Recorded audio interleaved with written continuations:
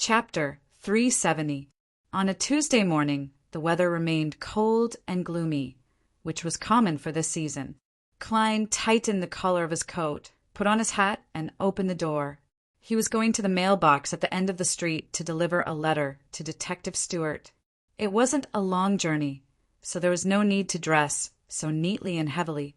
However, Klein had just recovered from his cold, so to be safe, he wrapped himself up tightly.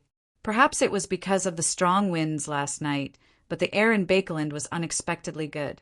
Klein, subconsciously, slowed down and enjoyed the rare morning. As he passed by the Jurgen house, he heard the creak of the oriel window opening. He instinctively turned his head and looked over. Standing at the window was Mrs. Doris, wearing a black plush hat and a thick, grayish-blue scarf. Compared to before, her complexion was a little worse, and her figure was hunched. "Good morning, Detective Moriarty. Thank you for taking care of Brody all this time. He said that you're a good person, right, Brody?" Old Mrs. Doris bent down and picked up the black cat with green eyes. Brody used all four of his feet and struggled in her arms. Finally, he jumped down and landed lightly on the windowsill. However, it didn't leave. Instead, it circled around, using its head and body to rub against Mrs. Doris. It didn't even look at Klein. Did a cat give him a good guy card? Klein gave a self-deprecating laugh and said sincerely, "It's a happy thing. And what makes me even happier is that you've finally recovered and been discharged, Mrs. Doris." After exchanging a few pleasantries, he bade farewell and continued walking down the street with a smile. After taking a few steps, he heard Mrs. Doris shout from behind, "When Jurgen comes back, I'll get him to pay you." Do I look like I took on this mission for the money? The smile on Klein's face suddenly froze. He could only turn his body halfway and wave his hand, indicating that he understood. When he was far away from the Jurgen house, his expression gradually turned solemn and he sighed faintly. He had just activated his spirit vision to look the color of Mrs. Doris's aura and realized that her condition wasn't good. This was because of her advanced age, as well as the cold weather and terrible air in Bakeland, which had a negative effect on lung diseases. Mrs. Doris should be able to survive this late autumn and winter, but it's hard to say for the next one and the one after that. If she wants to live a few more years, I'm afraid she'll have to move south, to the area around Desi Bay. Unfortunately, Lawyer Jurgen probably doesn't have the means. I haven't even been to Desi Bay. Klein mumbled, found the mailbox and stuffed the letter in. This will be the prelude to the performance. In the evening, he would go to the Harvest Church as a detective to make the remaining preparations. After buying a Desi pie for breakfast, Klein returned the way he came, feeling rather relaxed. Before he got close to his house, he saw an elegantly decorated carriage parked outside. Two ladies wearing ribbons and black hats were anxiously ringing the doorbell. Maids and bodyguards were scattered around, as if they were guarding against something. "Mrs. Stellan, Ma and Mary, they have something to entrust me with. They look very urgent." Klein held the paper bag containing the Desi pie, leaned over and chuckled. "Ma, it should be breakfast time." When she turned around and saw that it was Detective Sherlock Moriarty, Ma and Mary heaved a sigh of relief. "Mr. Detective, you have to help me." In Klein's spirit vision, her anxiety, nervousness, and fear weren't fake in the slightest. Therefore, he nodded and pointed at the door. "Let's talk inside." As he spoke, he glanced at his landlady, Stellan, and found that she was in a completely different state from 2 days ago. She had become very depressed and dejected, as if she wasn't interested in anything. What did they encounter? Although the landlady likes to show off a little, she still loves life. Klein took out his key and opened the door. After entering, before he could even sit down, Ma and Mary impatiently said, "Detective Moriarty, I received a threatening letter." "A threatening letter?" Klein put down the Desi pie and clasped his hands. "What's the content of the letter?" "Ma," and Mary turned her head to look at Mrs. Stellan. Seeing that she wasn't as enthusiastic as usual, she had no choice but to weigh her words. "That letter requests that I treat the factories smoke fairly when conducting an atmospheric pollution investigation and affirm their contribution. Otherwise, I'll end up like the doll that came with the letter. The doll's head was removed and its limbs were broken. Ma, Mary seemed to recall the feeling she had when she opened the letter. With a trembling voice, she said, "This is the first time I've encountered something like this. I don't know if it will become a reality. I didn't know that becoming a member of the investigation committee would require me to bear such a thing. I didn't know. Ma, perhaps Roselle the Great once said that there are only two extreme forms of hatred between people. One is to murder the other party's parents, and the other is to destroy the other party's ability to earn money." Klein nodded with a serious expression. "My suggestion is to call the police." From his point of view, Ma Mary was now a member of the kingdom's Atmospheric Pollution Investigation Committee. Her status was completely different from before, and the police definitely wouldn't take the threat she had suffered lightly. Furthermore, this involved the formulation of the kingdom's important policies, so it wasn't an ordinary matter. Therefore, the police department would probably hand the case over to the church's Beyonder organizations, hoping to solve the case as soon as possible. Due to Ma and Mary's identity as a believer of the goddess, the Nighthawks were an inevitable choice. This way, even if Klein wanted to get a share of the reward, he wouldn't be implicated. "I've already done that, but it doesn't make me feel at ease." Ma, and Mary pursed her lips and said, "Do you know what they said? They said that the threatening letter was made up of newspaper words, and that the doll was the kind that could be bought anywhere. It would be difficult to find the sender in a short period of time, and they only intend to send one police officer to protect me. Goddess, is this how they treat a helpless citizen's request for help?" "Ma," and Mary paused and looked earnestly at Klein. "Detective Moriarty, I believe that you can help me. It's not only because of your performance on that matter, but also because of Mike's approval, Alan's praise, and Talam's praise. And I know that you've made outstanding contributions in that serial murder case. Don't worry, I'll pay you handsomely. Your words make me happy, but something doesn't seem right. Unless the police department has been bribed, they'll likely hand the case over to the Nighthawks. And with Beyonder means like divination, there's no way to avoid detection by using a letter made up of newspaper words. The sender has either been caught, or there's a way to interfere with divination, and the latter will cause the Nighthawks to officially intervene on a large scale, regardless of the situation. It's different from how it's handled now. Klein didn't immediately answer Ma and Mary as he seriously analyzed the abnormality in this matter. The living room immediately became abnormally quiet. The silence made Ma and Mary and Mrs. Stellan feel inexplicably uneasy. At some point in time, Klein took out a coin and made it roll between his fingers. This seemed to be a habit of his when he was focused on thinking. Suddenly, the coin flew up and landed steadily in the palm of his hand with its back facing up. Klein was surprised. He had divined if there was any danger in this matter, and it turned out that there wasn't.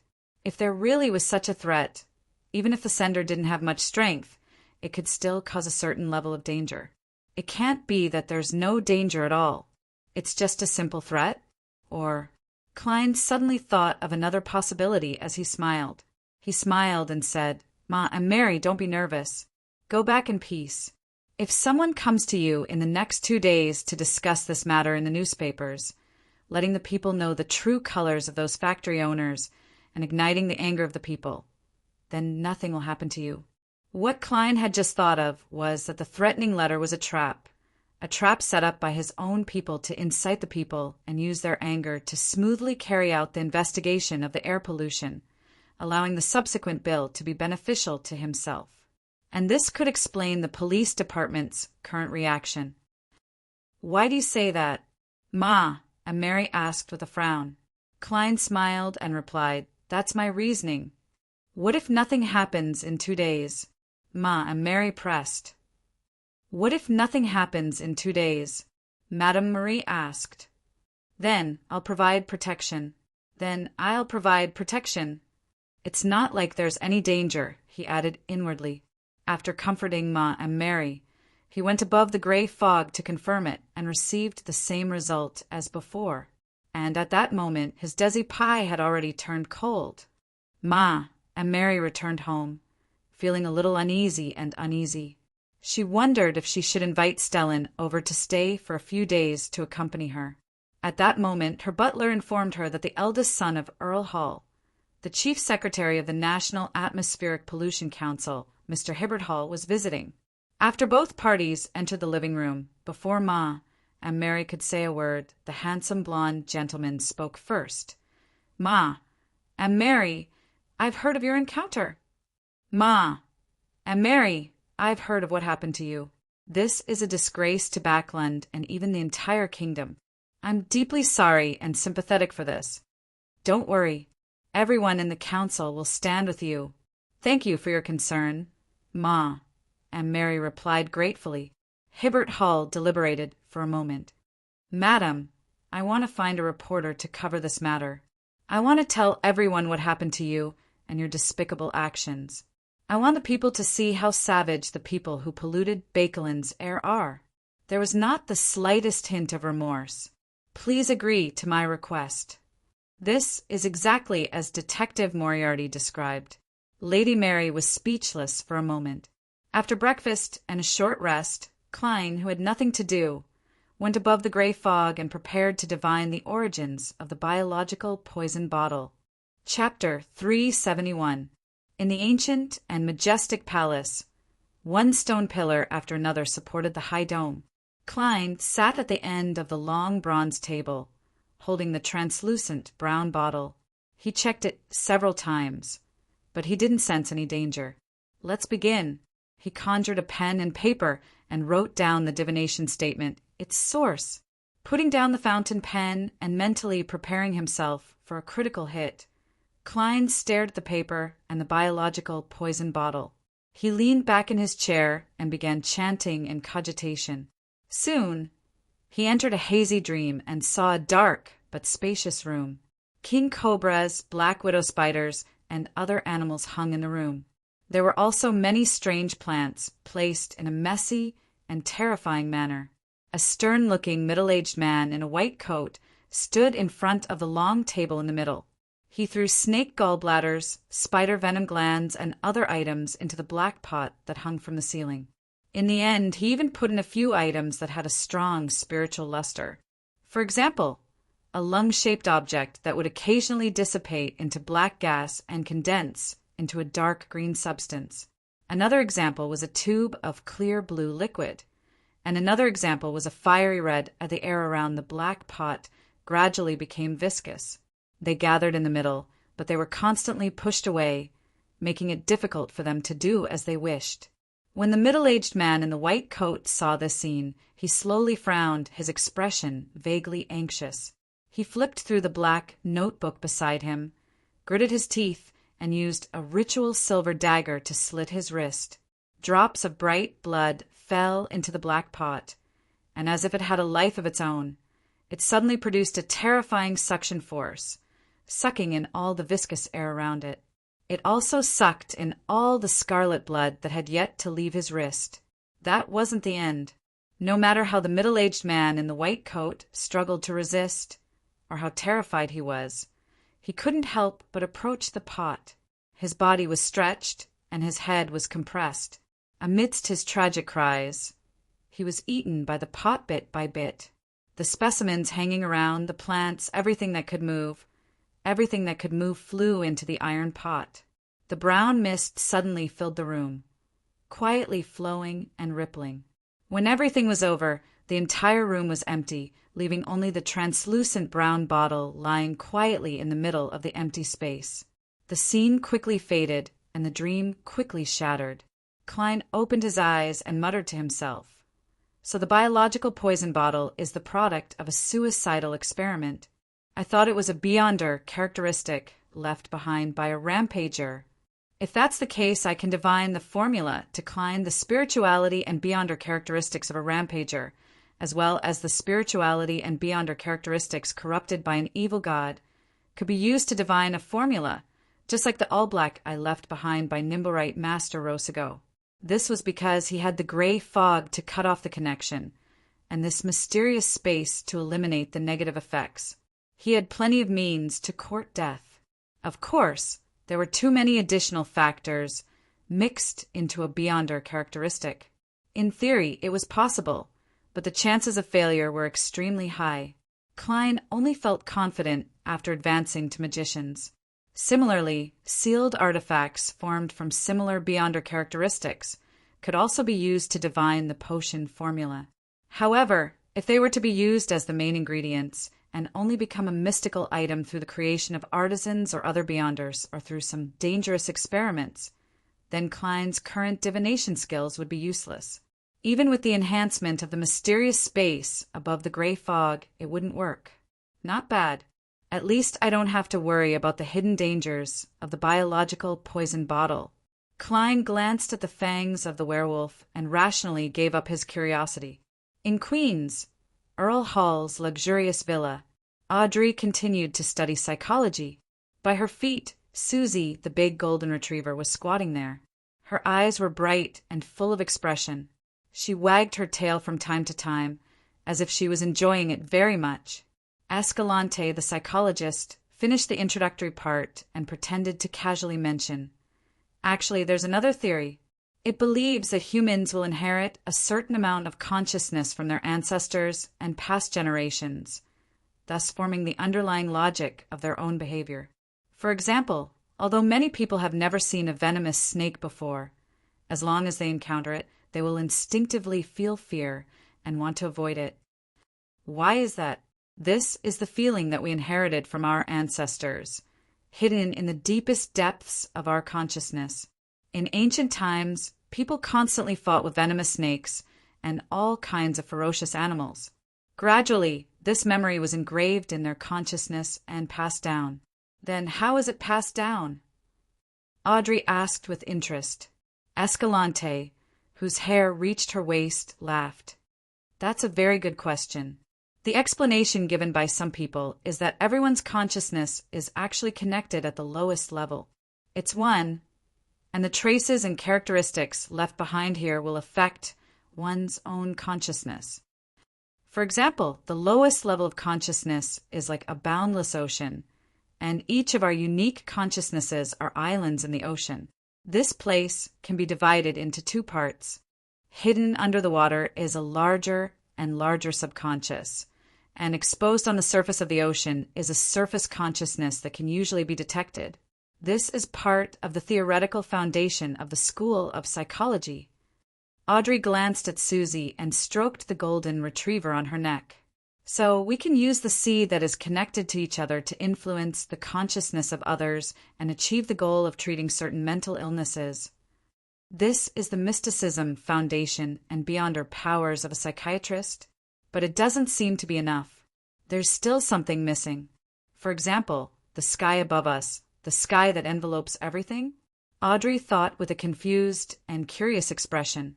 "You are indeed very talented in this area." Escalante praised in pleasant surprise. "But we can only influence the surrounding sea, and through it we can influence people who approach. If we were to rashly venture deep and explore the deep sea, it's very easy to lose ourselves." She looked up at the gorgeous and complicated clock on the wall and smiled. "Time's up. Today's lesson is over. Miss Audrey, if you are interested in this school of psychology, let's continue chatting next time." "All right." Audrey stood up and bowed. As she watched her leave, she nodded thoughtfully.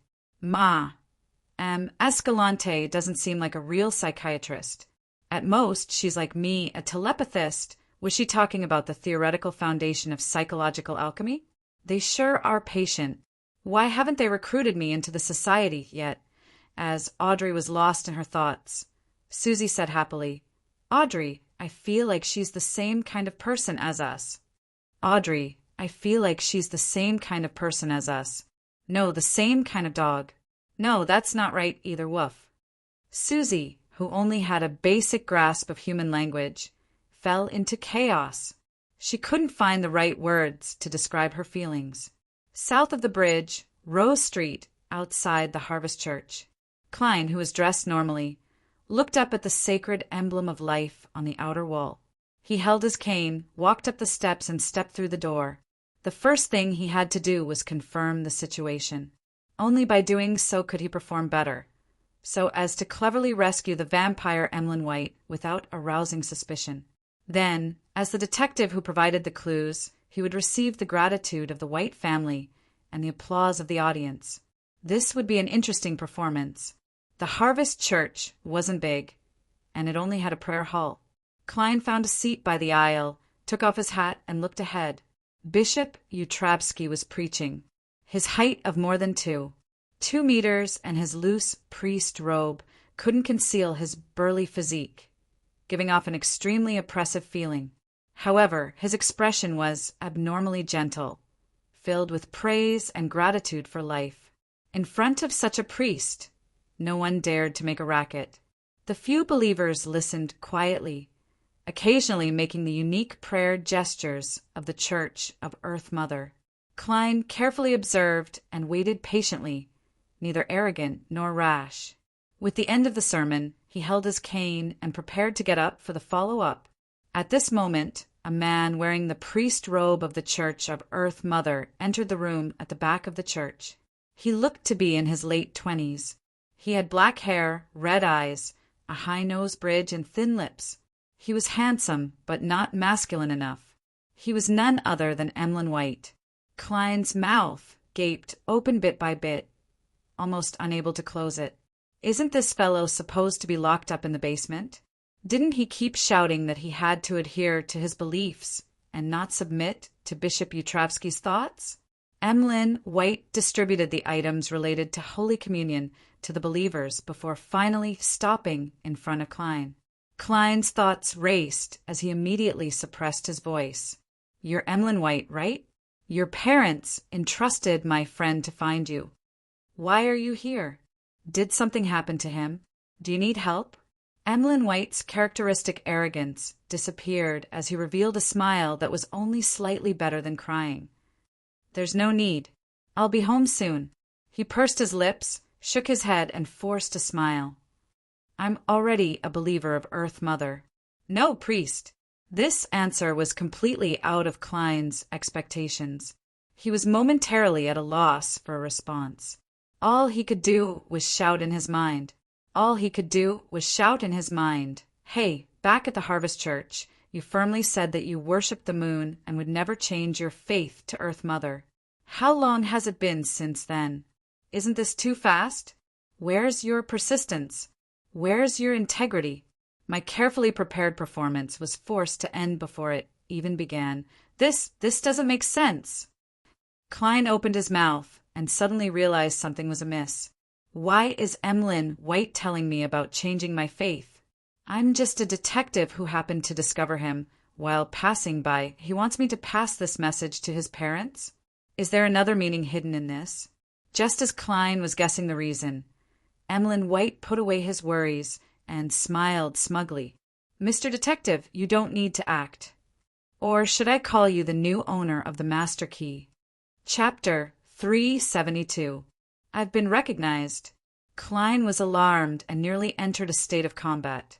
Even without activating his spirit vision, he could tell from Emlyn White's tone and words that he wasn't lying.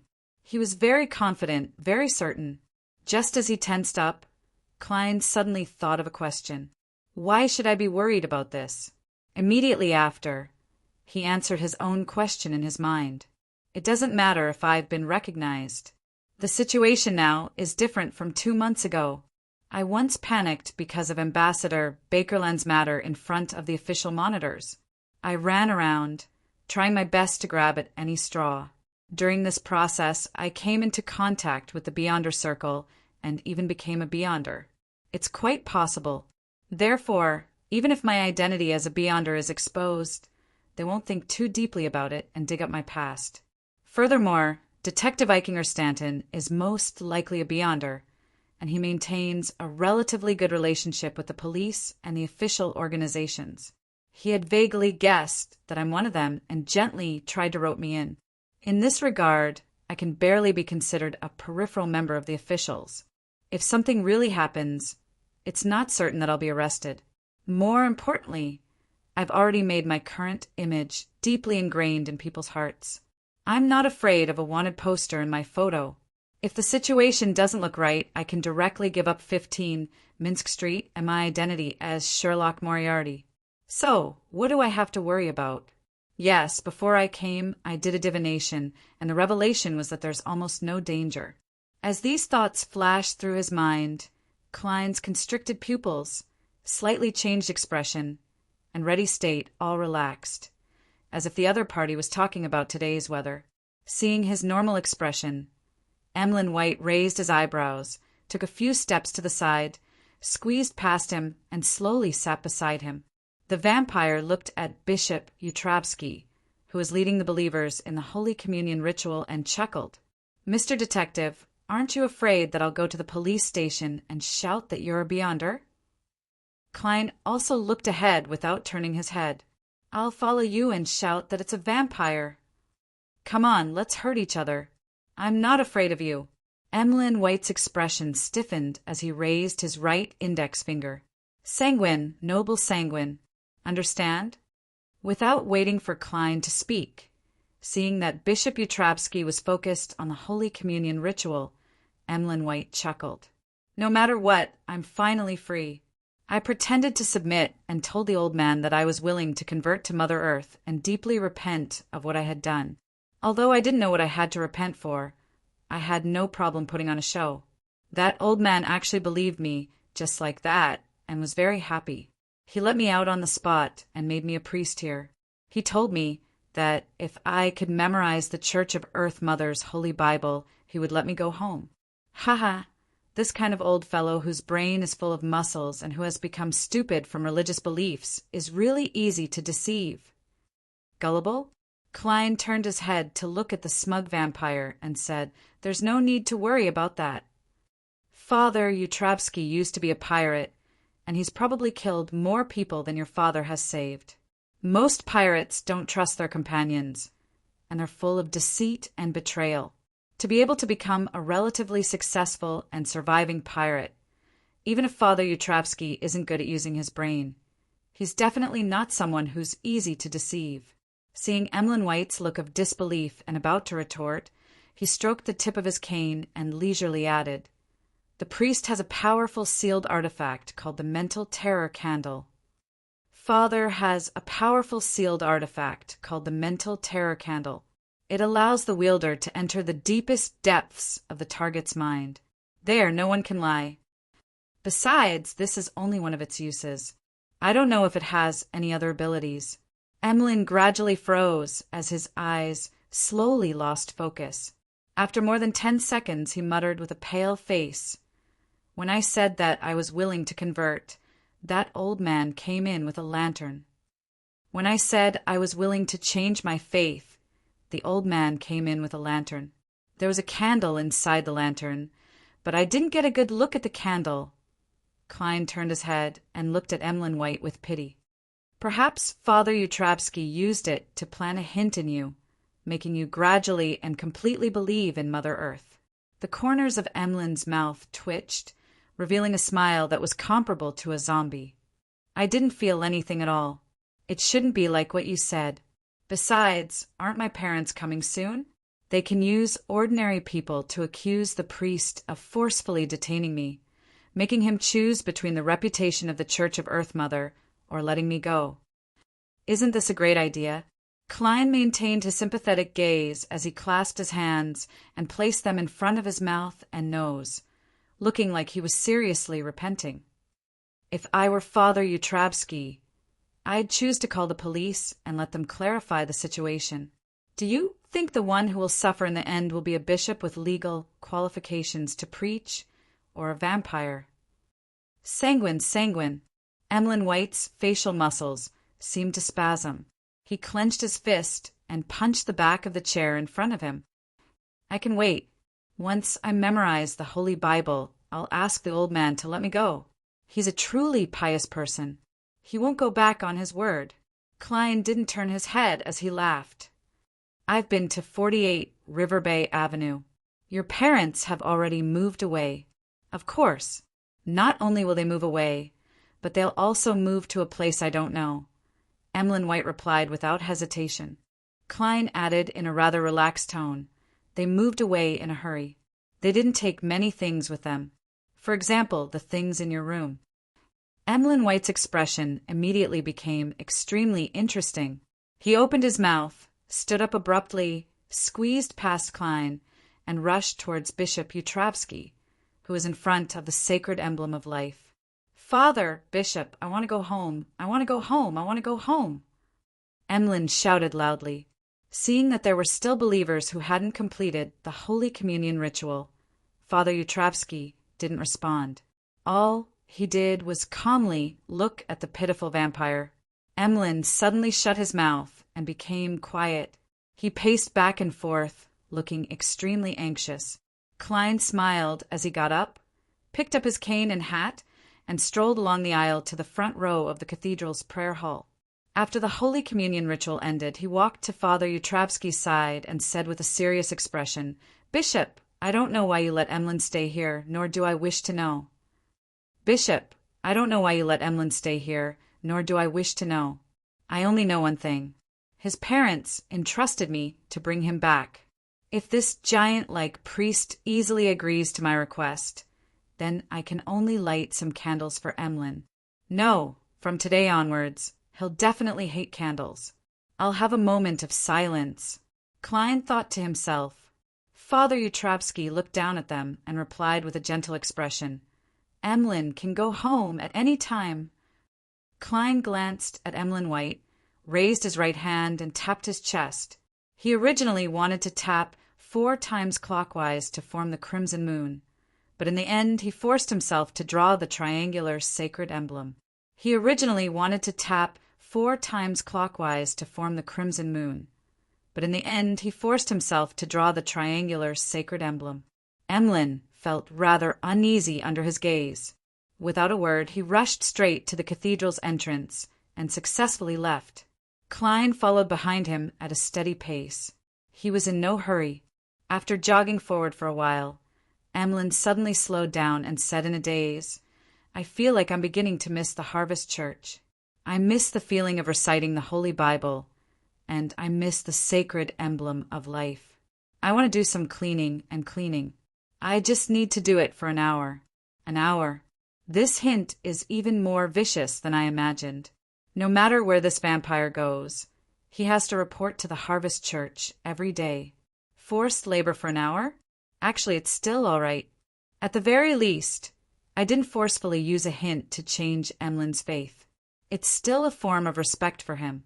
Why did I use the word respect? That candle's name is Mental Nightmare. It's said to come from a dragon. The spectator pathway is quite terrifying. Klein nodded his cane. "Do you need me to remind you of anything?" "No need." Emlyn's expression warped as he said angrily, "I'll resist this feeling. I want to move to mid-seashore, to Fasak. I don't believe that I'll want to return once I leave Bakeland." He gritted his teeth and suddenly exhaled. "Let's take a carriage back to River Bay Avenue." "All right," Klein replied indifferently. After a few steps, Emlyn stopped a rental carriage. Just as he was about to board the carriage, his back suddenly stiffened for 2 seconds. Then he said in a very low voice, so low that even Klein almost couldn't hear him, "I don't have any money with me." "I do." Klein smiled. Emlyn didn't say another word as he entered the carriage. Klein sat opposite him, and after the carriage began moving, he asked in thought, "What happened?" "Your father is a doctor? He has an outstanding pharmaceutical level?" Although Emlyn was listless, he habitually raised his chin. This is the innate ability of us vampires. The most outstanding potion masters are all vampires. "Is that so?" Klein muttered to himself. No one knew what he was thinking. Emlyn fell silent for a moment. "Remember to write to your friend and tell him I'm back on Bayou Avenue and my parents will be looking for me." "Okay," Klein replied succinctly. Nearly 20 minutes later, the carriage drove into River Bay Avenue and stopped in front of the house at Unit 48. After paying the bill, Klein alighted from the carriage and saw Emlyn White looking in the direction of the bedroom with an abnormally excited expression. The vampire restrained his emotions and pressed his hand to his chest at Klein, bowing deeply. "No matter what, I have to thank you." Klein immediately smiled. "There's no need to thank me. I'll claim the reward for finding you, as well as the fare from before from your parents. Also, you have to concoct medicine with beyonder effects to help me treat a patient." Chapter 373. Bounty, Transportation Fees, Medicine with Beyonder Effects. Emlyn White couldn't react for a moment. This was not the answer he had expected. "Where's your gentlemanly demeanor?" The vampire thought in a daze. "As a detective, accounting is a must. Besides, you've delayed my trip to the Quelleg Club. I wonder what the limited supply is for the next 2 days." Klein looked at Emlyn White and lampooned, half-jokingly. After a few seconds, Emlyn forced a smile. "I need to see the patient before I can formulate a suitable medicine." Judging from his tone, he sounds very confident. Klein nodded thoughtfully. He immediately thought of a question. The White family seems to be outstanding potion scholars. If I'm really injured or poisoned, I can come to them for treatment. Wouldn't the apothecary formula that I spent so much effort to obtain from Father Yutrovsky be useless? I don't need to train another assistant who's good at healing. Things change faster than plans. However, it wasn't considered a waste. He had already recovered the cost from Miss Magicians. As long as a formula existed, it would always be valuable. Also, the White family will definitely leave River Bay Avenue and hide their identities again. I might not be able to find them. It's not that convenient. No, before the mental terror candle's hint is resolved, I should be able to wait for Emlyn White at the Harvest Church. Thinking of this, Klein took off his hat and bowed. "No problem. I'll take you there when the time comes." "I won't take up any more of your time." Emlyn White's expression changed as he hesitantly said, "That's right. If you can remove the influence of the mental terror candle, you will receive more rewards." And he paused, raised his chin, and said, "And the friendship of the vampires. I'm a magician. I have the brooch of sun and the biological poison bottle. My usage of the body of heart and mind is limited to mediumship. What can I do? Among the people I know, only Miss Justice is close, but she's only a Sequence 8, a telepathist. Unless you change your faith to the fool that doesn't belong to this era, then we can study how to use the knowledge recorded in the Book of Secrets and use the corresponding ritual to help you resolve this problem. Speaking of which, vampires seem to be worshippers of the primordial moon, very similar to the Shaman King and the rest. The ancient god recorded in the City of Silver, the vampire ancestor Lilith, couldn't be the primordial moon, right?" Klein smiled as his thoughts wandered. "I'll keep an eye out for a solution." Emlyn White nodded and didn't say anything else.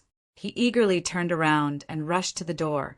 If it weren't for the coachman still nearby, he would have spread his black bat wings and soared to the second floor. Klein laughed and shook his head wistfully. He took the rental carriage from before to the steam subway station not far away, and after a few twists and turns he returned to 15 Minsk Street in Sherwood Borough. Before entering, Klein, who had already formed a habit, opened the letterbox to check if there was a letter. To his surprise, there really was a letter. The letter didn't have a stamp on it, and it was addressed to Detective Sherlock Moriarty. It was signed by Jurgen Cooper. Lawyer Jurgen? Puzzled, Klein picked up the envelope and tore it open. Under the light of the street lamp, he saw a piece of paper and 2 bills inside. The 2 bills were in denominations of 1 soldi and 5 soldi, a total of 6 soldi. During this period of time, I fed the cat 3 times. The agreement was 2 soldi each time. Enlightened, Klein opened the door and lit the gas lamp. Unfolding the letter, he found that there wasn't much content on it, and Jurgen's handwritten words were as meticulous, serious, and reserved as he was. "Dear Detective Moriarty, thank you for taking care of Brody during this period of time. This is the reward you deserve. I rang the doorbell twice and found that you weren't home. I had no choice but to put the reward in an envelope and put it in your letterbox. If I hadn't done this, I might not have had the time to come again until tomorrow evening. That would have missed the verbal agreement. My grandmother promised that it would be tonight. As a lawyer, I value the validity of verbal contracts and hope that they can be strictly fulfilled. Finally, thank you again. Jürgen Cooper. Mr. Lawyer, your gratitude is really dry and meaningless. It's not as good as Brody's. Your explanation of your actions is very detailed. It's really the standard Jürgen style. Besides, what letterbox? If I were on Earth, before I transmigrated, I wouldn't have looked at the letterbox downstairs for months. Klein smiled as he folded the bills and put them in his pocket. Then he took out the letter and wrote to Detective Stewart. After the greetings at the beginning, he carefully wrote, I found Emlyn White at the Harvest Church, near Tativa Street. It's a very small church that belongs to the Church of Earth Mother. It's rare in Rouen. Emlyn White claimed that he had chosen to leave home due to certain matters. Later, he was taken in by the bishop of the Harvest Church and lived there, becoming a Klein thought for a moment and wrote down the word volunteer. Then he said succinctly, that's right. After my persuasion, he has returned to 48 River Bay Avenue, but he might come to the Harvest Church to do some volunteer work. After he finished writing, Klein read through the letter. He then put down the pen and folded the letter neatly. He flipped through the envelope, but he didn't paste the corresponding stamp on it. He planned on hiring someone to deliver it to Stewart's house the next day. If he were to use the kingdom's postal system, even if he placed the letter in the mailbox now, it would only be picked up the next day. After that, there would still be the process of sorting and delivery. Therefore, even though they were both in the royal capital of Bakeland, Stewart would only be able to see the letter the day after tomorrow before he could inform the Whites. As for Emlyn White, he was now penniless and only had a doll. This is also to receive his remuneration as soon as possible. Klein chuckled, cleared the coffee table, and returned to the second floor to brush his teeth and take a bath. On Wednesday morning, after spending too solely to hire a rental carriage driver to deliver the letter, Klein bought some of the main ingredients for Desi's seafood rice and planned on making egg fried rice that day. Thinking of the white rice, he couldn't help but swallow a mouthful of saliva. After spending a certain amount of time and going through all kinds of trouble in the kitchen and utensils, he finally made a pot of fragrant egg fried rice. It was paired with cured meat and black tea, and he nearly burst into tears as he ate it. What a nostalgic and touching taste! After finishing 2 large plates of egg fried rice, Klein slumped into a chair and rubbed his stomach. In the case of Emlyn White, because the other party didn't play by the rules, his performance had ended before it truly began. He didn't achieve his desired goal, so he could only find another opportunity to take the initiative to perform. In this regard, Klein didn't gain anything. Failure was also an experience. This at least made him understand one thing. Unlike ordinary magicians, my performance not only has assistants, but also enemies and participants. Their reactions and choices will also affect the development of the matter. I have to consider these factors in advance. This can also be considered a lesson.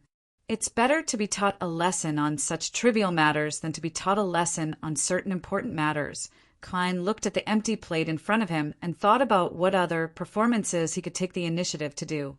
After serious consideration, he realized that there wasn't one. Of course, it wasn't that there was absolutely none, but it wasn't suitable for him to do it now. For example, the evil spirit in the 4th Epic's Tudor dynasty ruins. Klein had always wanted to deal with it, but even with Sharon, who had the scarlet lunar corona, and Merrick, who had obtained the remnant characteristic of a wraith who had lost control, he didn't think that they could fight a high-sequence monster. They might even die without knowing how they died. Taking the initiative to perform isn't equivalent to courting death. It's not equivalent to risking my life to perform. Klein warned himself. There was another thing he wanted to do, but he didn't think there was any chance. That matter was to find the strange child, Will Ossepton, who had brought bad luck to Surgeon Allen. Klein had always been interested in the tarot cards in Will Ossepton's hand, wanting to confirm if it was a mystical item. Unfortunately, this matter had already been taken over by the Nighthawks, and Klein didn't really want to get involved in the actions of his former colleagues. When Dr. Allen is resting, I'll go to the Quelaag Club to inquire about the progress and then decide what to do. Klein's thoughts quickly took shape. As far as he knew, Dr. Allen was usually free on Friday afternoons and Sundays, and he would go to the Quelaag Club to play tennis. And just now, Klein had also confirmed one thing through today's Bakelin Morning Post. There would be a Beyonder gathering convened by old Mr. Eye of Wisdom tomorrow night. For the time being, I can't sell the werewolf Beyonder characteristic or the biological poison bottle. I can't even find someone to make the former into a mystical item. The high-sequence Beyonders of Rose School are definitely still active nearby. They must be filled with anger and can't wait to find and tear apart Sharon, Merrick, and their helpers. I have to keep a low profile in this area for the time being.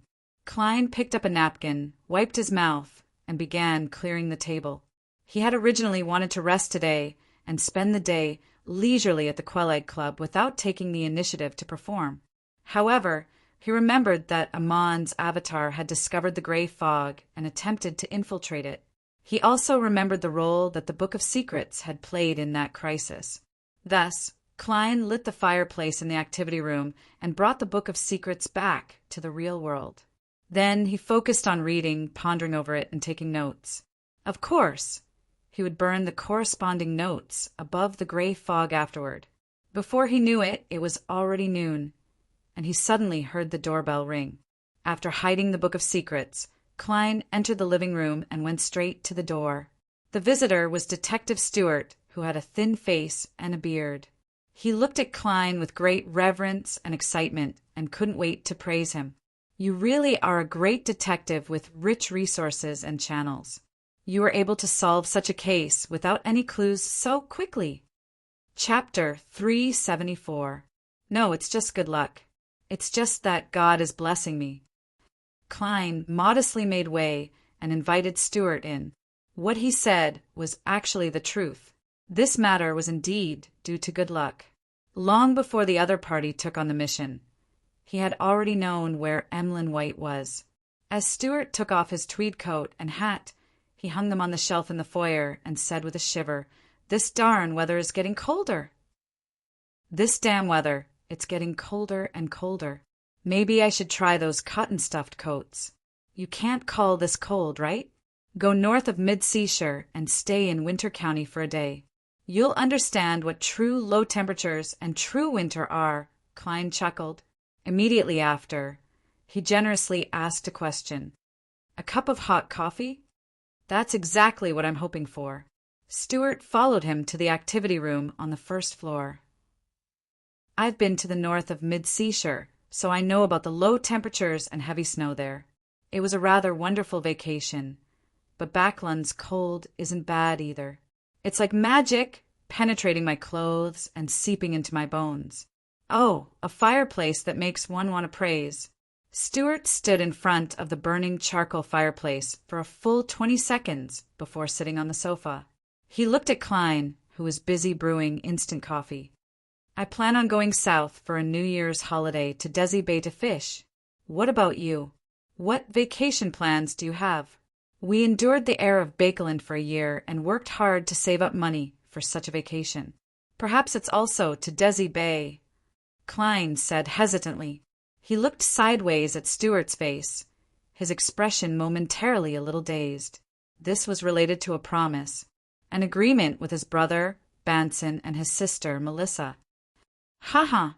I'll show you my sea fishing skills," Stewart chattered. "We still don't have enough money.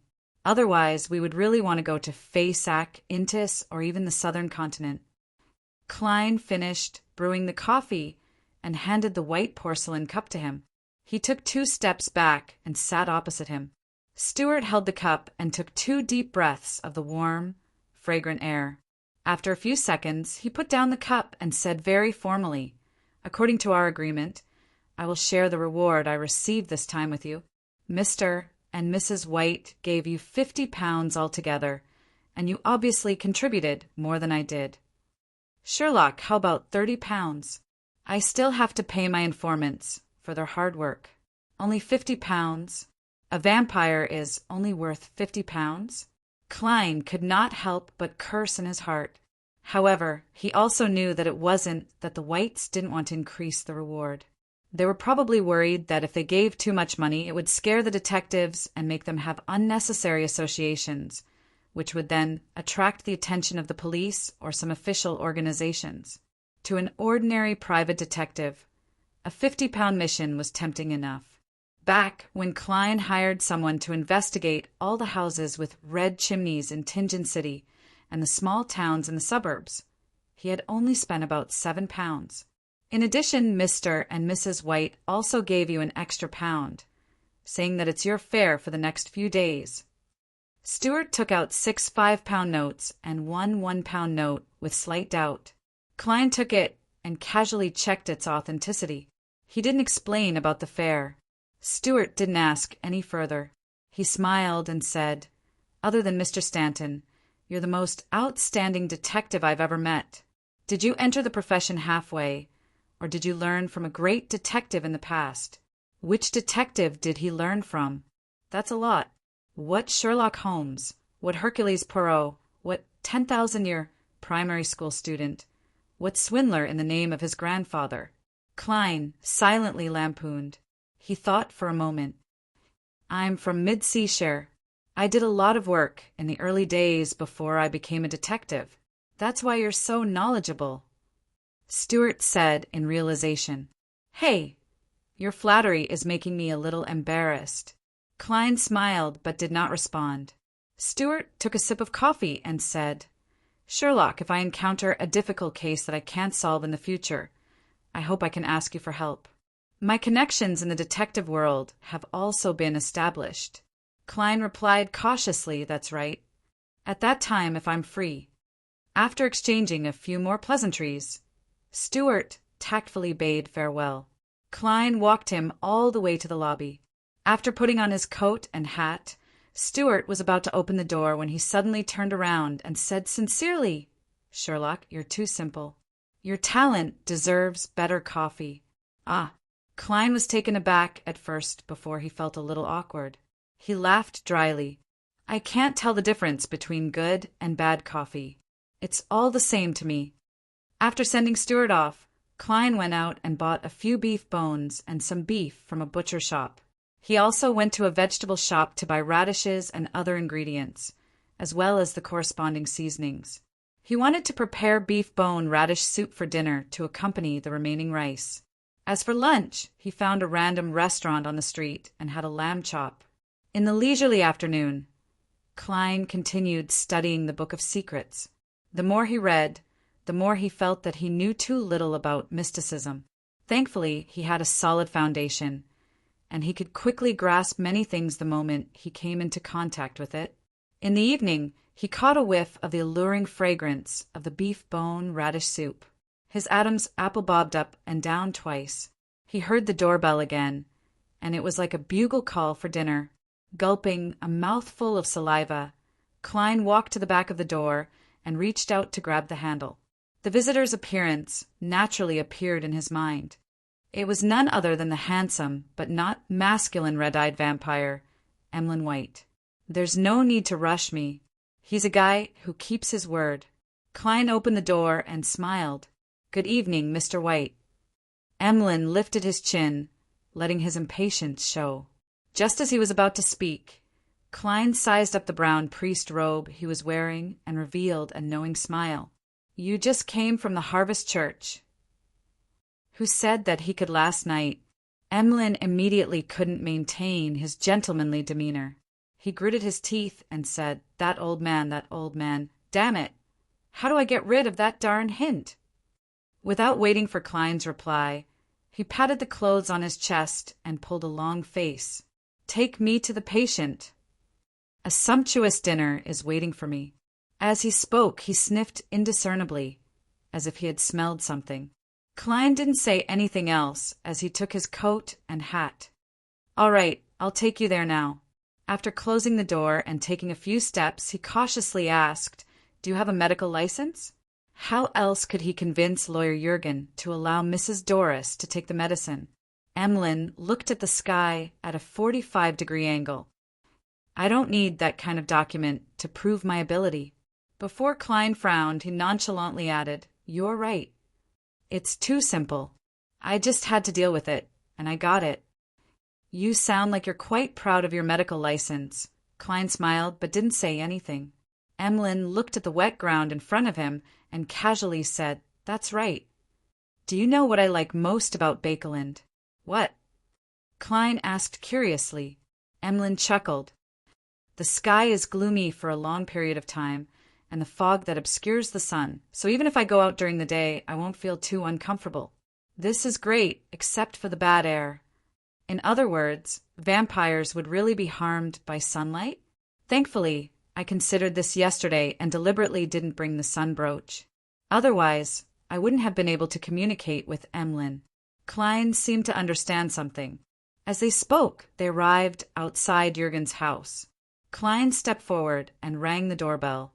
After a while, the door opened, and Mrs. Doris, who was also dressed thickly at home, said in surprise, "Detective, are you here as a guest?" The black cat, Brody, silently squatted by the side as he warily looked at Emlyn, as though he felt that something was amiss. Klein pointed at the vampire beside him. "I got to know a new doctor who's good at treating lung diseases, so I specially invited him to take a look at you. This is Dr. Emlyn White." "Is that so? You still remember this matter? What good children you are."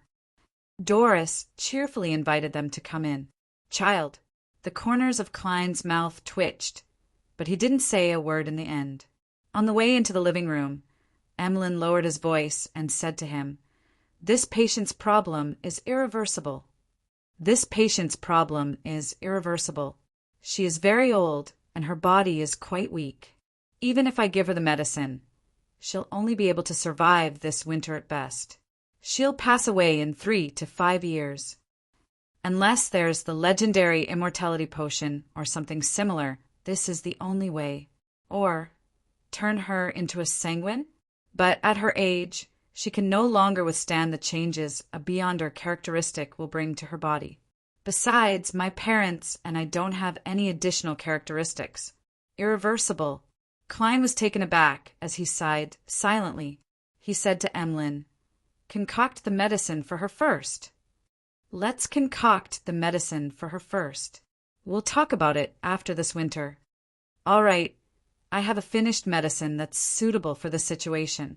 Emlyn sat down on the sofa without standing on ceremony. At this moment, Jurgen took off his apron and came out of the kitchen. He asked Klein the reason for his visit. "Dr. White, what do you think of my grandmother's lung disease?" Jurgen asked solemnly. Emlyn was clearly very good at such situations. He first explained his understanding of lung diseases, and after making Jurgen dizzy, he said, "What she needs the most is warm and healthy air. What she needs most is warm and healthy air. This is my most sincere advice. In addition, I have a special medicine that you can try for free." As he spoke, he took out his physician's license and a small metal bottle. "Will there be any side effects?" Jurgen asked cautiously. "No, the only problem is that it can't cure the problem at all. It's only a temporary cure," Emlyn replied in a very professional manner. "If it weren't for Detective Moriarty, I wouldn't have let anyone try it out. Perhaps we can give it a try." "Ahem," Mrs. Doris interrupted.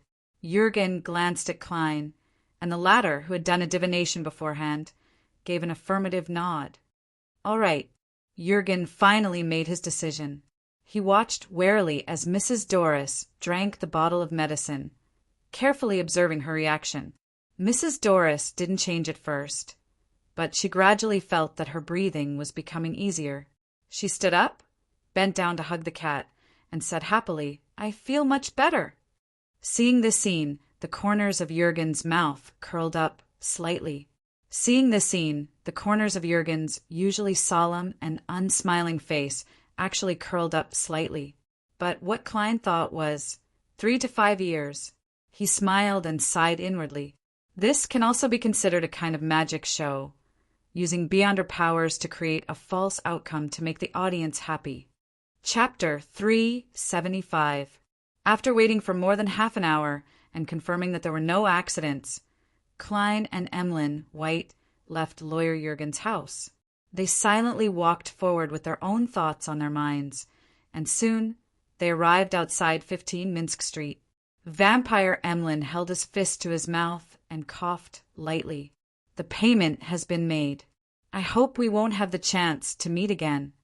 That was a nice sentence, but Mr. White, did you forget something important? Klein smiled politely.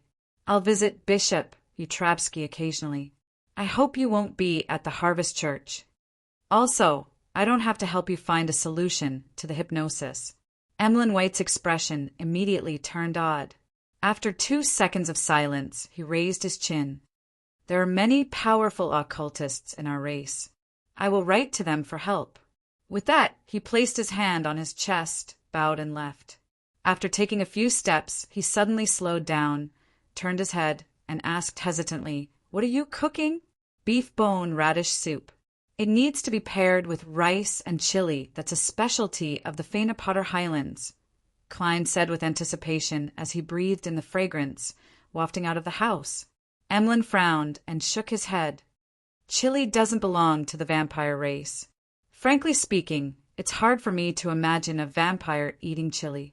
Of course, I occasionally fantasize about a vampire eating a steamed bun and eating garlic and green onions.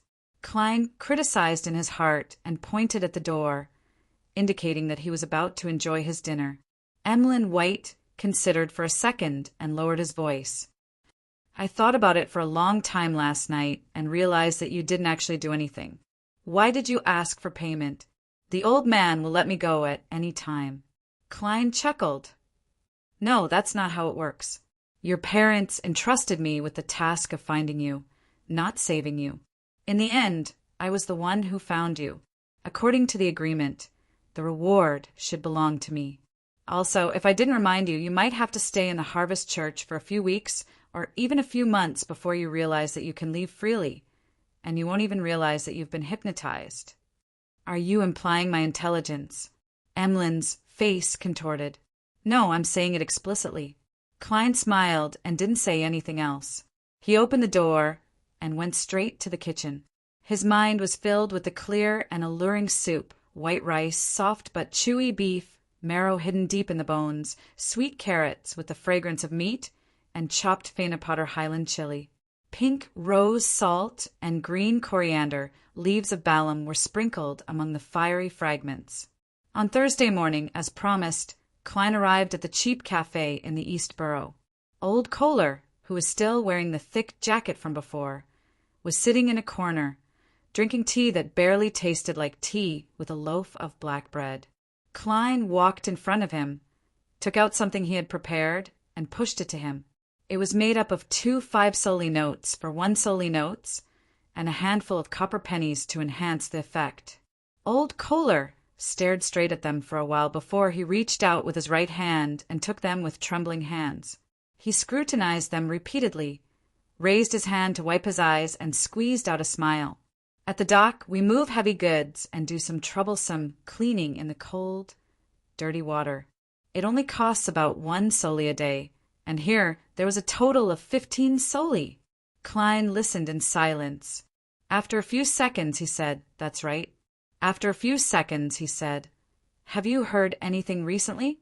What did you notice?"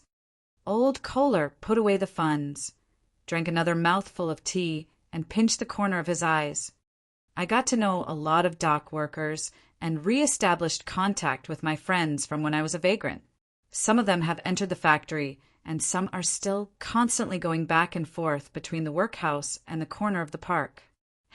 Just like me in the past. Recently, there's a saying that since we believe in one of the 7 deities, why don't we directly pray to the Creator at the source? It's said that He is in everyone's body in all things and hasn't truly passed away. Praying to Him will allow us to be redeemed. Not only will we be able to enter His kingdom after death, but we will also have a better life while alive. For example, we don't need to work so hard and we can have butter and oily meat every day. This is the theory of the mutated creator spread by the Aurora Order. After the incident with Lenevis, they began to place importance on the poor of the East Borough, the dock area, and the East Borough, hoping to use them to achieve certain goals. I wonder if the three major churches have noticed this phenomenon. They should have. Klein placed the butter between two pieces of toast and took a bite without tasting it. Old Kohler rambled on for a while. Mr. Detective, according to your instructions, I paid attention to the female textile workers. In the end, with the participation of the police, their resistance was defeated. But the leaders became the factory's supervisors, and 1/3 of them lost their jobs. Some of them are actively looking for new jobs. Some have become street girls, and some have disappeared. The whole East Side is in chaos. If Rear Admiral Hurricane Zillings were in such a situation when he came to Bakeland, then no one would notice him coming to East Borough to secretly kill 1 or 2 people every day. Klein sighed inwardly. Old Kohler continued to talk about his daily experiences. By the way, Liv's youngest daughter has gone missing. Liv. Klein confirmed that he had never heard of the name before. Only then did Old Kohler come to a realization. It's the one you and Mr. Reporter saw quarreling with someone last time. She's been doing the laundry at home with her eldest and youngest daughters, but yesterday one of her 2 daughters went missing on the way back from delivering the clothes. The younger one is really pitiful. She's been a widow for many years and has always been counting on her 2 daughters, but in the end... Sigh. The police in East Borough definitely won't put too much effort into looking for her. Unfortunate people often have even greater misfortune because they don't have the ability to resist risks and change the environment they're in. This sentence suddenly flashed through Klein's mind. He was silent for a few seconds like a stone statue. Take me to see them. I'm a detective, so I might be able to help them find them. They don't have money, Old Kohler reminded him. Klein picked up his hat and cane. I do volunteer work occasionally. Cherwood Borough, in the house the 2 ladies originally rented. Zio began her life as a bounty hunter again, while Furs sped up the progress of her new book, hoping to save enough money for the Beyonder ingredients needed for Trickmaster as soon as possible. However, writing a book wasn't something that could be written just because one wanted to. Furs scratched her hair in frustration and decided to go out for a walk to find inspiration. As she walked, she found herself unknowingly returning to a familiar place. Diagonally in front of her was the Yosef Clinic where she had first worked, a rather large private clinic. After staring for a while, Furs recalled the old lady who had led her into the Beyonder world. So she turned into an alley on the right and took a shortcut to a nearby street. On both sides of the street were parasol trees with fluttering leaves. It was a relatively quiet place. Furs remembered that the old lady lived in House 39. Back then, she would occasionally drop by to deliver medicine or injections and even help with some of the daily chores. It's been almost 3 years. That place should have been rented out again. Perhaps there have been several tenants. I still remember that when I came to sort out her belongings, I found a lot of notes that recorded mysticism insights. Furs walked under the leafless parasol tree and slowly approached House 39. As she recalled her past experiences, she gradually gained some inspiration for her writing. At that moment, she saw an old man wearing a heavy coat and a half-top hat standing at the door of House 39. He rang the doorbell 3 times. After a few minutes, no one opened the door. The old man with blue eyes shook his head and turned around. He muttered in puzzlement, "Still no one." He suddenly noticed Furs, who had stopped not far away and was looking over. He hurriedly strode over and smiled warmly and eagerly. "Beautiful lady, do you live on this block? Do you know Labero and Elisa?" "Elisa? Isn't that the old lady's name? This building hasn't had a tenant recently." Furs deliberated and said, "I don't know if the Mrs. Elisa I know is the one you are looking for. She lived here for a long time, but she passed away 3 years ago." "He passed away 3 years ago? Where's Labero?" The old man with some wrinkles at the corner of his eyes hurriedly asked. Her husband passed away before she did, Furs answered honestly. The old man was stunned for a moment before revealing a sorrowful expression. He was silent for a moment. Thank you, kind lady. I'm La Barrow's elder brother. I've been living in Mid-Seashire all this time. As I haven't received any letters from them in a long time, I decided to come and take a look. Can you tell me what happened to them in those years? Mrs. Alice's husband's brother. Could he be a descendant of the family she mentioned? Furs suddenly became alert and replied with a smile, No problem. She quickly thought about what she could and couldn't say. The elder pointed behind him and said, That's right. There's a nice cafe over there. In a slightly old apartment in the East District, Klein once again stepped into the humid room. He saw the tough woman who had quarreled with the street girl and disdained her occupation standing in the pile of clothes. Her wrinkled face had lost its vigor of toil, and was lifeless. Her eldest daughter, the 17 or 18-year-old girl who was squatting in front of the basin and washing clothes, sat by the bed and sobbed. It's me. It's all my fault. I didn't keep an eye on her. I shouldn't have taken her to a secluded alley.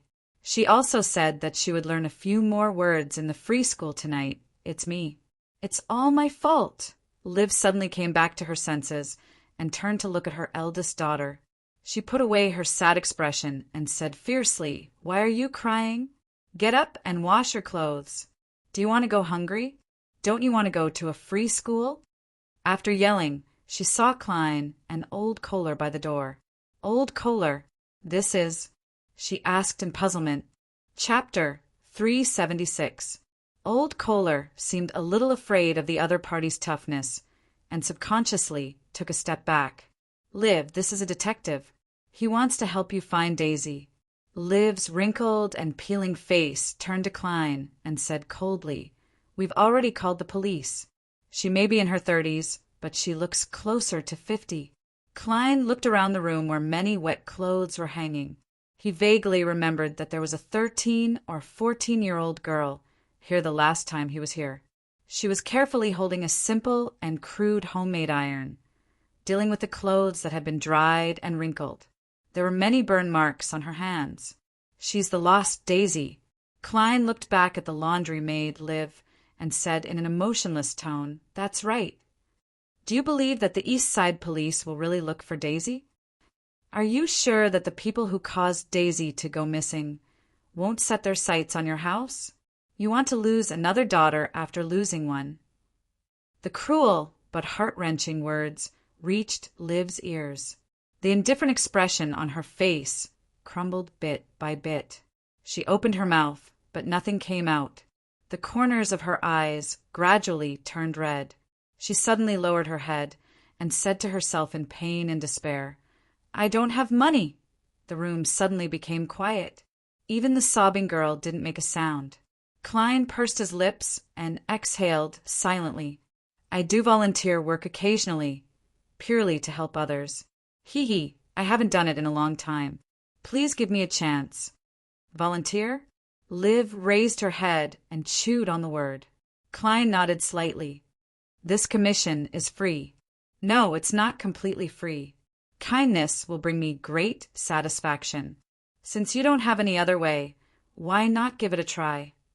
Liv was silent for a moment. She raised her palm that was wrinkled and swollen from being soaked in water for a long time, wiped her eyes, and said in a deep voice, Mr. Detective, you really are a kind gentleman. Her voice suddenly choked. Here's what happened. At noon the day before yesterday, Freya led Daisy back with a batch of laundry. It was just outside Eastborough and they had to go to several streets. In order to rush back for lunch, Freya chose a secluded alley, but when she wasn't paying attention, she realized that Daisy, who was behind her, had disappeared. She went back the way she had come, but never found it, and Daisy never came back. Freya, where were you? The girl called Freya had already stood up, her eyes red and swollen. She sobbed and said, Right here in Hatchet Lane, Detective. Is Daisy going to be all right? Probably, Klein replied without any expression. He looked around, then asked, What's the matter? Anything that Daisy always carried? I can borrow a police dog. It has an excellent sense of smell and can find the target by following the smell they left behind. No. Liv, the laundry maid, thought for a moment and said with a sad expression. Freja shed tears again, feeling that things seemed to have reached a dead end again. Suddenly, she blinked and said, Yes, there's one thing. Daisy's vocabulary book. Vocabulary book? Old Kohler asked from the side. Liv sniffed and said, I got Freya and Daisy to go to the free school at night. I let Freja and Daisy go to the free school at night. I can keep washing clothes, but they can't keep doing this. This lady is such a good mother. Klein couldn't help but sigh. Free schools were night schools established by the three churches or certain charitable organizations. Classes were held from 8 to 10 in the evening, and they didn't charge any fees at all. They would even provide writing tools and a certain amount of paper for free. It was considered an education aimed at illiteracy, and at most, it involved some religious knowledge. Old Neil had once been a teacher at the Evernight Goddesses free school for a few years, and Klein had heard him mention some things. As there were very few people who volunteered to be a teacher at a free school, a unique teaching model was formed. The teacher would arrive early, gather the students with the best learning progress, and instill the content of the day into them. Then they would be in charge of teaching the different classes, and the teacher would patrol back and forth to correct any mistakes. This was known as the tutoring system. Corresponding to the free schools were free organizations, such as technical workers' workshops. They were the few channels that the poor could come into contact with to escape their social class. Unfortunately, there were too few such organizations. They were like a drop in the bucket, and it was difficult for them to play any substantial role. At this moment, Freja added while sobbing, Daisy loves to learn. She's already been confirmed by the teacher to be her class's tutor. She'll put the pieces of paper with the words she copied together, and every day she'll sleep with them as her pillow. Then she'll wake up early and go out to the streets to recite under the morning light. She's always regretted that there aren't any street lights nearby.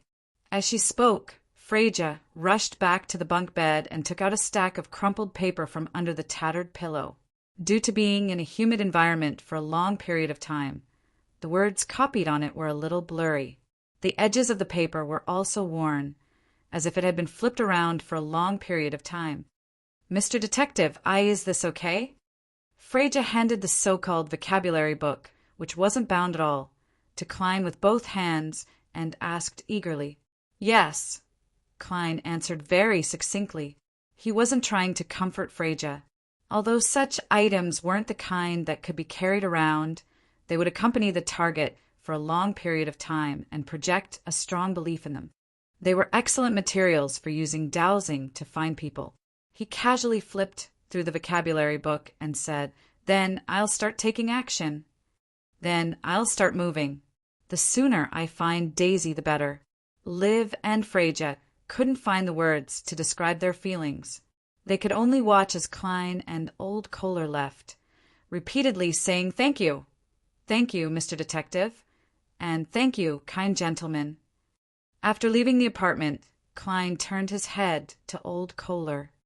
Pay attention to the female textile workers who have lost their jobs, especially those who haven't found a new job or become a street girl.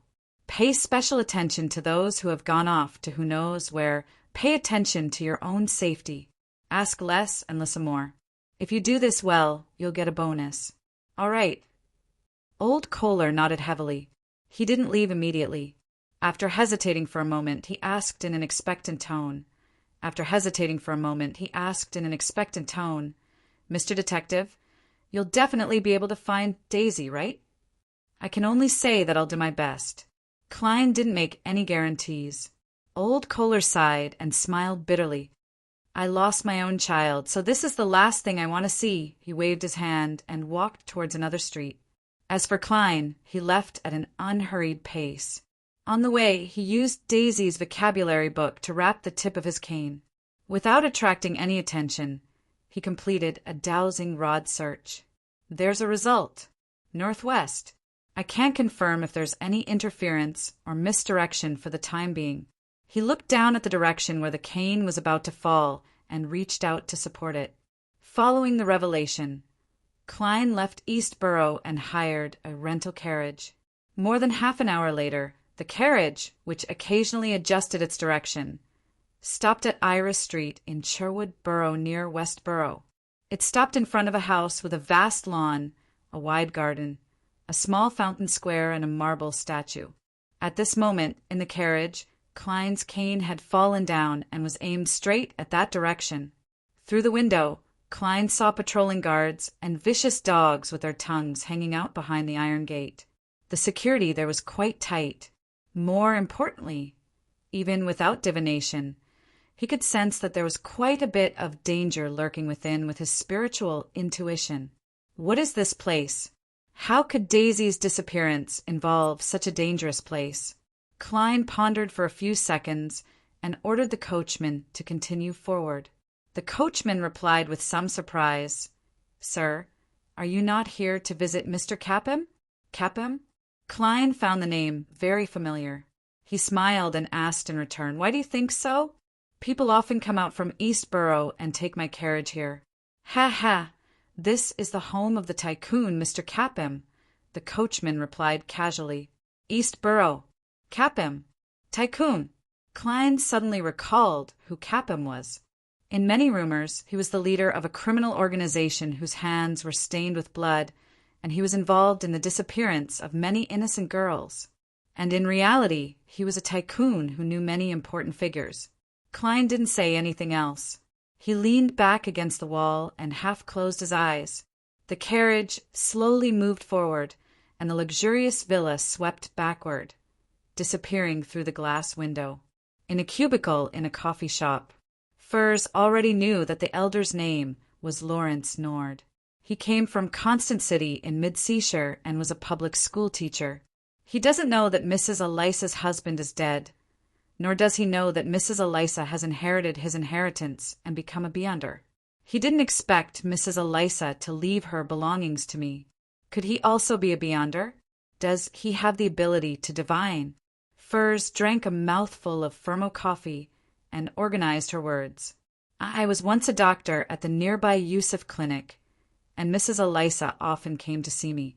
Back then, her husband, Mr. Libero, had already passed away.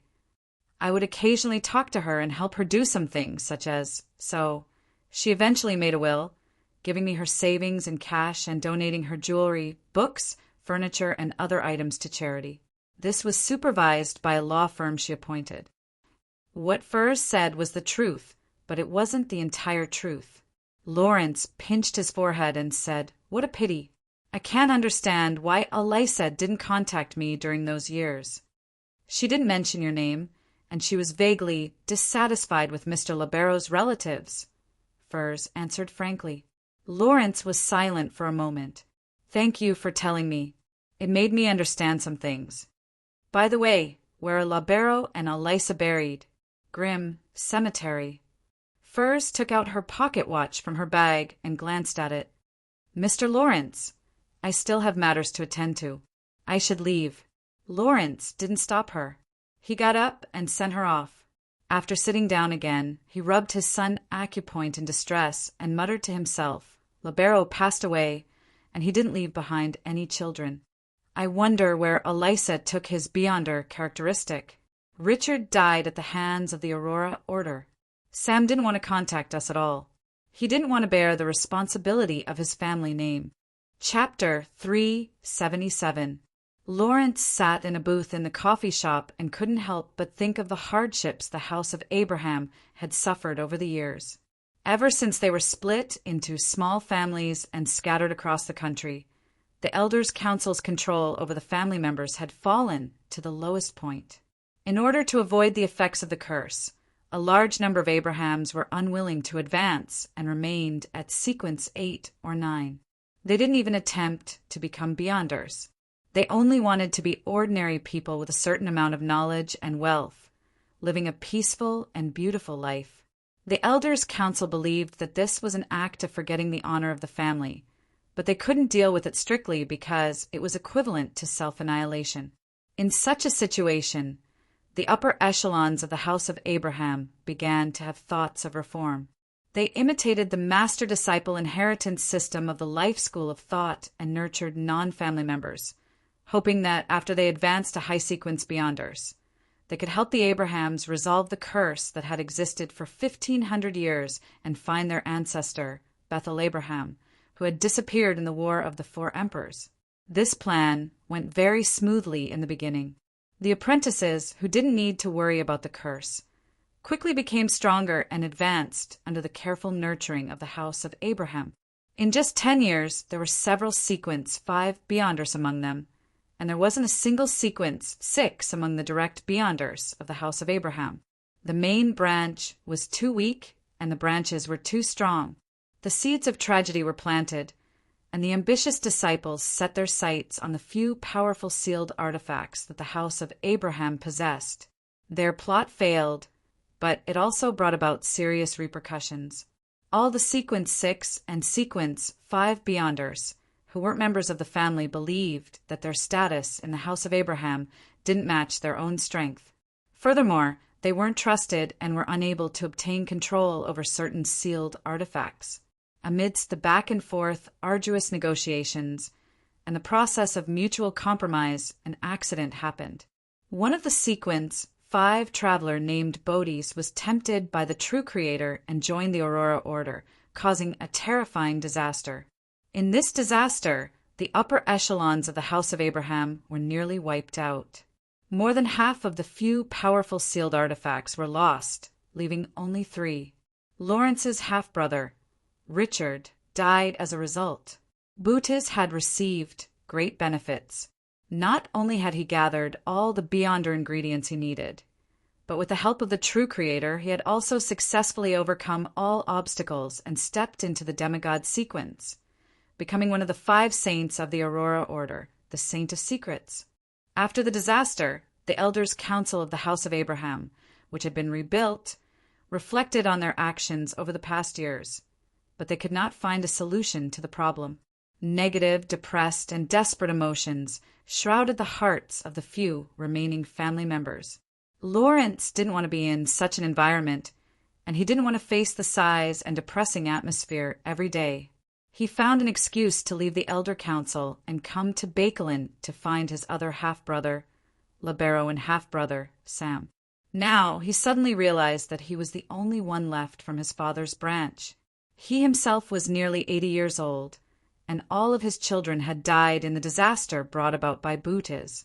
Just thinking about this made him feel an indescribable sense of sorrow. What pained him the most was that he couldn't see any hope of revenge, nor could he see the dawn of his family's glory returning. I'm already very old, and I was previously injured. I don't dare to use Beyonder powers unless it's absolutely necessary. It will cause me to lose control or cause a curse to descend. What's the future of the House of Abraham? Lawrence took a sip of Fermo coffee and fell into a long silence. After returning to her rented apartment, Furs immediately entered her bedroom and locked the wooden door. She sat on the edge of the bed, adjusted her state, and softly recited the honorific name that represented hope and future. The fool that doesn't belong to this era. You are the mysterious ruler above the gray fog. You are the king of yellow and black who wields good luck. I wish to pray to you and tell you what happened to me today. I met the elder brother of the husband of the old lady who made me an apprentice. He's suspected to be a member of a certain family. I hid the matters related to mysticism, but I'm worried that he has extremely powerful divination abilities and can find out the complete truth. At this moment, Klein happened to be above the gray fog. He saw the crimson star representing magicians expand outwards, causing ripples. He heard layers of pleas constantly spread out. After figuring out the details, Klein tapped the edge of the long ancient table with his finger and muttered to himself, very cautious, "You know to seek help from the fool." Furthermore, your guess is correct. The corresponding sequence 7 of Apprentice is astrologer, Recently, he had been studying the Book of Secrets and quickly came up with a plan that could help the other party interfere with divination through a ritual. I have to say, after advancing to Sequence 7 and obtaining the Book of Secrets, I'm becoming more and more like a true deity above the gray fog. Of course, it's still an empty shell for now. Speaking of which, I've performed in front of Miss Justice and Mr. the Hanging Man many times, perfectly fooling them. Why didn't I receive the corresponding spirituality feedback? The progress of the potion didn't speed up either. Does it have to be in the real world? It could also be that the cheers of the audience are blocked by the gray fog, preventing them from directly affecting me. It's just like how the eternal blazing sun and the true creator are unable to penetrate the gray fog and find this mysterious space. From the looks of it, the reaction of the gray fog and this mysterious space is very mechanical. It's not agile enough and lacks intelligence. However, to me, this is actually a good thing. Amidst his thoughts, Klein conjured the corresponding knowledge into an ancient goatskin parchment and threw it into the crimson star representing magicians. Suddenly, an endless grayish-white fog appeared in front of Furs, and an illusory yellowish-brown goatskin descended from the sky. She saw the knowledge written on it, and her heart calmed down. With Mr. Fool taking action, that Mr. Lawrence definitely wouldn't be able to obtain the correct revelation from his divination. Furs sincerely expressed her gratitude and busied herself preparing for the ritual. She had seen many evil spirits harm people, so she didn't really trust the Fool that much. However, the curse of the full moon made her rely on him. At worst, I'll just lose my life. Without Mr. Fool's help, I would have already lost control and become a monster during the last blood moon. Every day I live is one more day of gain. This is all bestowed by Mr. Fool. He can take it back whenever he wants. It's best not to take it back. Furs took a deep breath and lit the 2 candles that symbolized the Fool. The initial steps of the ritual were no different from what she had previously mastered. When the candles were lit, essential oils, extract, herbal powder, and other items were thrown into the fire. When a clear and ethereal fragrance filled the room and a thin, illusory fog enveloped the entire altar, Furs quickly adjusted her body and mind according to the contents recorded on the goatskin. She entered cogitation and silently chanted the corresponding honorific name of the Fool over and over again. Such monotonous and repetitive actions made Furs, who had already calmed down from her visualization, slowly enter a state of deep sleep and spirituality. She was in a daze, but she also maintained a strange lucidity. She felt that her mind was drifting and constantly rising. This was somewhat similar to the process of using external objects to form a secret deed, but there were many differences. This was a technique of mediumship, used to communicate with spirits of a higher level. At its peak, it could even allow beyonders to roam the spirit world while maintaining a strange lucidity. Some beyonders who were good at influencing the mind called it artificial sleepwalking. They could use hypnosis and other techniques to make ordinary people enter such a state. That way, ordinary people would appear to be asleep, but they would be able to answer questions. They would appear to have their eyes and mouth closed, but they would be able to discover the various spirit bodies around them and complete a certain level of communication.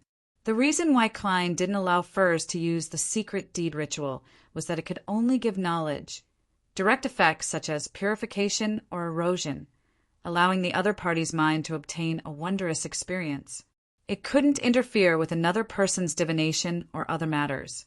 To put it simply, the secret deed ritual directly affected the target's soul body, astral projection, body of heart and mind, and ether body. Any positive or negative states related to them would be eliminated. The ritual under artificial sleepwalking could allow Klein to do some indirect things to deal with intrusions from the outside world. In a daze, Furs felt that she had drifted back to the towering ancient palace above the gray fog. She saw Mr. Fool sitting high above, looking down at everything. Klein looked at the magician's illusory figure outlined by the crimson starlight and calmly picked up a paper figurine that he had found in the junk pile in the corner. As a seer who had advanced twice, He had many ways to interfere with the divination of others without the help of mystical items. At that moment, due to the ritual's influence, the mysterious space above the gray fog trembled slightly, and some of its power flowed due to it being pried open. Klein pressed his left hand on the dark emperor card on the surface of the long bronze table, allowing it to connect with his spirit body and raise his level. It was just like how he had used the flaring sun charm and Aztec's copper whistle to strengthen his spirit body and raise his level. Right on the heels of that, with a flick of his right wrist, he threw the paper figurine out.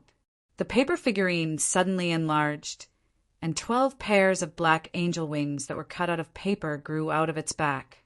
The feathers were lifelike. The paper angel quickly pierced through the crimson light and overlapped with the illusory figure of the magicians. Without a sound, it began to burn and completely disappeared. The half-awake Furs seemed to see a dignified and solemn angel. She saw the other party using many pairs of pitch-black wings to wrap around her. After an unknown period of time, Furs suddenly woke up from her artificial sleepwalking state. In front of her were the 3 candles burning quietly on the altar and the fog that permeated the entire room. Her nose was filled with the familiar fragrance of tranquility and ethereal. Angel. Furs fell into a daze and momentarily forgot to end the ritual. Chapter 378. 1, 2, 3, 4, 5. It looks like it has 12 pairs of wings. According to the descriptions in the books of the various churches, this is the highest level angel. Furs tried her best to recall the scene she had seen in her half-awake state. She was shocked, but at the same time it wasn't that shocking. It was as though she had encountered something shocking that she had never encountered before. It's not surprising that Mr. Fool has an angel serving him. From the fact that Miss Justice and Mr. the Hanging Man occasionally refer to him, it's conceivable. From the fact that he can isolate the influence of the full moon's ravings, it's possible to infer. However, my request is just to interfere with Mr. Lawrence's divination, and he actually got an angel to protect me. Isn't this too extravagant? Or is this a routine operation for him? There's another question. Why are the feathers on the angel's wings black? Does this indicate degeneration or death? What's Mr. Fool's true identity? Which great existence is he? The death that was rumored to have perished in the Pale Era? He wants to resurrect himself through the tarot gathering? Furs suddenly took a deep breath. She was no longer worried that the gentleman named Lawrence would use divination to discover that there was a problem with her. Thinking that she had already joined the tarot, she smiled bitterly and muttered silently, "I can only do as Roselle the Great said.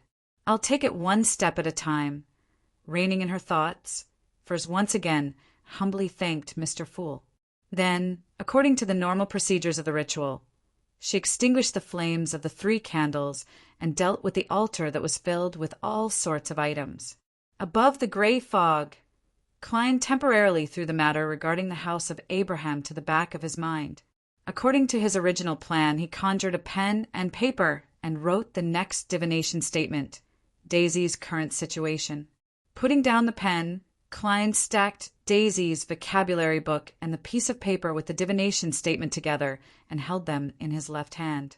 Then he leaned back in his chair and entered a cogitation state.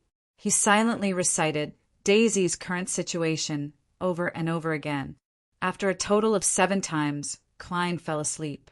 His vision was first pitch black with a hint of red before it turned gray. A series of images flashed before his eyes. Some were coherent, some were jumpy, and some were illogical. Klein saw Liv's youngest daughter, a 13-year-old girl who was repeatedly scalded by the steam but still insisted on ironing clothes. A man wearing a heavy jacket and a grayish-black cap covered her mouth with a handkerchief from behind and dragged her into a fork in the alley. Another man in the same attire grabbed her legs and lifted her up with his companion. They walked quickly. Their target was the carriage parked outside the alley. The whole process ended in less than 2 minutes, and by the time Daisy's sister, Freja, returned to find them, the carriage had already left. In the carriage, a cold and sharp dagger was pressed against the muddle-headed Daisy's face, and filthy, threatening words rang in her ears. The carriage drove into Capim's luxurious villa. Daisy was in a small, dark room, and the cries, screams, and curses of women echoed from time to time outside. Daisy woke up and shouted for help, but someone opened the door and kicked her. She was in so much pain that she couldn't stand up. Tears streamed down her face as she kept softly shouting the words "Mom" and "Freja." Klein opened his eyes and realized that the paper in his left hand had crumpled into a ball at some point in time. He had already confirmed that Capim was the mastermind behind the disappearance of many young girls, and that he was the boss of a criminal organization. But the problem was that such cases shouldn't and couldn't involve Beyonder powers that were too powerful. At most, there would be a few money-grubbing sequence 7s, 8s, or 9s to help. It wouldn't make Klein feel a strong sense of danger through his spiritual intuition the moment he approached the villa. Could it be that Capim himself is a sequence 6, or even a sequence 5 Beyonder? However, it's not difficult for a Beyonder at this level to earn money. There's no need for him to do such dirty and complicated things. He can just find the various gangs and collect protection fees from them. It's easier than this, and he won't dirty his hands. Could it be that Capim's human trafficking has some hidden agenda? As Klein pondered, he used the power of the gray fog to restore Daisy's vocabulary book to its original state. After a few seconds of silence, he conjured another piece of goat skin and wrote a new divination statement. Saving Daisy is a dangerous matter. After reading it carefully twice, Klein removed the spirit pendulum from his left wrist and let the topaz pendant fall onto the paper, nearly touching the line of words. After calming himself down for a few seconds, he closed his eyes and silently recited the divination statement he had just written. When the voice stopped, Klein opened his eyes and looked at the spirit pendulum in his left hand. The topaz pendant was spinning clockwise at a high speed and a high amplitude. It was an affirmation that saving Daisy was a rather dangerous thing. But it's not completely hopeless. There's still a small possibility and opportunity. As long as I can grasp it. Klein interpreted the revelation given by the spirit pendulum. He leaned back in his chair, closed his eyes, and gave a self-deprecating laugh. Wasn't I looking for an opportunity to perform? That's right. As a magician, I still have to challenge some difficult matters. Otherwise, I should be called a trick master and not a magician, completing the seemingly impossible, even if the outcome is false, is the image of a magician in my heart. As for whether it's one of the rules, it still needs to be confirmed. Klein tapped the edge of the long ancient table and quickly made a decision. The most difficult thing for him to save Daisy and deal with Capim was that he didn't understand him at all. He didn't know how many Beyonders were in the villa, or which pathway or sequence they belonged to. This made it impossible for Klein to make any targeted preparations. And to a magician, the first rule was don't perform unprepared. Many of the seemingly impromptu performances actually required a certain amount of preparation. For example, long periods of practice or a deep understanding of how to divert attention. In the name of a blessed, should I get Miss Justice to help me investigate Capim's background? Klein seriously considered the solution to the problem, but he quickly rejected this line of thought. No, I won't be able to obtain detailed information. Although Capim is a tycoon who has connections with many important figures, he's ultimately not someone who can be brought to the surface. At most, Miss Justice can find out which nobles, members of parliament, and government employees he has close ties with, but she won't be able to figure out how many Beyonders are in his villa, what traps he has set up, or what the setup is like. By following these connections and clues, Miss Justice might be able to find out what I want to know in a few weeks, but it's too slow. Saving someone is like putting out a fire. Any delay will result in a tragedy. Klein's gaze swept across the surface of the long bronze table and the corner where the junk was piled up. An idea gradually formed in his mind. On the one hand, I'll get Miss Magicians and her friend, Miss Zio, to investigate Capim's background and figure out which Beyonders he has connections with. They have good connections in East Borough in many gangs and in many Beyonder circles. On the other hand, I'll do it myself. I'll get the information I want from the servants or bodyguards who come out of Capham's villa using mediumship. After finalizing the plan, Klein wasn't in a hurry to get Miss Magician's help. He decided to give it a try himself first. Only then could he get her to inquire about certain matters. In the blink of an eye, his figure disappeared from the towering palace above the gray fog.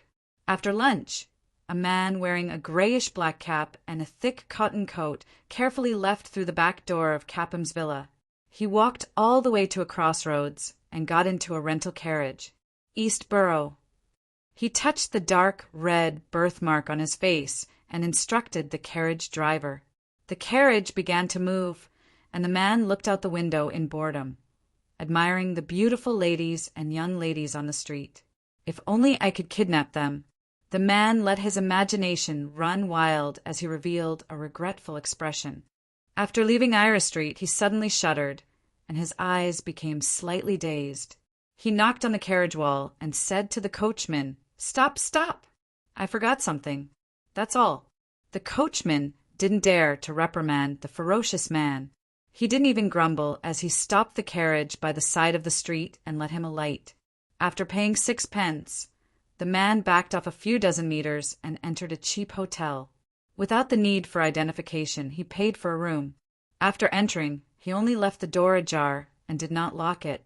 Then, the man sat on the edge of the bed expressionlessly.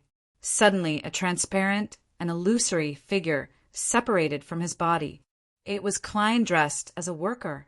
He used the method of summoning himself to transform into a spirit body and possess the man's body, allowing him to walk to a convenient place for channeling.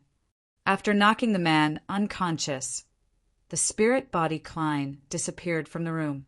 Not long after, the door was pushed open, and his corporeal body walked in again. Using a wall of spirituality to seal off the area, Klein quickly set up a spirit channeling ritual, allowing the luring scent of a mantha extract and eye of the spirit medicine to permeate the surroundings. After finishing his preparations, he was about to begin channeling when he suddenly exclaimed and stopped. He discovered that the spirit body of the unconscious man on the bed was under a mysterious and unknown restriction. If he were to forcefully channel his spirit, although there was a high chance of success, it would trigger the mark and alert a certain Beyonder. This would alert the enemy. What a strange Beyonder power. Very cautious, very careful. The matters that Capham is involved in aren't simple. Klein paced a few steps and frowned slightly. He glanced at the unconscious man and suddenly chuckled. "Do you think this will stump me?" He quickly interrupted the spirit channeling ritual and once again summoned himself and responded to himself. A few seconds later, his spirit body flew out of the candlelight and floated in the room once again. Without any hesitation, Klein, in his spirit body form, suddenly went forward and possessed the unconscious man.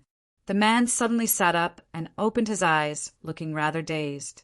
He stood up and walked to the front of the altar. Then he chanted softly, "The fool that doesn't belong to this era.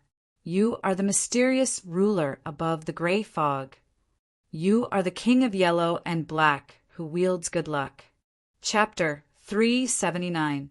In a room filled with the ethereal fragrance of a mantha extract and eye of the spirit potion, Capham's subordinate was controlled by the possessed Klein to constantly chant the fool's honorific name.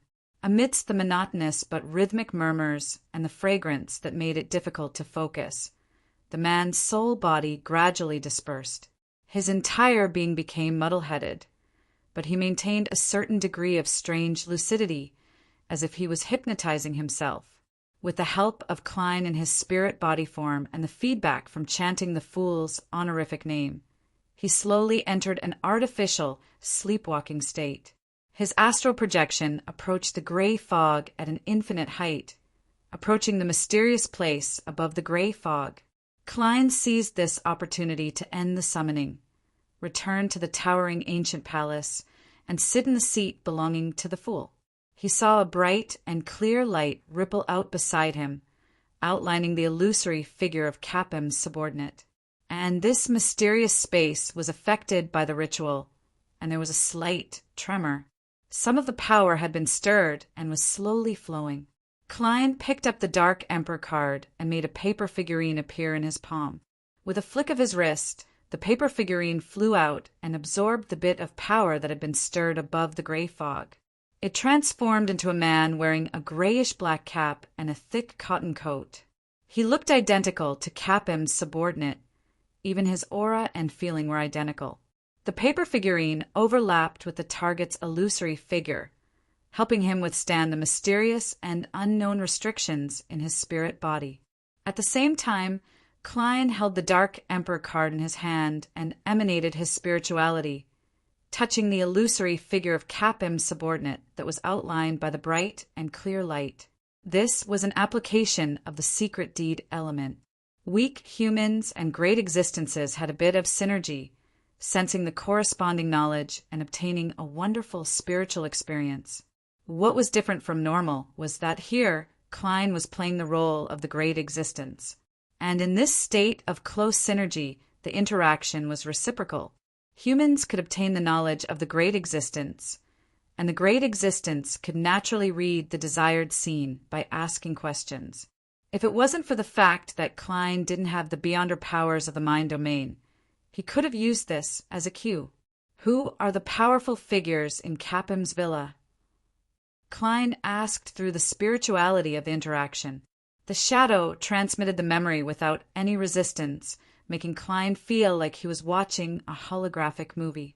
The man in the cap stood in the room with fear and respect. In front of him was a middle-aged gentleman wearing a black tuxedo and a white wig. This gentleman had a long, thin, and serious face.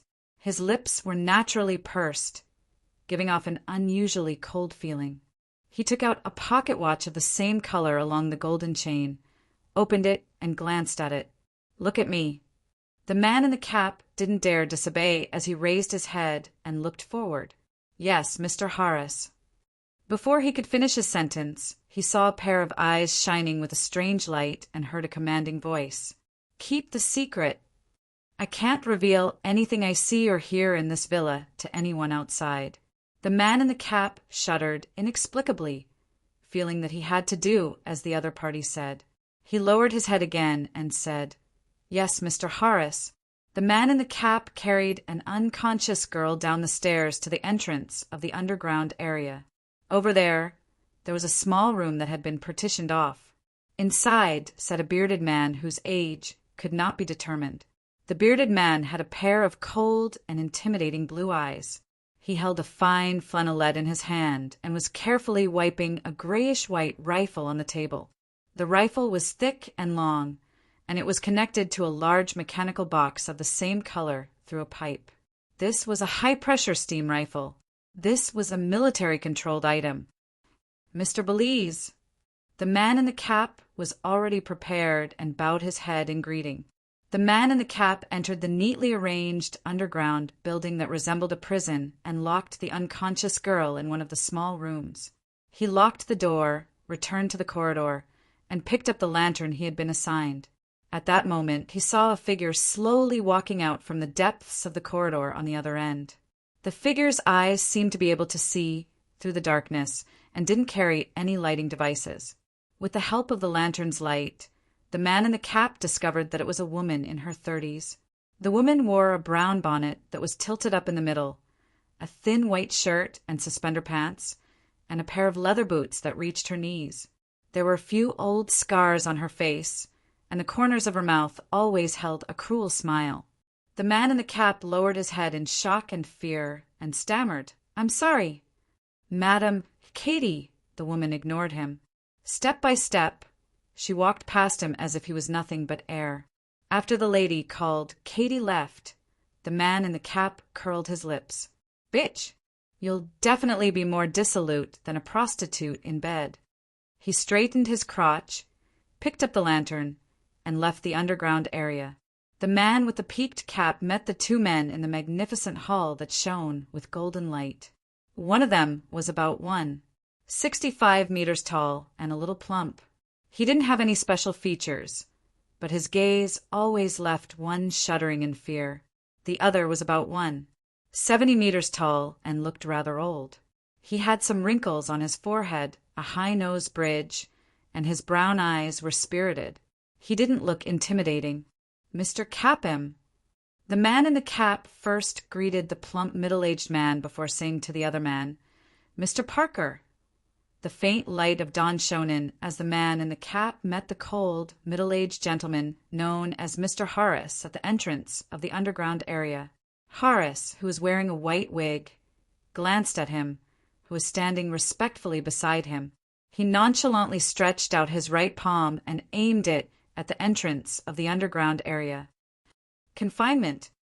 Silently, the feeling around him changed subtly. There are a total of 4 Beyonders, at least 4.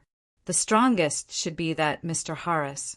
He's at least a sequence 6, maybe even a sequence 5. I wonder what pathway it is, but it's somewhat similar to the Black Emperor pathway, relying on order to issue decrees. Based on the scene just now, I can roughly determine that the lockdown is only aimed at the underground area, not the entire villa. That's right. There are people coming and going during the day. Once it's sealed, it'll be too troublesome to get in and out. I wonder if it's the same at night. Klein analyzed the information he had just obtained and asked again, "What's the overall layout of the villa like?" He quickly received feedback and saw a resplendent hall, an elegant and spacious dining room, a corridor that ran through the first floor, as well as a washroom and an underground area. Through them, Klein pieced together the general layout of Capham's villa in his mind. Sensing the depletion of his spirituality, he asked one last question. Which important figures does Capham have close ties with?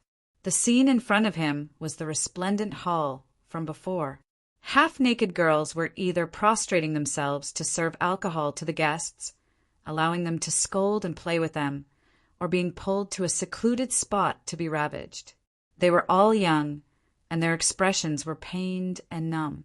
If they were slightly slow or not enthusiastic enough, Capham's attendants or maids would whip them.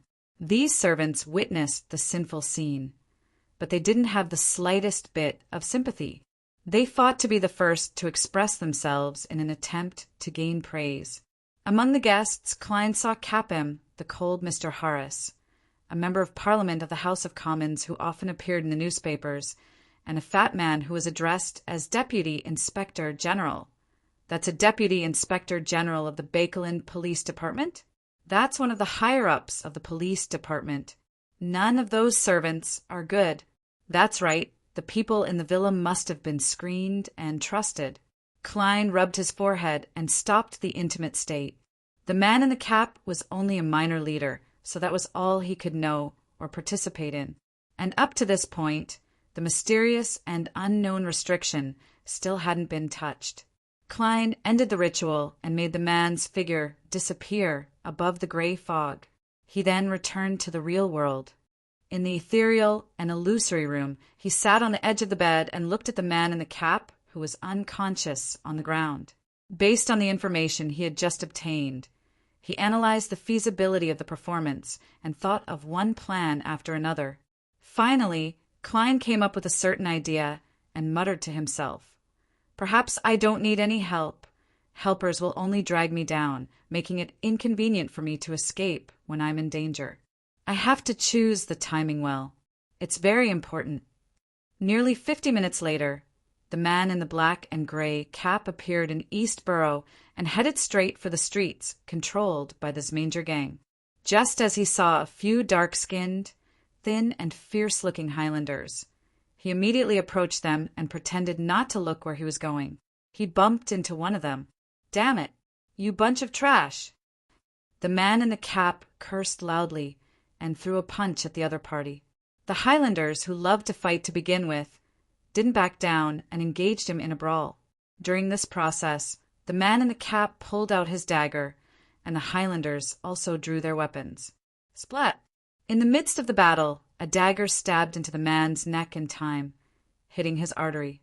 The man in the cap collapsed, bright red blood splattering around his head. He quickly lost his life, and the illusory transparent figure in his body disappeared. Klein returned above the gray fog and used it as a springboard to re-enter his body. He opened his eyes in a cheap hotel in Sherwood Borough. He cleaned up the remaining traces and checked out of the room at the front desk. On the way back to Minsk Street, Klein once again went above the gray fog. He wanted to divine a simple but crucial piece of information. He picked up a pen and wrote a line of words. Chapter 380. Putting down the dark red fountain pen, Klein picked up the piece of paper with the divination statement on it and leaned back in his chair. His lips quivered as he softly chanted, "Capim's dinner time today," over and over again. These words reverberated above the silent and empty gray fog. Klein's eyes quickly darkened as he slowly lowered his eyelids. In the fragmented dream, he saw the spacious and elegant dining room. He saw the golden-laid porcelain cutlery, caviar, roasted chicken, stewed lamb, fried ox-eye meat, deep-fried dragon-bone fish, cream soup, and other food. The food was placed in front of the diners in a certain order and according to a certain requirement. Among them were the slightly plump Capim, the middle-aged gentleman wearing a white headgear, Horace, Katie, who was only wearing a thin shirt, and Parker, who looked rather old and didn't look intimidating. And looking out from the end of the dining table, one could see a beautifully decorated glass window. The clouds outside were sparse, and the crimson moon could be vaguely seen in the sky. Klein opened his eyes and marked the location of the moon in the dream. Then, based on his knowledge of astrology, he quickly calculated the corresponding approximate time. Looks like it's 7:30 to 7:45. Considering that Capim and the others are already halfway through their meal, I can set it back another 15 minutes. This way, 7:30 is a better choice. Klein muttered to himself as he interpreted the revelation given by dream divination. It wasn't rare to have dinner at 7:30. This was even the norm in the Kingdom of Rouen and even in the northern continent. This was because many middle-class people lived in the suburbs, either due to environmental concerns or because of the cheap rent. They had to take the short-distance steam locomotive to and from the city to work every day, and by the time they returned home, it would often be after 7 in the evening. Therefore, 7:30 to 8 o'clock was the normal time for dinner. Klein had such an experience when he was in Tingen City, but that was because he didn't have servants or a full-time wife. When the 3 siblings returned home, they had to busy themselves for a while before they could enjoy hot food. It wasn't because of the distance to work. This was the reason why commoners and the poor often had dinner from 7:30 to 8 o'clock. And due to the distance between lunch and dinner, afternoon tea, which belonged to the upper class, gradually became popular among the middle class and commoners. After interpreting it, Klein recalled the revelation he had just received and keenly noticed a problem. Where were Capim's wife and children? They didn't appear in the dining room. Could it be that Capim is an extreme believer of the Lord of Storms and women and children have to eat in the living room? Or was there another reason? Or was Capim not married and had no children? He's already a middle-aged man. Klein attempted a divination but failed to obtain any effective revelations, so he could only give up. 7:30. He repeated the time and then returned to the real world. In the evening, Capim, who wore a formal bow tie even at home, narrowed his eyes and looked at his subordinate in front of him. "Fabian is dead." "Yes, boss." Even though he had been Capim's accomplice for many years, the subordinate was still a little afraid and terrified. "Odysseus, sir, in a few years, sir." Capim tugged at his bow tie and pretended to handle the thick cigar leisurely. "When did Fabian die?" "How did he die?" "This afternoon. I sent him to Eastborough to do something, but he got into a conflict with his manger gang and was stabbed in the neck." Odysseus described with a trembling voice. Capim roasted his cigar and said in an unperturbed tone, "That's right. Fabian is such an idiot. But how could this manger gang not know that he's an idiot working for me?" "Sir, as you know, there are often Highlanders coming to the East Sector to join this manger gang. They are barbaric and reckless, and they don't care who is who," Oz quickly explained. Capim snorted. "Have they forgotten that this is not a plateau? Or have you forgotten me, Capem? Odysseus, I want the body of the leader of this manger gang. Can you do it? If you can't, I'll sink your wife and children with you into the Tussock River. Sir, there's no problem. Odys immediately raised his voice. Then he asked in a low voice, Who can I mobilize? Capem was about to answer when the door was suddenly pushed open, and Horace, a middle-aged gentleman wearing a white wig, walked in. He coldly glanced at Odysseus before shifting his gaze to Capem. I heard that one of your men had a conflict with a gang in Eastborough and died? Yes, Mr. Horace. Capem stood up with a cigar in hand. Horace stared into Capem's eyes. You want to take revenge on them? Capem's forehead suddenly beaded with sweat. No, Mr. Horace. You misunderstand. Horace nodded slightly and said, You have to remember that during critical periods, we should try not to cause trouble unless necessary. He paused for a second and observed Capem's reaction. You're not the only human trafficker in Bakeland. We can support you, but we can also support others. You have to remember this. Back then, I chose you because you were vicious, shameless, and abnormally cautious. It's not because you're already the biggest human trafficker. Listening to the conversation between the two, Odysseus wished he was just a mass of air. That way, he wouldn't be able to see boss Capem's lowly appearance.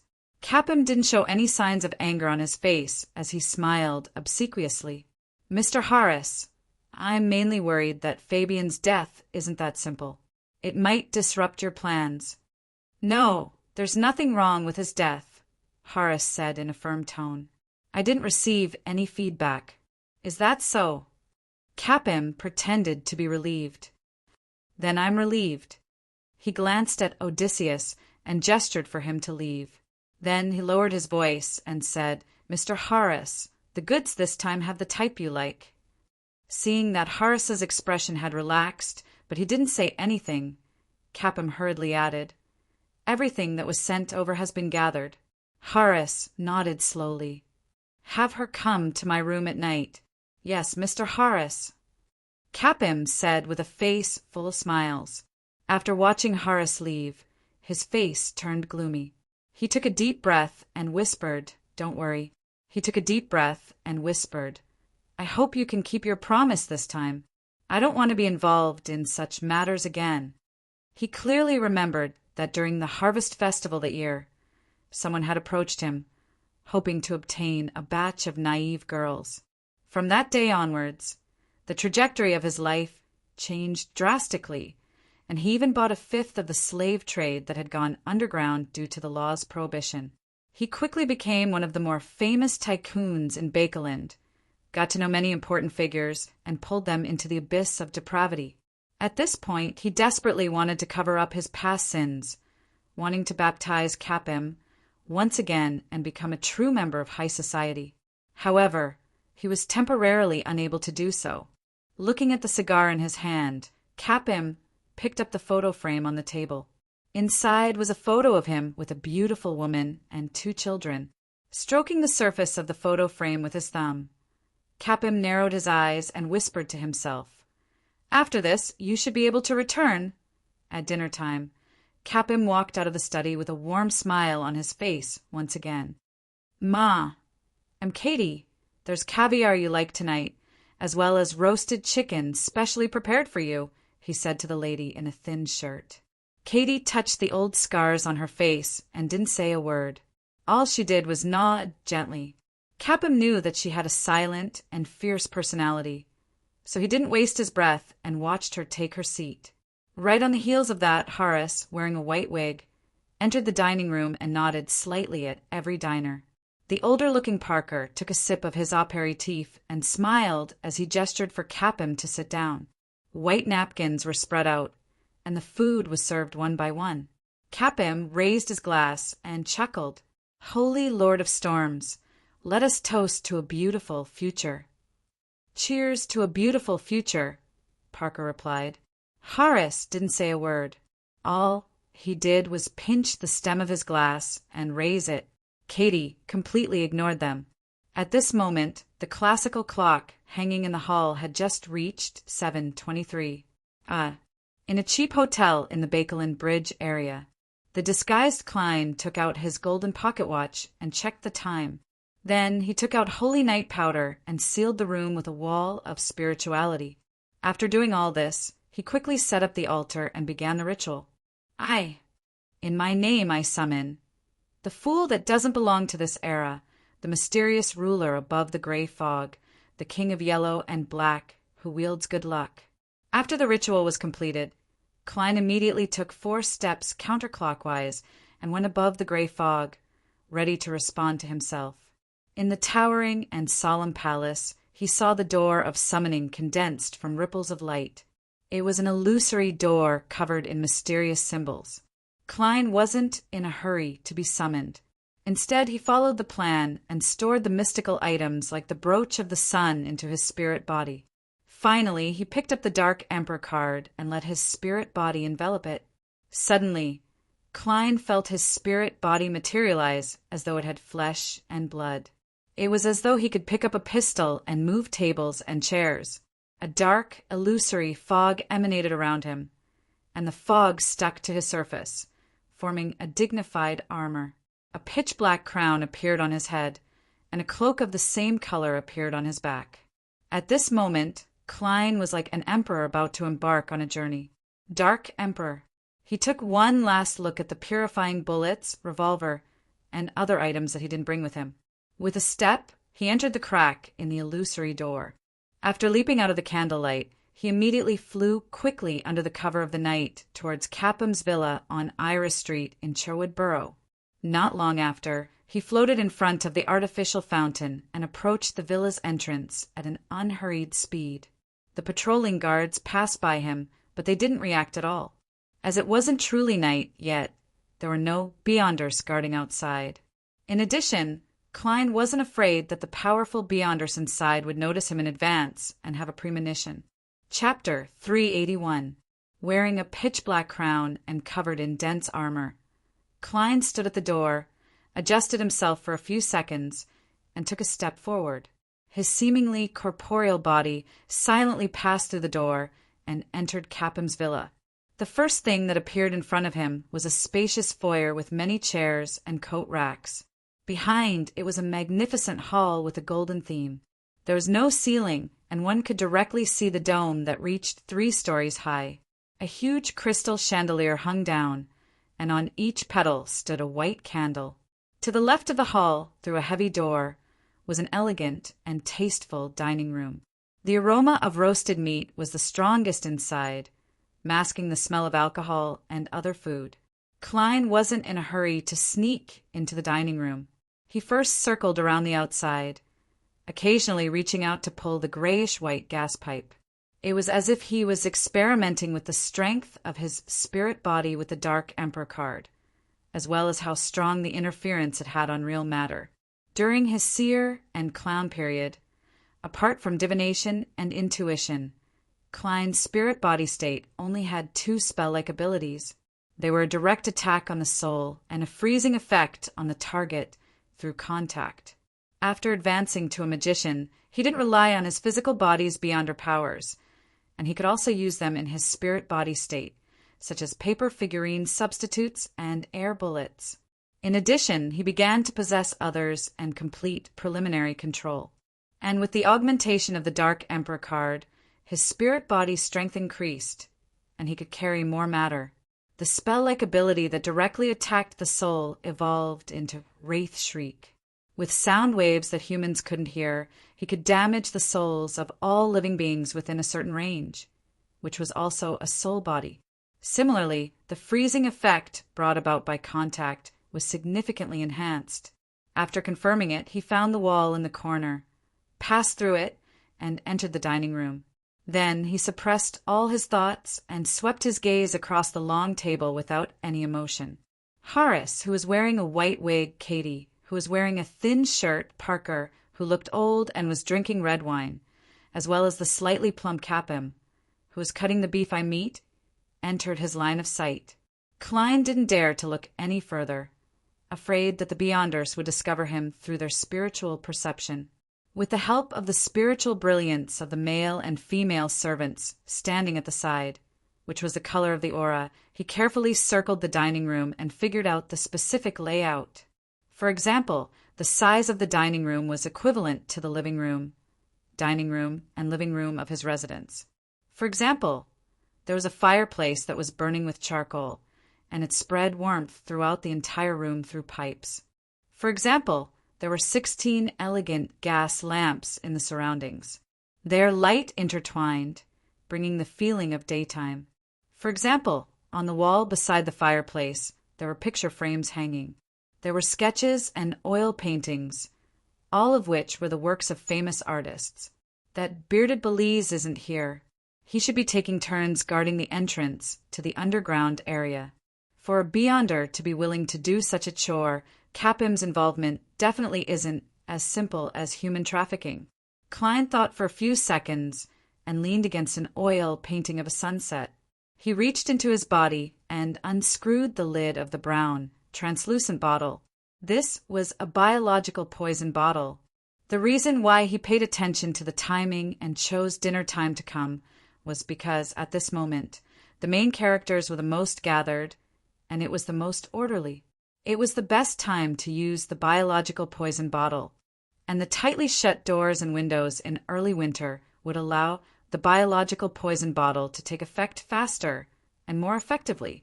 In addition, Klein hadn't used the biological poison bottle to soak it in water to make a preventative before coming.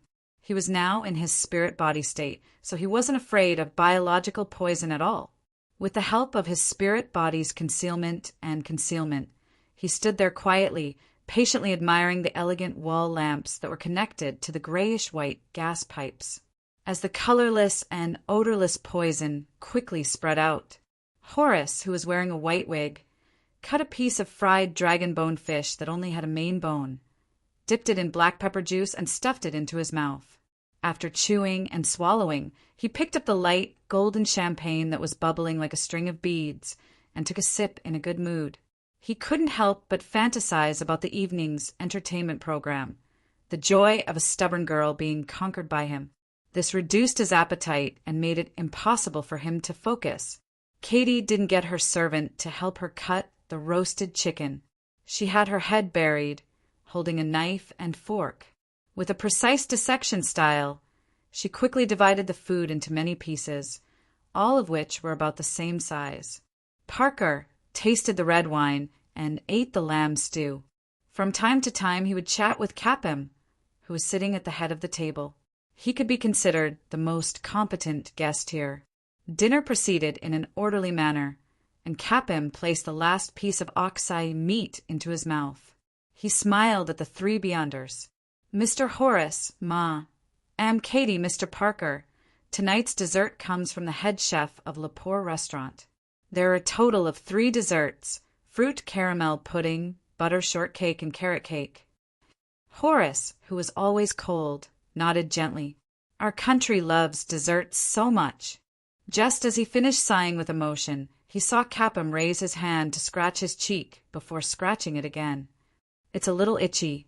Capim smiled apologetically. Before he could finish a sentence, he couldn't help but scratch again, leaving behind an obvious bloody mark. The bloody mark quickly swelled up, and the skin turned translucent. One could vaguely see the pale yellow liquid inside. "It's really a little itchy." Capim smiled again. He scratched the same spot again, and due to using too much force, the swollen, translucent skin split open, and pus with a fishy smell spewed out. Horace narrowed his eyes, stood up abruptly, and looked around warily. "Ha ha ha, ha ha ha ha ha." At this moment he heard exaggerated laughter, and his body suddenly tensed up. He saw a man and a woman holding their bellies and laughing so hard that they couldn't straighten their backs. They laughed so hard that tears flowed out of their eyes, and the room fell silent, as if it was a chain reaction. Some of the other servants fainted, while others kept vomiting, spitting out a yellowish-green liquid. They couldn't stop vomiting. None of them were spared. Bang! Katie flipped the dining table, causing the gold-inlaid cutlery and the remaining food and wine to spill all over the floor. A revolver and a black whip appeared in her hands. Parker stood up as well, but his mind was a little absent-minded. He looked at Capim, who was screaming for help while constantly clawing at him, tearing off a few strips of flesh. For some reason, he felt that Capim's ugly and disgusting appearance was now somewhat handsome. At this moment, Horace realized that he couldn't breathe, and he instantly realized that the entire room was probably filled with poison. He growled in a low voice, "Hold your breath!" "Parker, open the door." "Katie, follow me to find the intruder." At this moment, Horace was extremely glad that he was having dinner with Capim, and that there were many waiters around. These ordinary people's resistance to poison was far inferior to that of Beyonders. They had shown signs in advance, allowing him and the others to notice that something was wrong before the poison had even spread too deep. Parker, who's the lowest of the sequences, should be the one with the most severe symptoms among us. This thought suddenly flashed through Horace's mind. Creak! As Parker opened the door, the dining room was no longer sealed off. Using his spirit vision, Horace discovered an illusory figure that was quietly wandering around. The figure wore thick and dignified black armor, a pitch-black crown on its head, and a mask of the same color that covered its face. It looked like a king from the spirit world. It was none other than Klein. Horace raised his right hand and pointed at the black figure that couldn't be seen by ordinary people. He chanted a word in ancient Hermes, "Imprison!" Suddenly, the black figure's surroundings turned sticky, as though it had formed a gigantic amber or a sealed transparent wall. The figure froze there, unable to move at all. As for Katie, she had already aimed and pulled the trigger. Their cooperation was rather tacit. With two bangs, a pale gold bullet, painted with strange patterns, pierced through the sticky air and hit the black figure. The bullet drilled through and hit the opposite wall. The black figure spontaneously combusted. It was a crudely cut paper figurine. In the pale, golden flames, the paper figurine quickly turned into ashes. "Pa!" A strange, crisp sound erupted. The light from the 16 elegant gas wall lamps and the quietly burning fire in the fireplace suddenly brightened, illuminating Horace, Katie, and Parker's eyes for a brief moment with a fiery red. Following that, all the flames were extinguished, leaving only the street lamps outside the window that were as tall as a person, and the crimson moonlight that pierced through the clouds, silently illuminating the dining room, making it appear abnormally dark. Once again, Horace and company relied on their spirit vision and spiritual perception to search for the ghost-like intruder. At the same time, he realized that the poison wasn't taking effect very quickly. It didn't seem like it would really take effect before finishing off the enemy. Therefore, as he paid attention to the movements at the entrance of the underground area, he pointed at the door again and said in a deep voice in ancient Hermes, "Imprison!" The entire dining room suddenly froze, as though there was an invisible wall that even spirit bodies couldn't penetrate. Horace wanted the intruder to not be able to escape. "Found you!" Katie held a revolver in one hand and a whip in the other when she discovered the black figure floating in midair. A strange glint flashed in her eyes, but before she could attack, her mind buzzed, as though someone had struck her in the head with a wooden stick. She felt like she had encountered an indescribable scream, and a few drops of sticky blood slowly dripped down from the tip of her nose. Horace only felt a little dizzy, and the symptoms of his shortness of breath worsened. Parker, who was the weakest, was seeing stars, and his footsteps became unsteady. Suddenly, Parker's shoulder was patted by someone. A cold feeling surged over him, and he immediately froze on the spot, as though he was completely covered in frost. The low temperature seeped into his bones, and a familiar deep voice sounded in his ears. "Imprison!" Parker was instantly trapped by the transparent wall by the door, but Klein didn't possess him. He directly passed through it and avoided the effects of Horace's spell in time. Horace narrowed his eyes and flicked his right hand. Chapter 382. The invisible prison around Parker immediately collapsed, leaving not a trace of it behind. However, he didn't regain his ability to move. Instead, he slumped to the ground, constantly shivering as if he was still frozen. This wasn't only the aftereffects of the ghost's touch, but also the effects of Klein directly penetrating his body and damaging his soul. Parker, who was only a sequence 8, naturally wasn't able to recover in a short period of time. He couldn't even control his breathing, and he once again inhaled large amounts of the same biological poison as the one in his body. In his weakened state, the effects of the poison accelerated, and his eyes went blank as he instinctively turned in another direction. He saw Capim, who was also rolling on the ground, constantly scratching his face and body. He saw the strands of flesh hanging beside the bloodstains and the white color of his bones. Parker panted heavily as he struggled to crawl over. Capim, who was itching to tear off his outer layer of skin, suddenly realized that Parker was crawling over with bloodshot eyes. An ominous feeling flashed in his heart, but he, who couldn't stop scratching, had no way to dodge. He didn't even have the strength to shout no. All he could do was scream in place of it. At this moment, Klein, who had escaped the imprisonment, shouted the word holy in ancient Hermes. Then he rubbed his fingers, and as the dark golden sun brooch shimmered, he shot out an air bullet. As soon as the air bullet took shape, it was dyed with a holy luster as it headed straight for Horace's face. This was the holy oath provided by the sun brooch, and Klein had added holy damage. Horace had long changed his position, and his movements were abnormally agile. He didn't look like a mage, but more like a combat expert. As he dodged Klein's air bullet, he gestured for Katie to brandish her whip and entangle him. When Klein's attacks were interrupted and no longer continued, he took out an iron-black metal glove from his pocket and attempted to put it on his left hand. In his spirit-body state, even though Klein was facing Horace from the side, he didn't need to use the corner of his eye to see this scene. He immediately flew up, avoided Katie's whip, flew over the chandelier, and lunged at Horace. When Horace saw this scene, he held the iron-black metal glove and pointed diagonally upwards. Exile. Klein immediately encountered a majestic and invisible force. His entire spirit body was sent flying and slammed into the wall. He slammed into the invisible wall created by confinement, but he didn't penetrate it. Seizing this opportunity, Horace put on the iron-black metal glove. In the blink of an eye, he seemed to have grown a little taller. He was so dignified that he seemed like a great person who could control the lives of others. The moment Klein was freed from the state of exile, he was overwhelmed by an unreasonable fear.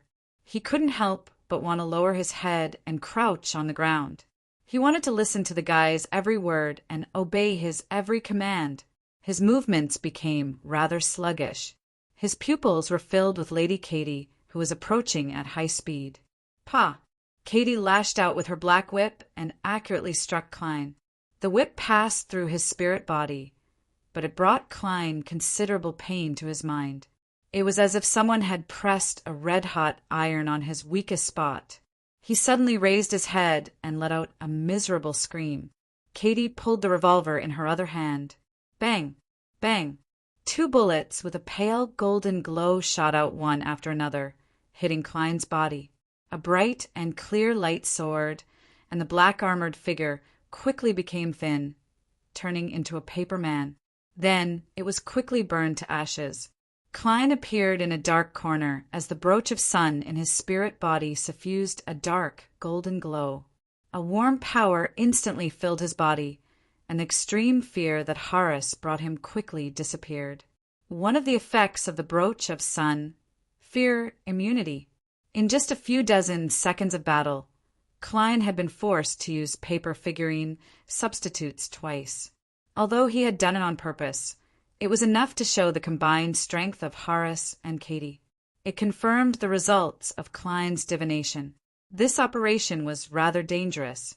If Parker hadn't been temporarily crippled by the effects of the biological poison bottle and his initial surprise attack, the situation would have been even more dangerous. And his plan was to rationally give up if the 4 paper figurines he had prepared were used up, but the opportunity didn't appear. It wasn't that Klein didn't want to prepare more substitutes, but that his spirituality could only support him 4 times outside of battle. As for the confinement effect created by Horace, Klein wasn't worried at all. He was now a spirit body that had been summoned. As long as he ended the summoning, he could immediately return above the gray fog. Unless it was the interference of a deity-level power or some special Grade 0 or Grade 1 sealed artifact. There was no way to interrupt this process. Previously, when Klein went to the Royal Museum to steal the Dark Emperor card, the woman who was suspected to be a high-sequence Beyonder had failed to stop him from leaving. This was also the main reason why Klein dared to attempt to help despite knowing the danger, and why he dared to challenge the impossible. It was also his greatest reliance. Seeing that the enemy was no longer afraid, Horace, who was wearing an iron black glove, gestured for Katie to stop Klein again. He pointed ahead and solemnly said, "Spectres and wraiths are forbidden here." Klein's body, which was covered in black armor, immediately swayed as he was forcefully repelled by an invisible force. However, the Dark Emperor card's level was extremely high, allowing the spirit body's level to be relatively high as well. This direct effect on existences was quickly suppressed. Horace narrowed his eyes, finding the attacking spectre very odd. He saw that Klein had easily escaped Katie's entanglement by flying, so he pushed his palm forward again and announced in ancient Hermes, "Flying and floating are forbidden here." Suddenly, Klein felt his body turn heavy as he plummeted to the ground from midair. Katie took a few steps forward and rushed over. With a shake of her wrist, she pulled out the whip that interrogated the mind and soul. She still had quite a number of Beyonder bullets on her, but there were less than 3 that could be used against specters and wraiths.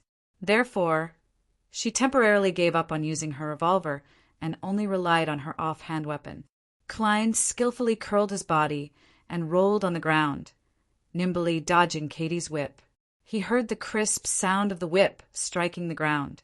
Just as Katie was about to sweep her whip, her throat suddenly itched. She coughed twice and missed the opportunity to attack continuously. This was a sign of the poison she had been inflicted with. Horace took a deep breath and held his breath again. He turned his wrist back and pointed at himself. Punishment targets, wraiths, and specters. The surface of his body immediately emitted a radiance that resembled the first rays of dawn. Even his fists flickered with a clear luster. Thud! The marble beneath Horace's feet silently cracked. His tall and thin body pounced forward quickly and fiercely, instantly appearing in front of Klein. At this moment, he was even more like a knight than Katie. Bang! He threw a punch forward, causing the air to explode. However, Klein retreated ahead of time and dodged it with the wind. Pah! Katie assisted from the side, brandishing her whip and lashing it at the spot where the enemy was dodging. This forced Klein to roll again and adopt a guerrilla fighting stance. He was also constantly paying attention to avoid Horace's imprisonment spell. Bang! Bang! Bang! Bang! Bang! Horace continuously attacked, while Katie assisted from the side. In less than 2 minutes, he forced Klein into a situation where he had nowhere to hide. Even rolling was of no use. Pah! Katie's black whip came lashing at him. Klein only had time to take a diagonal step before he was struck in the arm. The pain that pierced his mind attacked his soul once again, causing him to stiffen on the spot. Even his spirit body thinned. Seizing this opportunity, Horace clenched his left fist and solemnly declared, "Die!" His body immediately fused with some strange power, leaving behind an obvious afterimage as he slammed into Klein. Rip! The figure covered in black armor instantly shattered, turning into pieces of paper that fluttered like butterflies. Klein had used the 3rd paper figurine. Horace swept his gaze and quickly locked onto the enemy that had appeared in the corner. He sneered and said, "I see that you still have a few body doubles." In the process of searching for the enemy, he had already discovered that Parker was squirming on Capham's body. The scene was bloody and disgusting. It was unbearable to look at, cruel and horrifying. However, Horace couldn't be bothered to save his subordinate. He knew very well that the poisoning would only worsen. He had to kill the enemy as soon as possible, so he couldn't afford to be distracted. If he didn't do this, he might leave the restaurant first and ease the poison, allowing the enemy to escape successfully without obtaining any useful information. He gestured for Katie to step forward again to hold back Klein, who couldn't fly or float, while he took a deep breath and calmed down. There's a strange smell in the air. This should be a sign that the poison is increasing. A thought flashed through Horace's mind, but he didn't think too much about it. He raised his left palm and solemnly declared, "Trespassing into another's home is a crime." Trespassing. When he repeated it a second time, Horace found it harder to breathe. For a moment, he couldn't catch his breath, so he had no choice but to stop. He took another deep breath, adjusted his state of mind, and said again, "Don't worry. Trespassing into another's home is a crime." He repeated it 3 times in a row, and Klein, who was unable to escape Katie's entanglement, felt an inexplicable chill. Cough, cough, cough. Katie coughed again, and her whiplashing slowed down. Klein took the opportunity to escape her entanglement, but he didn't attack her. Instead, he raised his head, opened his mouth, and let out a sharp whistle that humans couldn't hear. Hum! Katie raised her head and swayed her body, feeling the ground undulate. Horace only felt a slight dizziness before he returned to normal. He looked coldly at Klein and said in a dignified voice, "The sinner shall be restrained." Klein, who was about to pounce at him, suddenly realized that his feet seemed to be shackled by invisible shackles. His movements turned stiff. Katie, who had just recovered, opened the revolver and quickly removed the used and unused bullets from the gun. Following that, she took out a quick loader and stuffed 6 bullets, including the remaining purified bullets, into the magazine. Horace clenched his left fist and began to prepare an attack. He wanted to form an echelon with Katie's shooting in order to completely finish off the enemy or exhaust his double. At this moment, Klein, who was covered in black armor, smiled. This was because the opportunity he had been waiting for had arrived. He knew that it would take a certain amount of time for the biological poison bottle to have a good effect, and Beyonders would be able to sense that something was amiss the moment there were any signs and take the corresponding actions. They could either search for hidden enemies or escape from the poison-filled environment.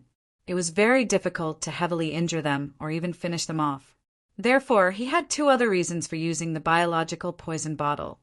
First, to weaken the enemy. Second, to conceal some of the scents so that Horace and the others would attribute all the abnormal smells to the poison that permeated the air, allowing them to focus their attention on this aspect. This was the most important part of the magic show, and it was also the key to success or failure. That abnormal smell was the smell of gas. It was the smell of gas. The reason why Klein wanted to instantly light up the gas lamp and the fire in the fireplace and extinguish them was not only to interfere with Horace and the others' line of sight, but also to attract their attention so that he could destroy a few hidden gas pipes. He had deliberately put himself in danger in the beginning to trick Katie into shooting at the Wraith's inspectors, so that she wouldn't shoot blindly in the future and wouldn't trigger the corresponding changes. He had been entangled with her all this while not making any other attempts, just to wait for the air to be filled with gas. Therefore, he had been holding back and not using flaming jump or flame controlling. As for Horace's act of confining the room, he had expected it, but he didn't expect it to go so smoothly.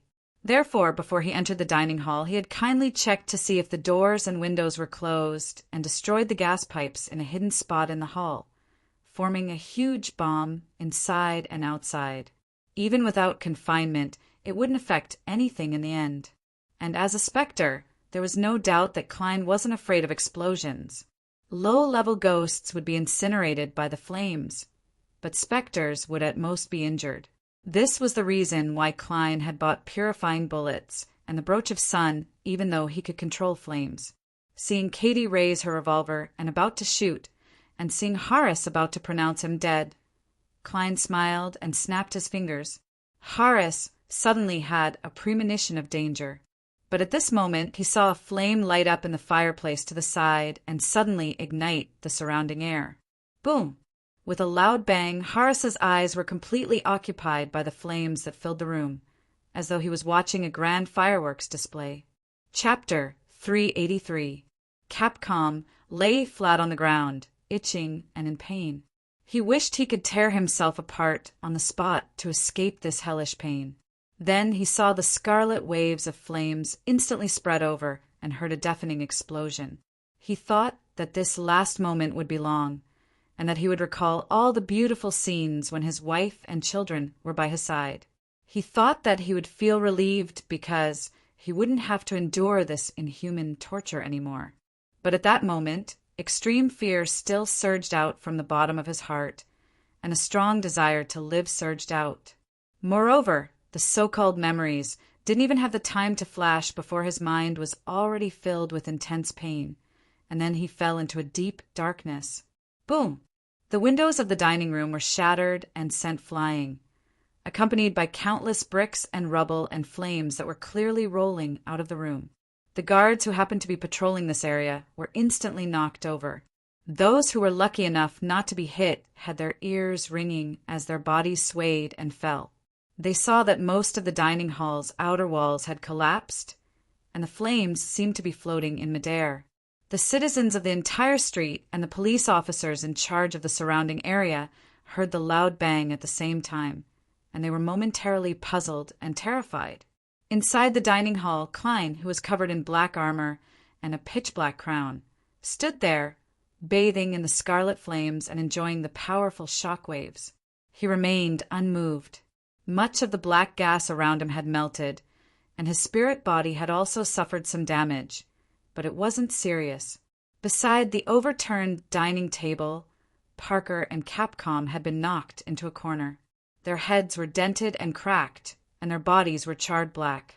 Flames were still burning quietly on their surfaces, similar to the rest of the servants.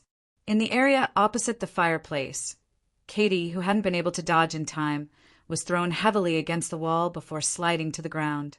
Her body was a bloody mess, mixed with a large number of charred marks. There wasn't a single patch of skin that was intact. She wasn't dead yet, but she was seriously injured and unconscious. But even so, she was still convulsing and coughing as she inhaled large amounts of the floating flames. The black whip had also suffered damage. Many cracks had appeared on it, and some of it had been ignited. As for the Beyonder bullets she had, none of them were spared from the explosion. Katie no longer had any combat strength. Horace rolled in time to protect his vitals, but his body was still covered in blood and charred black. He staggered to his feet, his back, hair cover, and legs burning with scarlet flames. His breathing became more and more difficult. His body had suffered serious injuries. However, this was enough to prove the sturdiness of his body and the strength of his physique. In other words, after wearing the black iron glove, his body was sturdy enough and his physique was strong enough. However, this was also within Klein's expectations. In a situation where he was unable to estimate how much damage his target could take, he would overestimate his target's constitution when he came up with a plan. Out of the corner of his eye, he saw that Klein was almost unscathed. His pupils constricted as he hurriedly extended his left palm and pointed in that direction. Exile! Once again, Klein could not bear it and was pushed away. Like a piece of paper in a hurricane, he was thrown out of the dining room. The hall outside had been set ablaze for a moment, and the fire was much smaller. Another wave of disaster was brewing from the wooden stairs. However, because the main body of the explosion was confined in the dining room, the damage here was not serious. Seizing this opportunity, Horace suddenly turned around and ran outside without looking back. Even though the flames covering his body were still burning, he didn't waste any time dealing with them. He knew that his condition was extremely bad and that he was in danger of losing control. The effects of the poison would soon reach its peak, and with the two added together, he didn't believe that he had any chance of defeating the intruder. Even if he had the help of Sequence 7 Belize at the entrance to the underground area, it would still be the same. If he continued fighting like this, Horace believed that he would only end up with the poison acting up or losing control due to serious injuries. Once he decided to escape, he didn't care about Katie, who was still alive.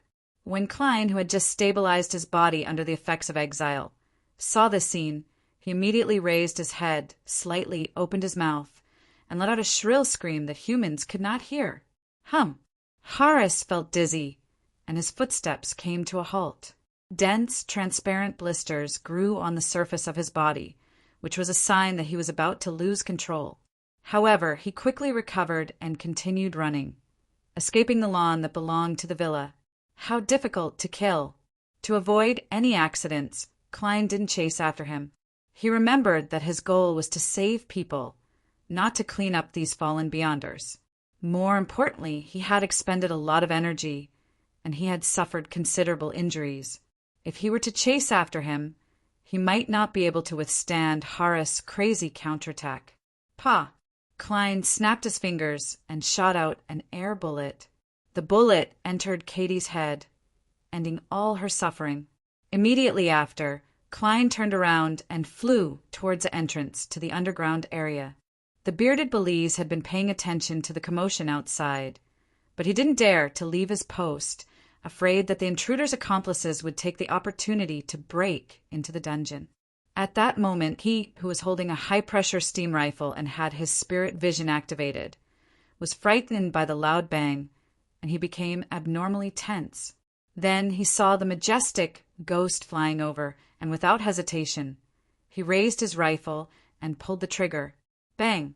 White smoke spewed out from the barrel, and a sharp, pale gold bullet shot forward at an astonishing speed. Klein was already prepared and had an intuition. Before Belize fired, he had already made a small arc. The bullet passed through the hall, pierced through the main door, and flew outside. At the same time, Belize rushed out of the duty room, holding a high-pressure steam rifle and assuming a threatening posture as he quickly moved towards the door. He believed that the intruder, who could deal with the combined forces of Horace, Katie, and Parker, would definitely be able to easily kill him. Furthermore, the huge commotion just now would definitely attract attention. Perhaps the mandated punishers would come to investigate, so the only choice was run. Klein let out another invisible scream, making the other party feel as if he had been struck by a hammer. Countless stars danced in front of his eyes, and a few drops of blood flowed from his nose. However, this didn't stop Belize from escaping.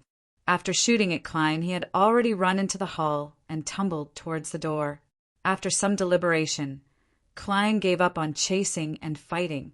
He turned off the main valve, went to the entrance to the underground area, and snapped his fingers.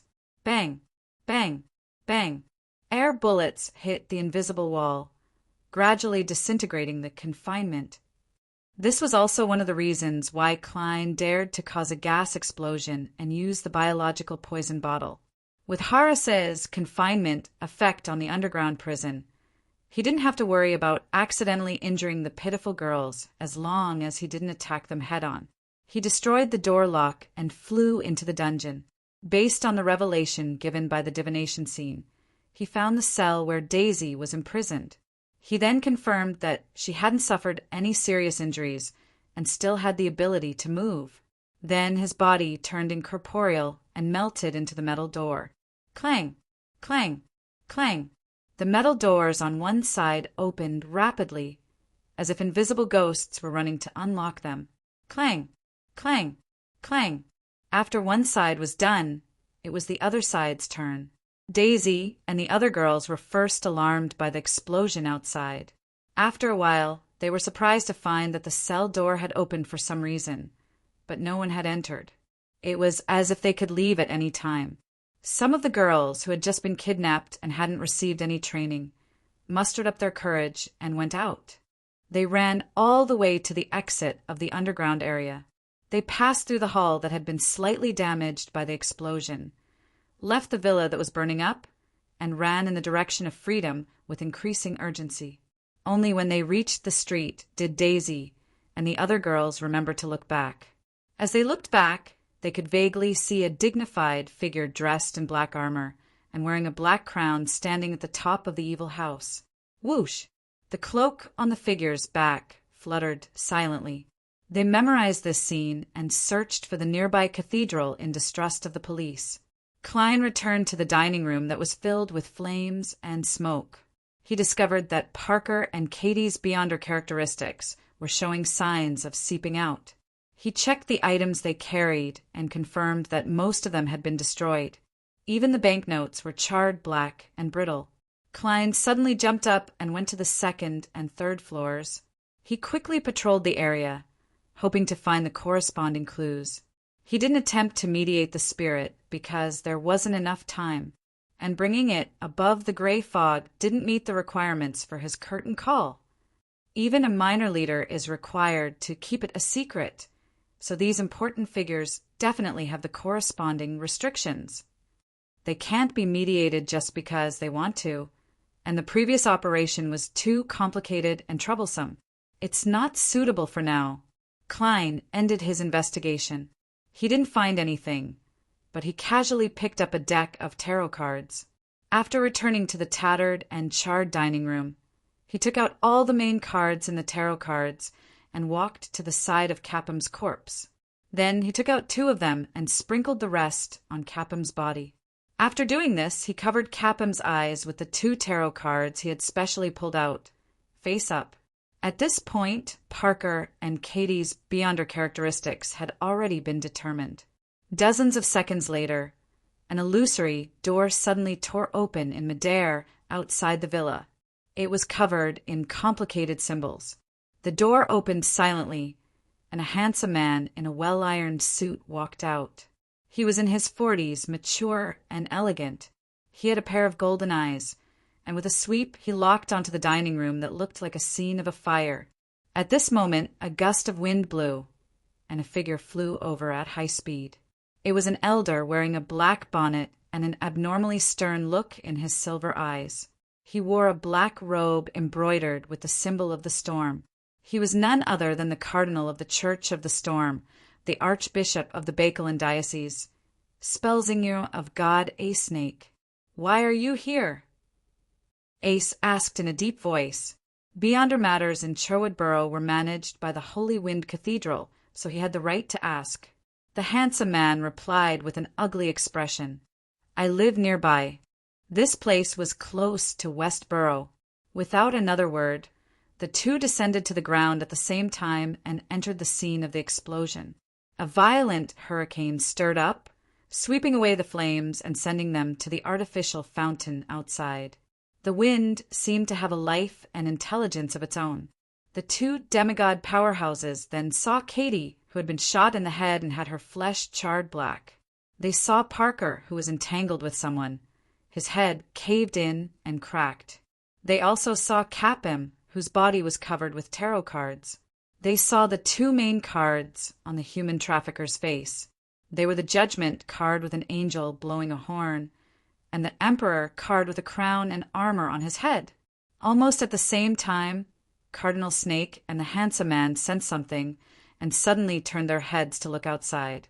They discovered a dignified figure covered in black armor and a pitch-black crown on the roof of the house on the side of the villa. The figure nodded slightly and his cloak fluttered. Then he disappeared without any warning, right under the noses of the 2 high-sequence Beyonders. Chapter 384. With a swoosh, a silver bolt of lightning in the shape of a tree lit up the early winter night. It didn't strike down, but instead pierced through the air, illuminating the area around where Klein had been standing as if it was daytime. Spellsinger of God a Snake retracted his gaze and whispered with a dark expression, "Rose School!" Not a wraith, nor a true undead creature. A mature, middle-aged man with golden eyes turned his head to look at Capham's corpse. A mature, middle-aged man with a pair of golden eyes turned his head to look at Capham's corpse. This is the second such case in the past 2 months. When was the first time? Cardinal Snake asked in a deep voice. The mature, middle-aged man in a well-ironed suit coughed lightly. The time when the true creator attempted to descend with the help of a swindler. the time when the true creator attempted to descend with the help of a swindler. Then it's not the Rose School of Thought. Cardinal Snake made an affirmative judgment. Although those organizations that believed in evil gods didn't like each other, they wouldn't deliberately destroy such matters. Instead, they were happy to see it happen, waiting for the other party to mess up the situation first. I think so too. Perhaps it's a newly emerged secret organization. Their characteristic is to cover their target with tarot cards. The mature and handsome middle-aged man smiled, and the different ways in which the tarot cards are presented seem to express different meanings. There are only two cards on this corpse's face. One is Judgment, and the other is the Emperor. Judgment is the motive and goal, and the Emperor is the code name of that person's organization. Of course, this could also be a ritual. Cardinal Snake didn't answer. He looked around and said, "Let's see what exactly happened here."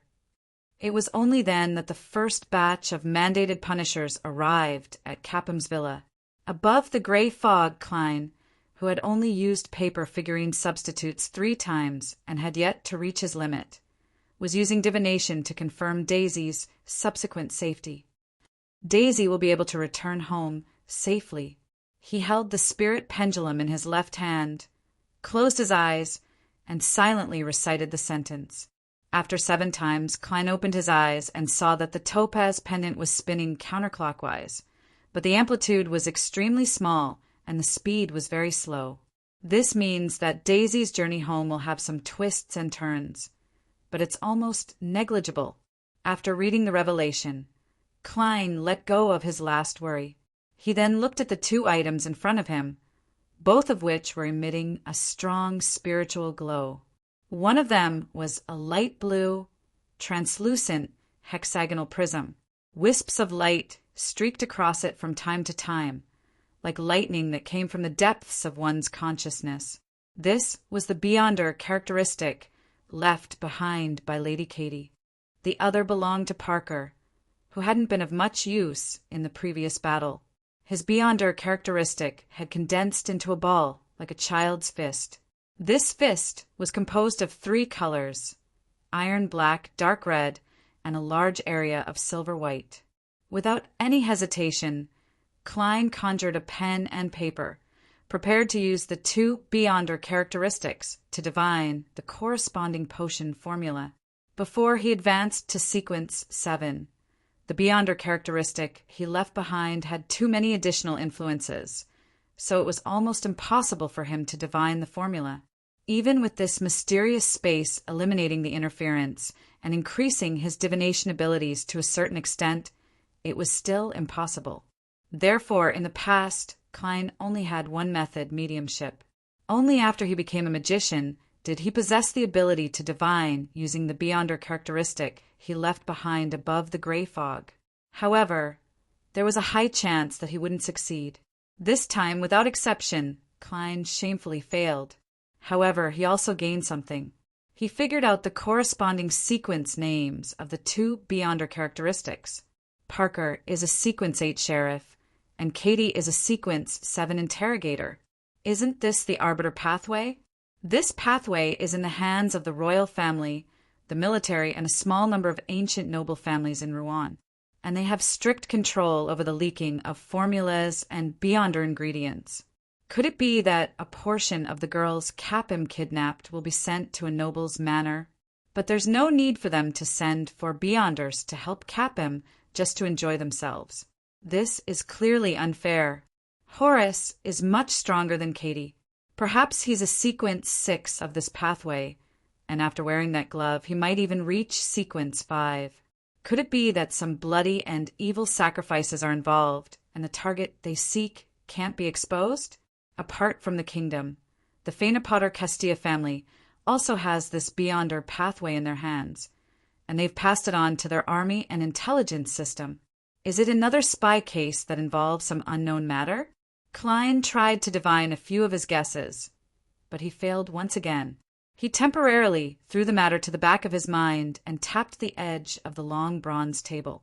as long as there's the formula and the corresponding supplementary ingredients. These two Beyonder characteristics can respectively make a person a Sequence 8 sheriff and a Sequence 7 interrogator. Miss Magician's friend named Zio seems to be lacking the Beyonder ingredients for sheriff. Next time, I can sell Parker's portion to Miss Magician's through World. I can quickly accumulate the materials needed for my subsequent faceless sequence. It doesn't seem appropriate to always go through World. This time, I've deliberately left the tarot cards. If Miss Justice were to hear of this matter, she would definitely think that it was done by my adorer. I'll get Mr. Fool to help him sell it. Klein quickly finalized his plan and made the sheriff and interrogator Beyonder characteristics fly to a corner and hide in the junk pile. I wonder what the Sequence 6 and 5 of the Arbiter pathway are called. It feels like I'm using order and law. Judge. Klein reined in his thoughts, half-closed his eyes, and carefully examined his condition. He once again felt his spirituality become lively. The potion was being pried open, and his digestion was speeding up. This time he intuitively believed that he had summarized most of the magician's code of conduct. The remaining details were better, but it didn't matter if he didn't. It wouldn't affect his digestion too much. Conjuring a fountain pen and goatskin, Klein wrote as though he had strengthened his memory. Magician's code of conduct. 1. Don't perform unprepared. 2. Challenge the impossible, even if the final outcome is fake.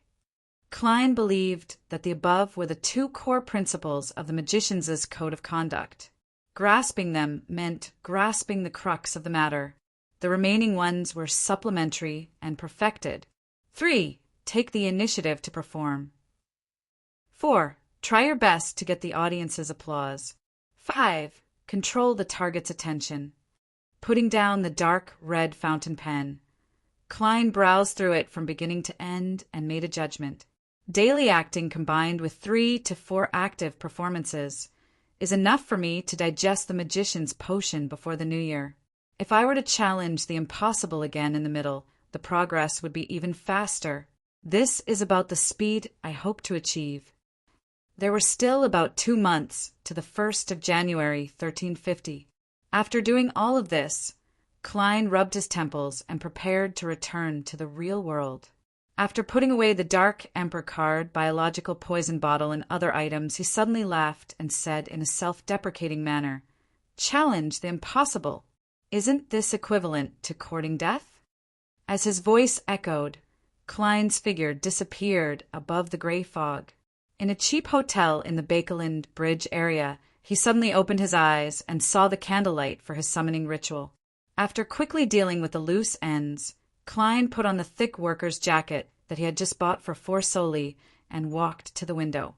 He picked up the sweet iced tea he had bought before and looked at his blurry figure reflected in the window. He revealed a heartfelt smile and whispered to himself. He revealed a heartfelt smile and muttered to himself, "Cheers!" Just as he said that, he touched the glass in his hand, raised his chin, and drank it all in one gulp. Following that, he leisurely left the hotel. The nearby gas lamps were all lit up, and the pedestrians and carriages were busy, oblivious to the explosion at the border of Sherwood Borough and West Borough. Klein strolled around the Bravehearts bar and paced around for a while. At 7:58, he knocked on the door of old Mr. I of Wisdom's Beyonder Gathering. He put on the iron mask and the hooded robe. He behaved like an ordinary person.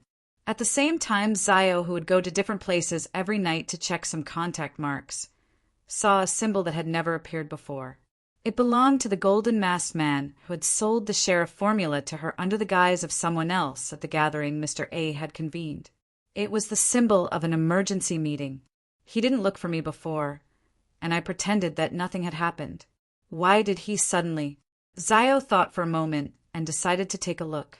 The golden masked man had promised to give her some missions so that she could save up enough money to exchange for the corresponding Beyonder ingredients.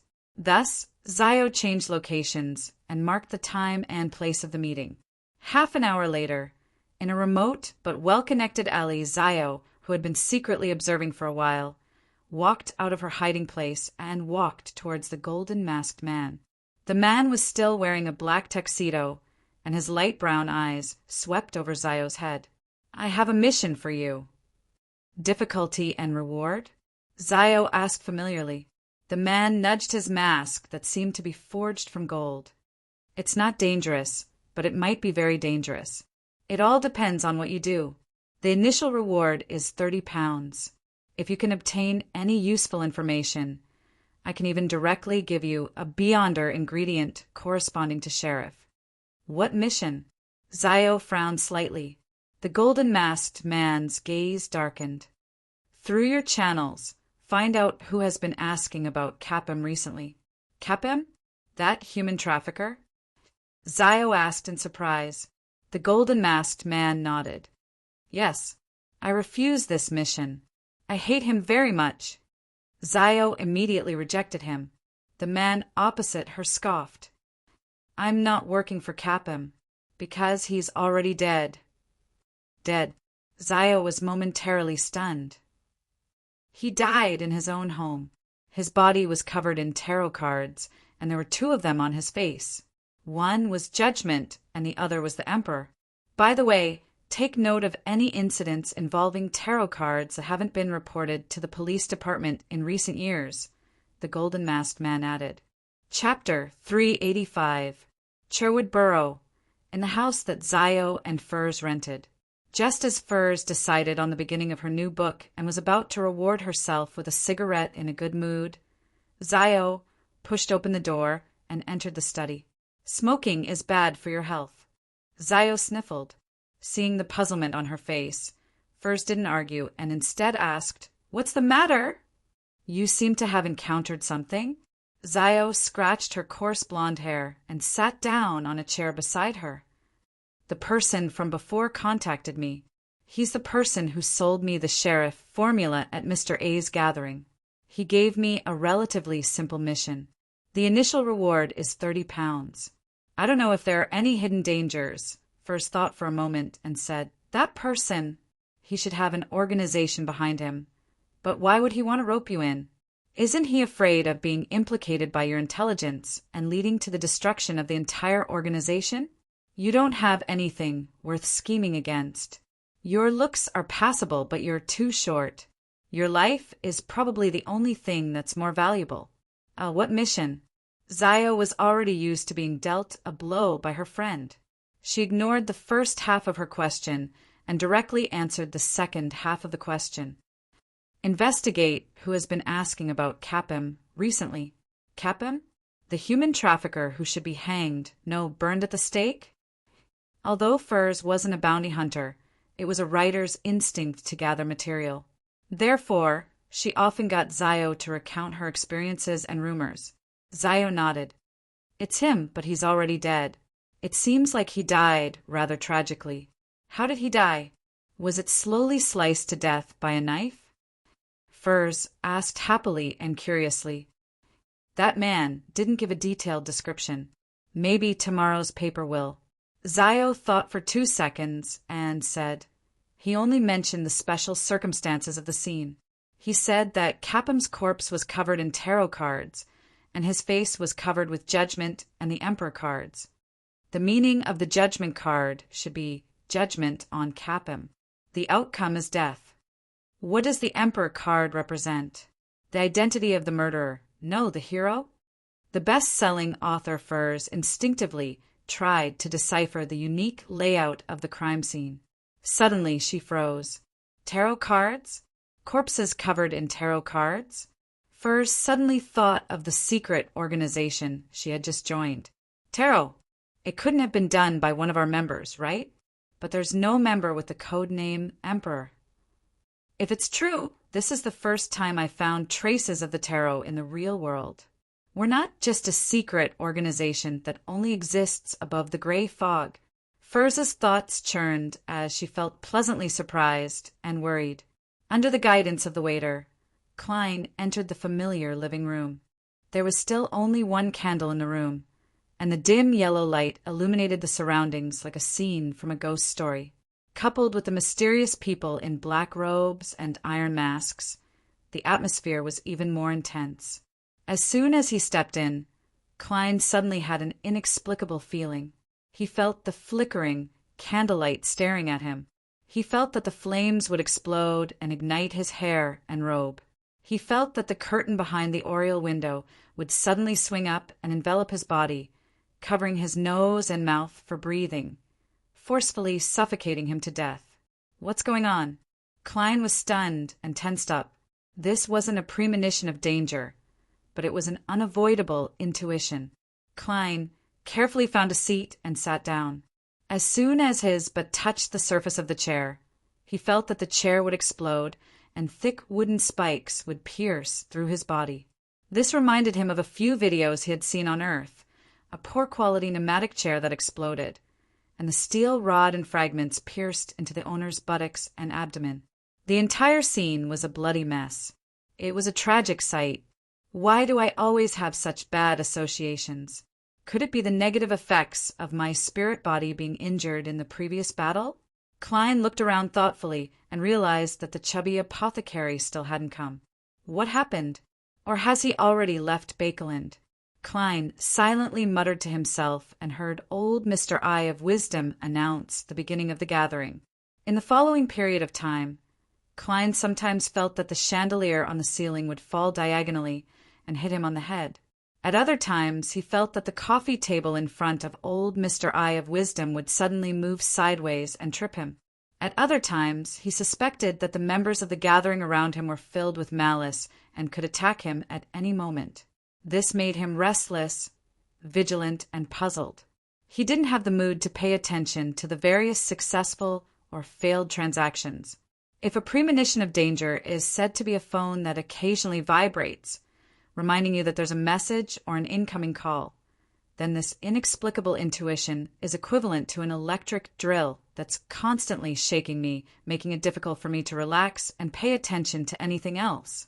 Klein tried to rub his temples, but he touched the cold iron mask. At this moment, he felt that his iron mask would suddenly cave in and stick close to his face, embedding itself into his brain. Is it really because my spirit body is injured that I'm hallucinating? Klein furrowed his brows. He had originally wanted to make a request to purchase the mutated pituitary gland and blood of the thousand-faced hunter at this gathering, but in such a situation he could only cautiously give up. Although the level of the gathering organized by old Mr. Eye of Wisdom wasn't high, and there was a high chance that it wouldn't involve high-level monsters like the thousand-faced hunter, Klein believed that many of the members here had participated in other gatherings. Perhaps they could come into contact with the corresponding information and clues. While feeling uneasy, Klein participated in the gathering as a bystander. Just as he took off his robe, mask, and left the room, the inexplicable intuition that everyone and everything was trying to harm him suddenly disappeared in a strange manner. Klein's pupils constricted slightly as he confirmed that the phenomenon just now wasn't due to his spirit body being injured. Otherwise, it would be impossible for him to be in two different states. He suspected that there was an invisible, undetectable, and abnormally terrifying existence in the activity room where the gathering was held. Thus, it stimulated him, who had the spiritual intuition of a seer and the premonition of danger of a clown. However, due to the other party suppression or uniqueness, this stimulation appeared in the form of too many associations, preventing him from being vigilant. Who could it be? This is too terrifying. Just its existence alone is enough to make me feel like I'm about to lose control. Klein quietly left old Mr. Eye of Wisdom's house and walked towards the nearest street. Suddenly he had a guess. The Bravehearts Bar is nearby, and Steve, the wraith that Marek, Miss Sharon, and I killed, are in charge of monitoring the surrounding area. Their deaths would definitely anger the high-sequence Beyonder from Rose School, and he would cast his gaze here at the Beyonders active near the Bravehearts Bar. Was that him just now? Fortunately, I used items like the biological poison bottle and the sun brooch tonight, and in order to avoid being divined, I left them above the gray fog. Otherwise, the outcome would be unimaginable. The magicians who had just completed an impossible performance would die here. The world of Beyonders is really dangerous. In the Holy Wind Cathedral, Cardinal Ace Snake looked at the captain of the mandated punishers in front of him. his silver eyes emotionless. Who is Capim? Why is there an underground prison in his villa? The captain of the mandated Punisher team immediately replied, a tycoon rumored to be involved in the disappearance of many young girls. He was suspected to be a human trafficker and was secretly involved in the slave trade. That underground prison proves the rumor. Why would a human trafficker be protected by several Beyonders? And it's not a low sequence, Cardinal Snake asked. Your Excellency, this needs to be investigated. We've tried to use Beyonder means to find clues, but we've failed, the captain of the mandated Punishers replied in fear. I tried too.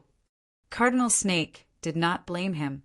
The upper echelon of the Church of the Storm paused. Continue investigating this matter. Also, find that sequence 6 or 5 ghost. After his subordinate left, Cardinal Snake picked up his pen and wrote down a few targets in his notebook that he needed to pay attention to. Capim, human trade, tarot card ritual, a strange but low-ranking specter, and a secret plot. Empress Burrow, in the luxurious villa of Earl of Hall's family. Audrey was waiting for the maid to cut the food when she suddenly heard her father, Earl of Hall, who was used to reading newspapers at breakfast, laugh. Capim is dead. Who is he? Audrey asked with widened eyes. In fact, she wasn't curious about who Capim was at all. She was simply playing along with her father, who clearly had a desire to communicate.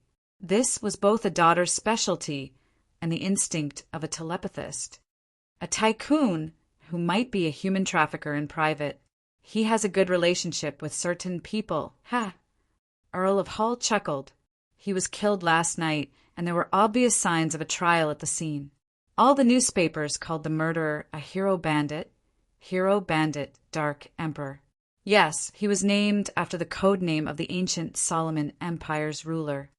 Hero bandit, Dark Emperor, Dark Emperor. Audrey instantly thought of the card of blasphemy that currently belonged to Mr. Fool. This was the highest level item she had come into contact with so far. She suddenly became interested in Capim's murder case. It sounds interesting. Although it's illegal, I still want to say that the hero bandit did a great job. Oh, Dad, what about the process? The police and the church's corresponding departments didn't disclose the specific details, and I haven't met them either. This is how it was described in the newspapers. The hero bandit wore black armor and a pitch-black crown, with a cloak of the same color behind him. He entered Capim's villa, and not only did he steal all the valuables in the safe, he also stole the lives of Capim and his evil subordinates, and rescued the girls locked up in the dungeon. He scattered tarot cards all over Capim's body, and the most eye-catching ones were the 2 on his face. One was Judgment, and the other was Emperor. Earl of Hall held the newspaper and described with a smile. Tarot cards, the Judgment card and the Emperor card. Audrey's eyes suddenly lit up. Chapter 386. Upon hearing the description of the familiar scene, Audrey was almost certain that it was done by Mr. Fool's adorer. She immediately felt a strong sense of immersion, participation, and pride. That's a human trafficker whose hands are stained with blood and sin. The Judgment card means that he's being judged by justice. The verdict is hanging, beheading, or burning at the stake. The Emperor card should be a symbol of identity. Is this the adorer who infiltrated the Royal Museum and stole the Dark Emperor card? For a moment, Audrey's imagination ran wild. She had planned on asking for more details and a more detailed process. But from her father, Earl of Hall's expression, tone, and emotional color, she knew that he didn't know what had happened for the time being. All she could do was suppress her doubts and curiosity and prepare to ask her good friend, Kentz Learson, who worked at MI9. Although asking Kentz directly suits my image in this regard, it would still be a little abrupt and slightly contradictory to my identity as a noble. Get Annie to prepare a few invitations for afternoon tea and send them to Glaint, Kentz, Murray, Christine, Jane, and the others. Most of them are interested in mysticism, so they won't be uninterested in the title of Hero, Bandit, Dark Emperor. Under my guidance, They can help me ask many questions that are inconvenient for me to ask. It's decided. Audrey retracted her attention and took small bites of her breakfast. She believed that Mr. Foolsador wouldn't deal with Capim purely to punish evil. This didn't match his identity. Of course, if it were a few months ago, Audrey, who had just joined the tarot, would definitely be willing to accept such an explanation. Otherwise, she wouldn't have chosen the Justice card as her symbol. After attending many gatherings and experiencing many things, she felt that she had matured a lot and was no longer that naive. She believed that there had to be more crucial and intrinsic factors hidden in this matter, such as which evil god or secret organization Capim was involved with. I hope Kantz can provide me with useful information. Audrey thought in anticipation. At 15 Minsk Street, Klein was eating white bread with jam spread on it as he flipped through the day's newspaper. What, a safe? As he stared at it, he almost choked on his own words. I didn't, don't talk nonsense. Klein immediately denied that he had stolen all the valuables from the safe. At that time, the situation was urgent. In order to obtain clues, although he found the safe, he only went in to see if there were any important documents and evidence. He didn't take any of the valuables and quickly left the place and went to another room. Of course, in his spirit-body state, Klein had also suffered some injuries from the explosion caused by the gas. The total weight of the items he could carry had decreased by quite a bit, and Capim's safe only had gold bars, jewelry, land deeds, house deeds, and antiques. It was either inconvenient to take them away or impossible to get rid of. Maybe he has a special place for cash, but unfortunately I didn't find it, and I don't have time to look for it. Klein muttered silently, confirming that the people who had split up all the valuables in the safe were investigators. He glanced at the newspaper, took a sip of Zybe black tea, and slowly exhaled. He laughed in his heart. Hero Bandit, Dark Emperor. I like this title. After breakfast, Klein put on a heavy double-breasted frock coat, picked up a half-top hat and a hard black cane. He opened the door and left Minsk Street, heading for Broken Axe Alley at the edge of East Borough. That was where Daisy had gone missing. After finalizing the plan yesterday before taking action, he had deliberately made a trip to Broken Axe Alley and seriously searched for clues. He had also knocked on the doors of many surrounding houses and asked if they had seen any girls similar to Daisy. Although Klein believed that the official Beyonders who took over the case wouldn't think that a poor family could afford to hire a hero bandit with the strength of at least Sequence 6, and there was a high chance that they would focus their investigations on the secrets that Capim was involved in, supplemented by who has been inquiring about Capim's matters and other peripheral investigations. However, he still carefully decided to try his best to put on a good show. What if some law enforcer had a screw loose and planned on doing a preliminary investigation in this area? Some families might still have some savings and can afford to hire other detectives. I'm just a kind-hearted person who took over the case yesterday, so the chances of me being suspected are extremely low. As long as I'm not suspected, they won't compare it to my performance during the Lenivas case. Furthermore, the ones who were mobilized last time were the Nighthawks, and they were assisted by the military's special department. This time in Sherwood Borough, it should be the mandated punishers. The communication between them won't be that smooth.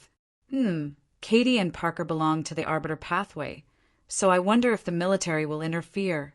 As a former Nighthawk, Klein had a sufficient understanding of the behavior, style, and investigation habits of several official organizations. To put it simply, I have excellent anti-detection abilities. Klein gave a self-deprecating laugh and boarded the carriage. He was going to continue investigating Daisy's disappearance. This was because he was an ordinary private detective who had yet to confirm that Daisy's disappearance was related to Capim. At 9 a.m, Daisy returned to the dilapidated apartment she had rented, accompanied by the police officers in charge of the surrounding streets. Last night, she had been placed in the cathedrals of Sherwood Borough along with the other pitiful girls. She had been questioned accordingly, including the scene when they had escaped, what they had seen when they turned around, where they lived, what their family situation was like, who they knew, who they felt wasn't an ordinary friend, and so on. Daisy, who was still in a state of panic and fear, answered those questions truthfully. After that, no one came looking for her. She slept for half the night and was sent to Eastborough in the morning, handed over to the fierce police officer she often saw. Along the way, Daisy didn't dare to speak, and she trembled slightly. Only when she entered the apartment where she lived did she feel a little more at ease. Just as she stepped through the door, before she could find her mother and sister through the hanging wet clothes, she heard a scream. "Daisy!" Freya put down the work in her hands, and like an agile deer, she dodged the clothes in midair and the junk on the ground. She quickly ran to the door and hugged her sister tightly. Then she let go and, with tears streaming down her face, she sized up Daisy in pleasant surprise and worry. "Are you all right?" "That's great. You're finally back." Liv also stood up from behind the washtub, wiped her hands on her clothes, and wiped her eyes. "Daisy, where have you been the past few days?" At this moment, the policeman interrupted. "She was kidnapped." "She was kidnapped, and we rescued her." Thank you, thank you. You're too great." Liv cried as she randomly used adjectives. The policeman coughed lightly. "It's our duty. Have you encountered any strange people in the past few days?" Liv was taken aback for a second. She didn't want to add to the trouble, since it was one less thing to deal with. She said, "No, really not." The policeman waved his hand and said, "Be careful in the future. Don't take the deserted path." He couldn't stand the humidity and the mixed smells here, so he immediately turned to leave. Liv looked at her daughter again and strode to her side. After wiping her hands on the side, she hugged Daisy. "It's good that you're back. It's good that you're back," she murmured with tears streaming down her face, not asking if Daisy was hurt. Daisy, relieved at once, began to sob. Freya, who was beside her, also cried. She reached out her hands and hugged her mother and sister. After crying for a while, the mother-daughter trio released each other. Liv wiped her eyes again and said, "Wash the clothes first. There's still a lot left." Daisy, who had just been rescued, nodded and quickly threw herself into her busy work. It wasn't until noon, when they were chewing on black bread and drinking water that couldn't even be considered tea, that Liv had the time to ask, "Daisy, are you hurt?" Daisy shook her head. "They only hit me a few times." "That's great.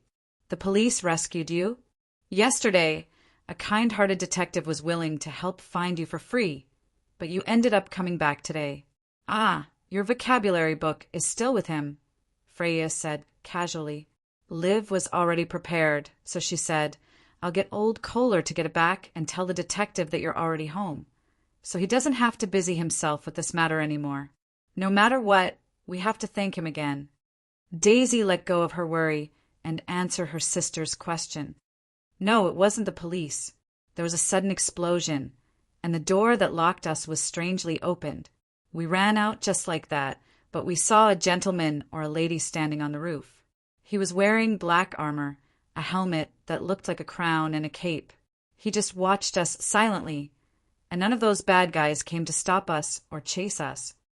As a tutor at the free school, Daisy's vocabulary was clearly richer than her mother's. "A person in that kind of clothes saved you?" Liv asked in surprise. Freya waited curiously for the answer. Daisy nodded seriously. "Yes, he's like the bards speak of hero." "Hero." Freya ruminated over the word, her eyes as bright as stars. In a secret room, a group of people were holding the information they had been given, carefully comparing the Lenivas case and Capham's case, looking for similarities in the motive and modus operandi. The two matters can't be linked at all.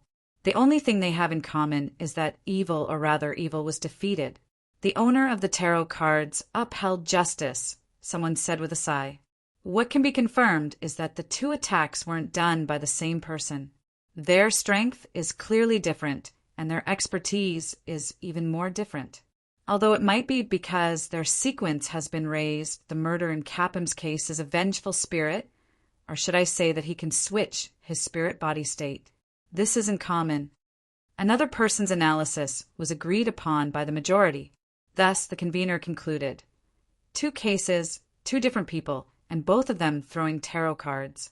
Perhaps the latter is a copycat, so we can lock onto the people who know about the Lenevis case. The other possibility is that there's an organization symbolized by tarot cards. Chapter 387. In Empress Borough, in Earl Hall's luxurious villa, the top-grade Fainapotter St. Desire Mountain coffee emitted a rich aroma, and the beautiful smell of Queen's black tea blended into an intoxicating symphony of scents. They lingered around an elegant, 3-tiered tray, serving delicious and exquisite desserts. This was Audrey's afternoon tea. Her aristocratic friends in mysticism came as promised, and they sat around the table, chatting and laughing. After Audrey's quiet guidance, Jane, Murray, and the others developed a strong interest in the hero-bandit Dark Emperor who had appeared last night. They all cast their gazes on Kong Learson, the son of a noble who had joined MI9. Does that Dark Emperor have any beyonder powers? The sweet-looking Christine asked curiously. Their fathers were at least viscounts, giving them sufficient status and channels to understand the existence of beyonder powers and potions. However, they were just like Audrey back then, unwilling to join the Nighthawks, mandated Punishers, Machinery Hive Mind, or MI9. They were unwilling to waste large amounts of time on official duties. Apart from that, the families they belonged to couldn't be traced back 1,000 years. Even the ancient nobles of the Fourth Epoch, when the Ruan Kingdom was first established, weren't completely loyal to the royal family or the upper echelons of the military. Therefore, they had never been bestowed with formulas. Even if there were beyonder ingredients, they might not be able to recognize them, and even if they did, they wouldn't know how to use them. This limited the possibility of Murray, Christine, and the others becoming beyonders. They could only yearn for it, but it was difficult for them to take that critical step. As for whether their elders had secretly collected potion formulas and nurtured a few beyonders that belonged to their families, that wasn't something they could understand. After all, it wasn't allowed. If the king really caught wind of it, he could use it as a reason to strip them of their titles. Of course, there were already 2 traitors in the living room at this moment.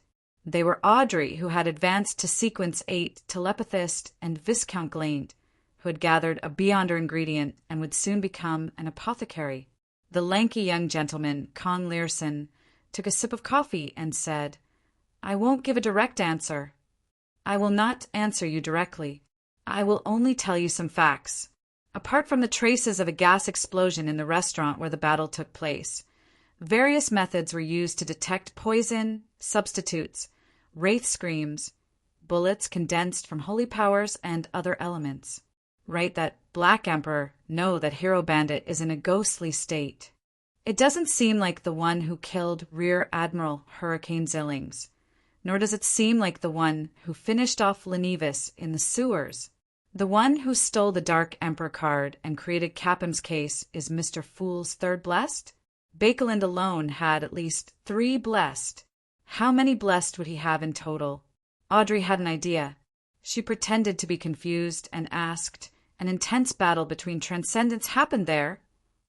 Under her guidance, Moulay took a step further and asked, "There's a beyonder in the Capham family?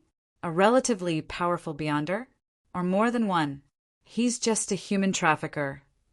Viscount Glaint subconsciously expressed his doubts. Audrey kept her faint smile and curious eyes, patiently waiting for Kong Si's answer. Kong Si laughed and said, "Moulay's guess is correct. Murray's guess is correct. That's all I can say. Do you want me to be grounded by team leader? Capham's family has relatively powerful beyonders, and there's more than one. Indeed, he's not an ordinary human trafficker. He might be involved in many mysterious matters, human trafficking. Could it be that he's involved in a cult sacrifice? Mr. Fool's Blessed is targeting this. Lenevis's incident was similar. It involved a cult, a sacrifice, and the descent of the true creator.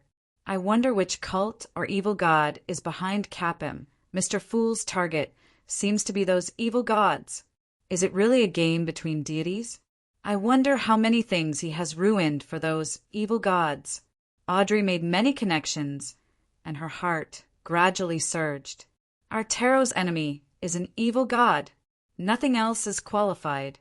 Could it be that Mr. Fool wants the title of nemesis of evil gods? Audrey pursed her lips and chuckled inwardly. Then she reined in her emotions and secretly repented. Audrey, how can you do this? How can you joke about Mr. Fool? At noon, Klein returned to Minsk Street, and as expected, he found a letter in his mailbox that old Kohler had hired a carriage driver to deliver. This was the emergency contact they had agreed on. Of course, according to Klein's expectations, old Kohler, who didn't know how to read, would only use simple symbols to tell him when and where to meet. To his surprise, when the letter was unfolded, it turned out to be neat words. With just a glance, Klein confirmed that it was the same handwriting as in Daisy's vocabulary book. From the looks of it, this girl helped old Kohler write it. This piece of paper doesn't show any signs of being soaked in moisture. Perhaps old Kohler specially bought some for emergency contact. Klein opened the door and read the letter as he walked into the living room. He didn't take off his coat, only his hat, and leaned on his cane. This was because the fireplace in the room had yet to be lit, and the cold of early November was silently drilling into his bones. The contents of the letter were very simple. After all, Daisy didn't know many words. She first thanked the detective for his kindness, then told Klein that she had returned home safely. Finally, she tactfully mentioned that she hoped that the detective would bring the vocabulary book with him the next time he came to Eastborough. A polite girl. Klein chuckled, snapped his fingers, and burned the letter, leaving no clues behind. He decided to make another trip to Eastborough tomorrow to return the vocabulary book to Daisy and reimburse old Kohler for the cost of delivering the letter, paper, and pen. Thinking of this, he couldn't help but sigh and chuckle. Captain, it's my turn to reimburse someone else. With only the last bit of work left, Klein suddenly had nothing to do. Without wasting any time, he went out again and went straight to the Quelaag Club. Dr. Allen often appeared there on Friday afternoons, and Klein wanted to ask about the tarot card-playing child, Will Septon. After entering the Quelaag Club in Hillston Borough, Klein said to the waiter in a red vest, "A cup of Marquis black tea and a dessert." "A cup of Marquis black tea and a dessert. Send it to the corner of the hall where Dr. Aaron and reporter Mike are sitting." Klein had already seen the cold-blooded, well-known surgeon, Alan Series, who wore gold-rimmed glasses, and the Daily Observer reporter, Mike Joseph, who had worked with him twice and had a pair of charming blue eyes, as well as the aristocratic equestrian teacher, Talon Dumont, who was second only to Sherlock Moriarty in frequency of appearances at the club. "Oh, our great detective is here, and he happened to be talking about you." Talon smiled as he stood up. "Are you bad-mouthing me?" Klein joked. Mike stood up as well and reached out to shake his hand. "No, I want to hire you again." "What's the matter this time?" Klein bowed to Dr. Allen and sat at their table. Mike chuckled. "You should have read the newspaper, right? Capim has been killed by the hero bandit Dark Emperor, and his crimes have been exposed. This is really something to be happy about. And as a reporter, I have to have sufficient news acumen. I plan on getting a list from the police department and going to Eastborough to interview the rescued girls. Then I'll restore Capim's most vicious, cruel, and unforgivable side to the readers of the newspaper. Of course, those victims must remain anonymous." He paused for a moment, then lowered his voice. "I also have a hidden goal, or rather an idea. Through such interviews, I want to find out if those girls and their families have any special friends. Who knows, that might be the hero bandit Dark Emperor." "You've found the right person." The corners of Klein's mouth nearly twitched. He smiled at Mike. "We've already worked together on matters in Eastborough. We have enough familiarity and trust, so I have no reason to refuse. It's a pleasure working with you." Mike stretched out his hand with a relaxed expression. "We'll start tomorrow or the day after tomorrow." The pay will be the same as last time, a total of 10 pounds. At this moment, Dr. Allen, who had been listening by the side, said, "Sherlock, I'd like to hire you as well. Tonight or after dinner. I've been optimistic recently." Klein asked in amusement, "Will it conflict with Mike's commission?" "No." Allen shook his head. "My luck has been pretty good recently. This makes me suspect that my bad luck was because of that child's reversed Wheel of Fortune card and his words. I'm very puzzled and troubled by this. I can be said to be very good to him and have great kindness. Why would he do this to me? I want to visit him at his house and confirm that he didn't mean it. However, I'm still afraid of something similar, afraid that an accident will happen. So I want you to protect me tonight. It won't conflict with Mike's commission. How about it?" This is exactly what I want to do. Challenging the impossible. After doing good deeds, my character has become very good. Have I really become the king of yellow and black who wields good luck? Klein was pleasantly surprised as he smiled reservedly. "No problem. We can talk about the pay. City of Silver." Derek Berg examined the translucent worm with 12 rings once again, examining the remains of Amon's avatar. He originally wanted to ask Mr. Fool what it was, but considering that he had already troubled this godlike figure once, he gave up on the idea because he was rather thick-skinned. He planned on conjuring it to ask Mr. the Hanging Man, Miss Justice, and the others at the next tarot gathering. After hiding the worm, Derek suddenly thought of something. The team that had followed Shepherd Elder Lovia to explore the half-destroyed temple of the fallen creator was about to return. It wasn't too far from the City of Silver, and it was a direction they hadn't set foot in before. He decided to take a look. There were quite a number of people he knew. Chapter 388. Looking at the bolts of lightning illuminating the dark sky, Derek didn't directly knock on the doors of his acquaintances. Instead, he walked along the widest avenue and headed for the training grounds at the edge of the City of Silver. After every exploration squad returned, they would stay in this place for a while. It was both convenient for them to communicate and report what they had encountered in the darkness, and it was also a form of isolation, in case certain weird things were attached to the bodies of any of the members, which would explode violently after a certain time. This was the experience that the City of Silver had accumulated over the past 2,000 years. It wasn't complicated, but it was rather useful.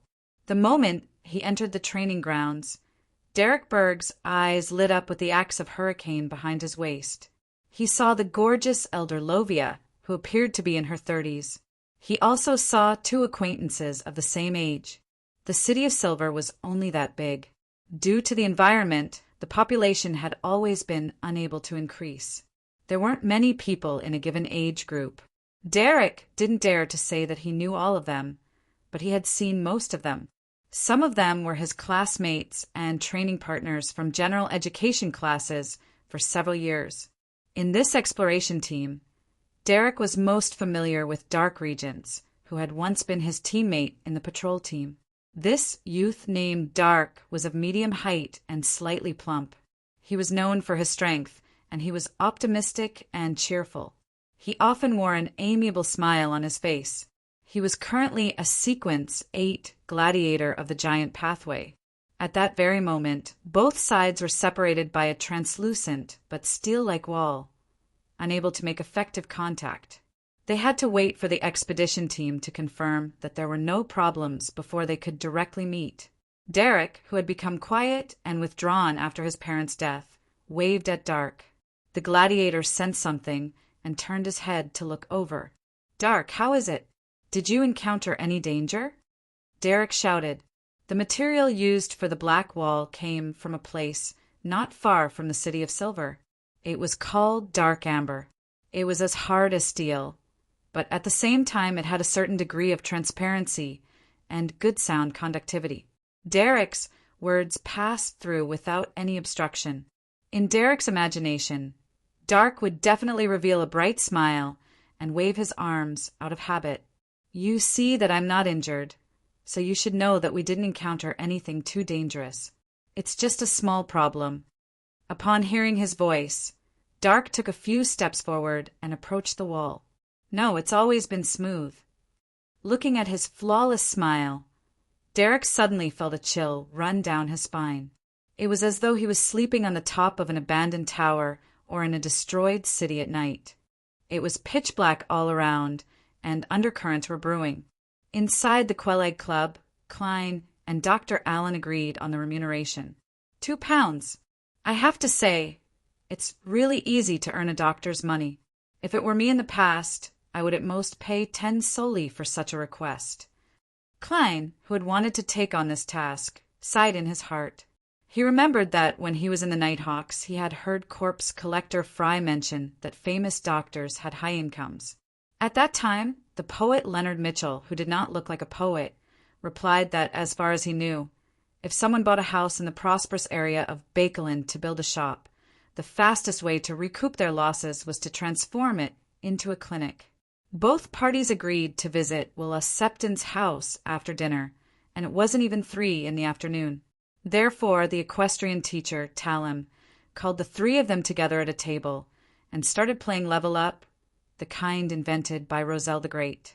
I expected to play tennis, practice shooting, and flip through the books in the library. What a healthy life it would be. But why did it turn out like this? Klein thought during a break in the game.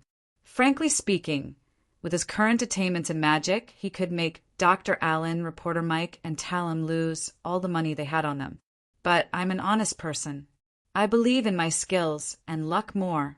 While the red-vested waiter was shuffling the cards, Klein picked up a cream pastry and took a bite in enjoyment. He praised from the bottom of his heart. This is life. While playing cards, Klein noticed that the equestrian teacher, Talem, was no longer in a daze and full of worries like before. Has the matter of his friend falling in love with someone he shouldn't have been resolved? Klein took a sip of Marquis black tea and thought curiously. As a detective, he knew that this matter should not be asked in front of others, so he restrained himself and focused on playing cards. At 5 o'clock, Mike Joseph had to make a trip back to the news agency, so the game between the 4 of them came to an end. Klein won 5 solely. My luck has been pretty good recently. Klein sighed in relief. When he saw Dr. Allen leave the table and go to the washroom, he controlled his voice and chuckled. Talem, has your friend's matter been resolved? Talem was throwing the cards in his hand into the middle of the table when he heard that. Sort of, he added with a desire to communicate. Actually, it wasn't anything too serious. I was just thinking too much at the time. To put it simply, a prominent young gentleman fell in love with a commoner woman. As you know, a man of such status has to marry a noble lady. To him, even the daughter of a tycoon is out of the question. Is that so? To think that I came up with so many melodramatic and bizarre stories, such as falling in love with a man, falling in love with a monster, falling in love with someone whose ethical relationship isn't allowed. Klein was disappointed and said in amusement, From what I know, gentlemen in high society don't mind having a mistress outside. No, Sherlock, you don't understand. Love, do you understand? Love. That young gentleman only wants to marry that commoner woman, Talem sighed. Yes, I don't understand. I'm just a single dog. Klein opened his mouth, but was speechless. Talem sighed to himself. For the sake of that young gentleman's future, I once thought of asking you to find someone with some magical powers. In secret, In short, I'm a law-abiding person, and I only think about it in my head. How was the matter resolved? Klein asked with interest. Talem picked up his Highland coffee and took a sip. The solution was simpler than I imagined. I went straight to the lady and told her of the predicament. She very rationally expressed her willingness to leave the gentleman and asked for my help. I have to say, she's really a considerate, kind, elegant, and beautiful girl. If I didn't consider my status, perhaps I would have knelt in front of her and kissed the back of her hand. All right, it looks like I can't help. Klein picked up the white porcelain cup of black tea inlaid with gold threads. As a visitor from Earth, he was completely uninterested in breaking up a couple and ruining someone else's love. However, it was another matter to treat it as gossip. After having dinner at the Quail Egg Club and tasting the limited supply of Sonia lobsters, Klein and Dr. Allen took the latter's carriage to Will Septon's house at 66 Dalton Street in Northborough. This was an address that Dr. Allen had memorized a long time ago. He didn't return to the hospital to look through the corresponding medical records, and according to Klein's guess, the information regarding Will Septon had most likely been taken away by the Nighthawks. As a former Nighthawk, I know their procedures very well. Klein sighed with a bitter smile. After ringing the doorbell, the two waited for a while before the door was opened. A maid in a black and white dress asked curiously, "What's wrong?" A maid in a black and white dress asked in puzzlement, "Gentlemen, who are you looking for?" Seeing that Allen was still as cold as ever, Klein took the initiative to say, "We're looking for Will Septon." "We're looking for Will Septon. He's his attending physician. He's here to do a return visit and confirm his health." "I don't know him. I've only been here for a few days. I'll get my master." "Please wait a moment," the maid replied with a blank look. As the two waited, Allen suddenly said, I don't know about him. I almost believed the reason you gave me just now. This is the basic quality of being a detective." Klein chuckled. At this moment, an old gentleman in his 50s walked to the door and said in a deep voice, "Will Septon's family has already moved out. Will Septon and his family have already moved away," and he gave a date. Allen did some calculations and frowned. How can they move out after being discharged from the hospital 2 days after surgery? He really acted like he was paying a return visit. Klein asked in puzzlement, "Sir, how do you know so much?" Normally, subsequent tenants would only move in after a period of time. The old gentleman replied in a bad mood, "Someone came to ask about it previously, and I even specially went to the landlord." The old man replied snappily, "Someone has already asked about it before. I even went to the landlord." "Do you know where Will Septon's family moved to? Do you know where Will Septon's family moved to? Do you know where Will Septon's family moved to?" Klein deliberated for a moment and continued asking. "A little." The old gentleman took a deep breath and said, "But they've all been given to the previous group of people." "Then did they leave anything behind?" Klein deliberated for a moment and continued asking. It's really helpless to meet a fellow detective. They can always think of things ahead of time. Klein couldn't help but sigh. Seeing that there were no more clues, Klein and Allen politely bade farewell and left 66 Dalton Street. "It looks like your doubts will only be resolved after a long time," Klein said to Dr. Allen. Allen fell silent for a few seconds and slowly exhaled. "After what happened just now, I'm not that troubled anymore. I'm a doctor, and it's enough for me to do my own thing. I should pay a return visit to his health and not question him about the situation. What others think and why they aren't kind aren't things I should be concerned about. In the future, I'll just try my best to maintain a doctor-patient relationship."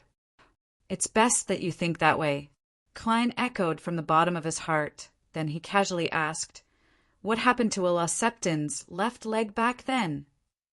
"There was a strange tumor growing on his left calf. It happened to form a ring, and it severely compressed his blood vessels," Dr. Allen recalled. "But the child didn't seem to be in too much pain. He only looked a little afraid. We initially wanted to treat him conservatively, but the situation rapidly worsened." Chapter 389. City of Silver. Derek Berg didn't know how he returned home. He only remembered the indescribable fear. Compared to the past, Dark Regence's personality and performance weren't much different, but there was indeed an unsettling change. Derek was afraid that the City of Silver would be targeted by the evil god, the fallen creator. He was afraid that it would be completely destroyed before he could become the sun and save the City of Silver from the curse that had lasted for more than 2,000 years, giving the residents hope and sunshine. At this moment, he hated himself for not being strong enough. He was still only a Sequence 8. "No, I can't just watch." Derek suddenly stood up, prepared to rush to the spire and inform the other elders of the six-member council and Chief Colin Iliad of the abnormality he had discovered. However, Derek knew very well that such abnormalities weren't suspicious at all.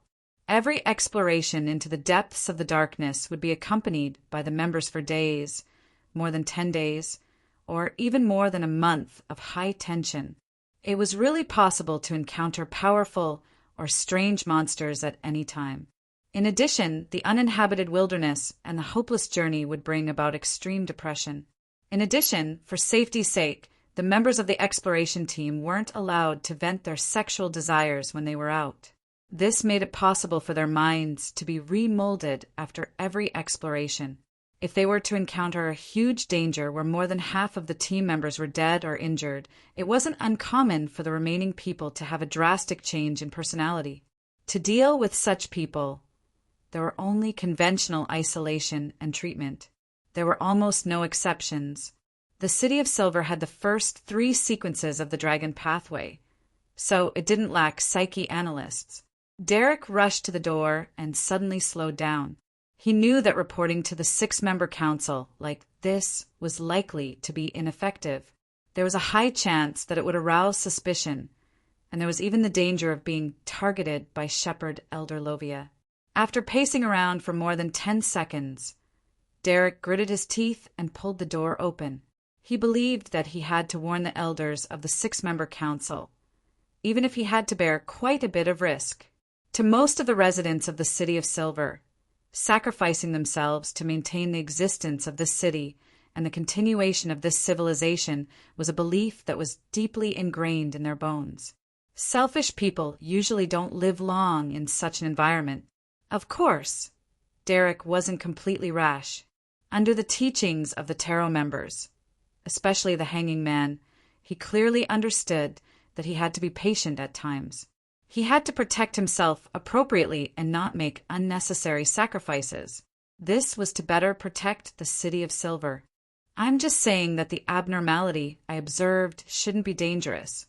Derek comforted himself as he ran faster and faster. Finally, he saw the spire that symbolized the highest authority in the City of Silver. He found the Beyonder on duty and made a request to meet the chief. To Derek's surprise, the Beyonder didn't ask why like normal. After a simple briefing, he led him up the spiral staircase and arrived at the chief's room. It's strange. It's different from before. Derek felt that this change in detail made him even more uneasy. Upon entering the room, he saw Chief Colin Iliad standing in front of a wall. This tall old man had deep wrinkles, blue eyes, and messy white hair. He had 2 swords hanging on the wall in a crisscross pattern. He wore his usual flaxen shirt and brown coat. It was hard to believe that he was a champion who had hunted many demons and monsters. Derek Berg, what is it that you have to tell me face to face? Cullen asked in a mellow voice. Your Excellency. Derek bowed. I met the team exploring the temple at the training ground today. I realized that the Dark Regents I know has changed strangely. He's no longer as cheerful as before. His smile is as polite as a stranger's. Also, Elder Lovia no longer changes the way she speaks. Colin looked deeply at Derek and asked in a deep voice, Is that all? Yes, yes. Derek lowered his head. Yes, yes. Derek lowered his head. I think there might be an anomaly. Colin waved his hand and said, Got it. I'll get A-Floor to do a checkup. Go back. In the future, just report such matters to the Spire's guardian. A-Floor was the most experienced psyche analyst in the City of Silver who was closest to Sequence 6. Unfortunately, there were no potion formulas for Sequence 7 and beyond. After receiving such an answer, Derek left gloomily. Colin looked at his back, disappearing by the door, and suddenly sighed in disappointment. After discussing the Laseptin situation with Dr. Allen, Klein, who didn't discover anything else, got off the carriage midway and took the steam subway. After 3 stops, he arrived near Minsk Street and switched to a trackless public carriage to return home. As it was still early, he first used divination to confirm that the previous tenant wasn't lying. Then, He diligently continued studying the Book of Secrets. Ever since he had this mysticism book that could be described as a beginner to expert, Klein's use of the mysterious space above the gray fog became more and more ingenious, and he completed many outstanding operations.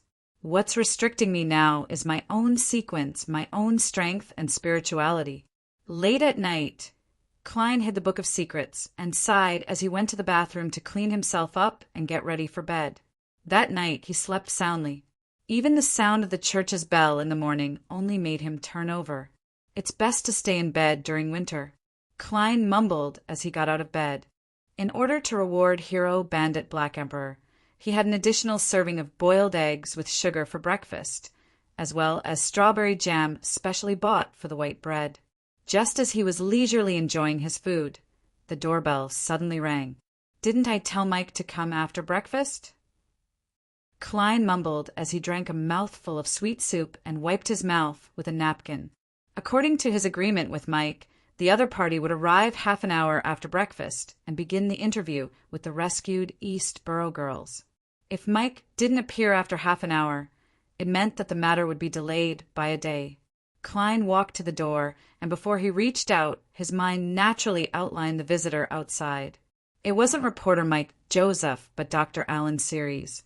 "Good morning, Alan. Did you sleep late last night?" Klein noticed that Alan looked rather pale, so he secretly activated his spirit vision to take a look. Alan took off his hat and put away his cane. He was about to take off his coat, but he was dissuaded from doing so by the cold air in the room. Klein laughed dryly and said, "I was preparing to head out today. As you know, Mike might come looking for me, so I didn't set up the fireplace." Alan nodded and didn't say anything else. He followed Klein into the living room and found a seat to sit down before saying, "Sherlock, I had a nightmare last night. Sherlock, I had a nightmare last night. I dreamed of that child, Will Ossipton." "Nightmare? That's within the scope of my knowledge. I'm a professional at interpreting dreams, even more so than inference." Klein leaned forward and clasped his hands. "What kind of nightmare?" Alan recalled and said, "There are some details and processes that I can't remember. I can't remember some of the details and processes, but the one that left the deepest impression on me was a pitch-black, towering spire with a giant, silvery white snake coiled on it. It was slowly wriggling and looking at me with cold, merciless red eyes. I don't know why, but I entered the steeple, went up and down the stairs, passed through one wall after another, passed through one locked door after another, and finally I found the child named Will Ossipton in a dark corner. He hopped a few steps on one leg and curled up against the wall, with the deck of tarot cards scattered around him. When he saw me, he was afraid and happy. He shouted, 'Dear Alan.' That was pretty much the entire dream. After that, I woke up." Klein listened seriously and asked in thought, "Didn't Will Ossipton say anything else?" Alan frowned and thought for a moment before he suddenly blurted out, "Yes," he said, "Dar, Alan, a snake wants to eat me." Following that, the gigantic silver snake hung down from the ceiling, its head facing me. Its mouth was very big, but there were no teeth or tongue inside. It was blood red. Gigantic silver snake. A pitch-black tower. Will Ossipton under layers of defense. Klein deliberated as he said to Dr. Allen, "This isn't a very strange dream." "This isn't a very strange dream. It should be that when you were communicating with Will Ossipton, you subconsciously sensed that he was in some sort of predicament and was being threatened by something. That's why you dreamt of such a scene. A child hiding in the depths of the tower behind countless walls and doors, a giant silver snake coiled around the top of the tower. Haha, as a detective, I more or less know a little about psychology. It's often introduced in the newspapers. What I don't understand is why you only had such a dream today." Klein didn't lie about his interpretation. He just didn't mention the possible reason. Alan opened his mouth. "I was too eager just now and forgot something." As he spoke, he took out a leather wallet and took out a paper crane that was made with good craftsmanship. After I discovered that Will Ossipton's family had already moved away, I recalled that he gave me this before he was discharged. He said, "Doctor, this can bring you good luck." I didn't think much of it back then and casually threw it in the office drawer. After I parted ways with you last night, I went to retrieve it and put it in my wallet. In the end, I had that nightmare last night. Klein looked at the paper crane and nodded in thought. Dr. Allen, it looks like Septon didn't mean for you to be unlucky. He made amends after the fact. The paper crane that Roselle the Great invented has the meaning of giving good wishes, and he even said that it would bring you good luck. Allen subconsciously asked back, what? The paper crane folding technique was invented by Roselle the Great? I don't know if it's him, but I think it's him. The corners of Klein's mouth curled up. Probably. Chapter 390. With Klein's explanation and consolation, Allen felt a lot more at ease. He planned on observing him for a few more days to see if he would have similar nightmares again. After sending the famous surgeon out the door with a smile, Klein's expression suddenly turned solemn, as though he was thinking about something. There was nothing wrong with his interpretation of the dream. The pitch-black tower, the obstructive walls and door, as well as the giant silver snake, did indeed symbolize Septon's situation of being threatened by something. It symbolized the child's fear and helplessness as he attempted to hide behind layers of protection. But the crux of the problem was that this was most likely not a revelation that Dr. Allen's spirituality had received on its own. Otherwise, he wouldn't have waited until last night to find the paper crane before having such a dream. Long before Septon was discharged from the hospital, when his spirituality had unconsciously sensed something strange, there should have been such a development. Therefore, Klein suspected that this dream was instilled into Dr. Allen by someone else, and the medium was the paper crane. Klein activated his spirit vision to carefully observe the artifact, but he didn't discover any spiritual luster. However, his spiritual perception and intuition told him that there was something magical about the paper crane. Perhaps it involved the most ethereal, most difficult to grasp, and most worthy of respect. That child named Septon isn't simple. From the looks of it, the magical thing isn't the tarot cards, but him. The giant silver snake is a symbol of danger, and this matter is related to bad luck, and other factors. Could it represent the snake of Mercury, the sequence, one of the monster pathway, the snake of Mercury? Klein's thoughts wandered, but he was unable to confirm anything. He began analyzing the problem of how the dream was instilled.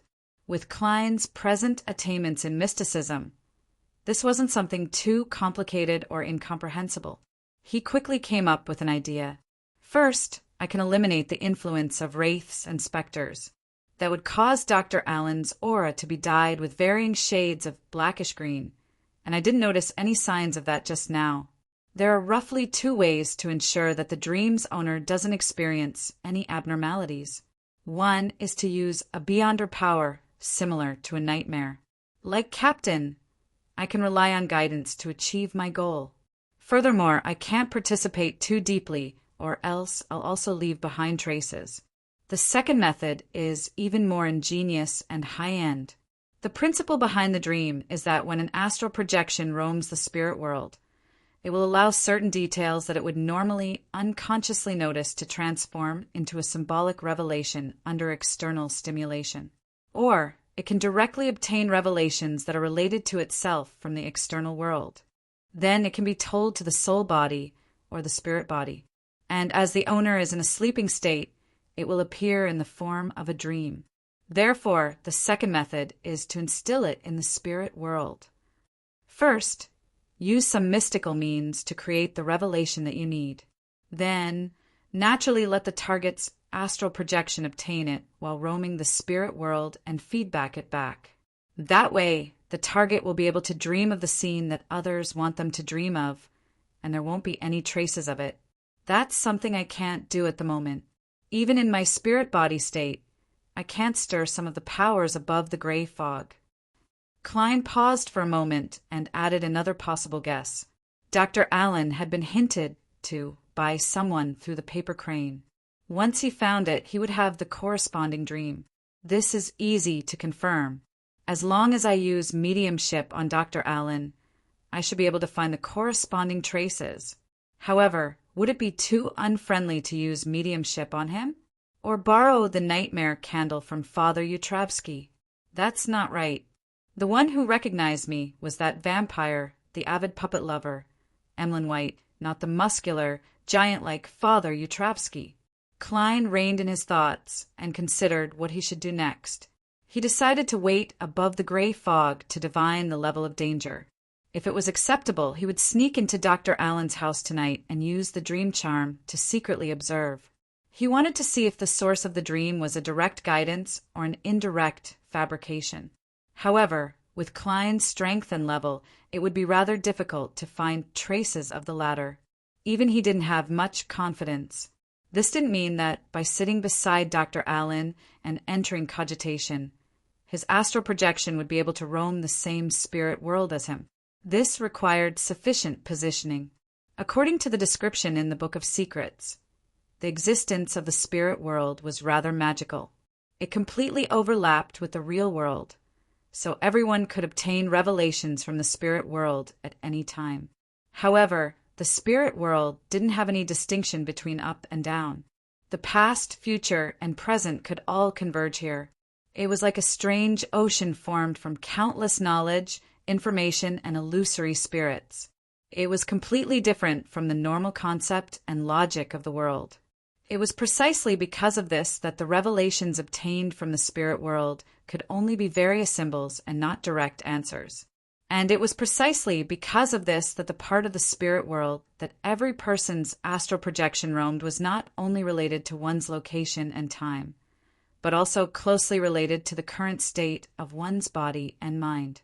Without a corresponding positioning method, it was impossible to lock onto and find a person's astral projection in the spirit world, even if one was right beside the person. And it was precisely because of this that the astral projection roamed the spirit world had its limits. It didn't dare to go too deep.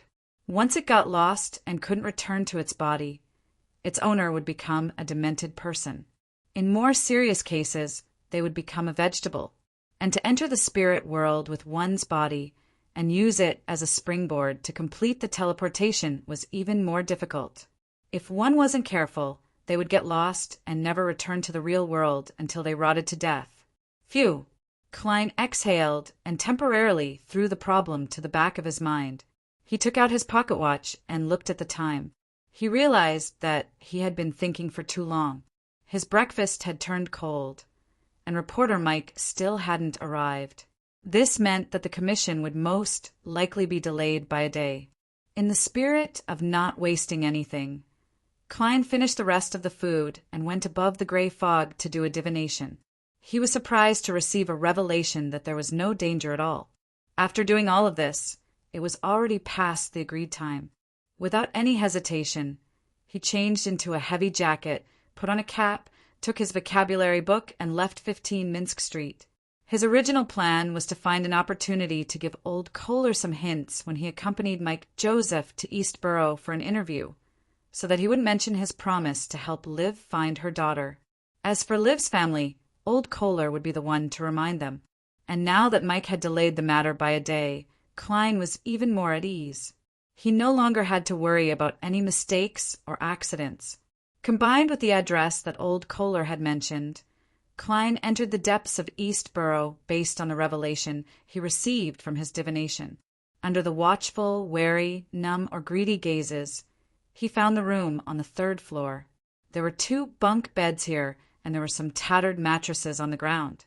Every empty space was filled with junk.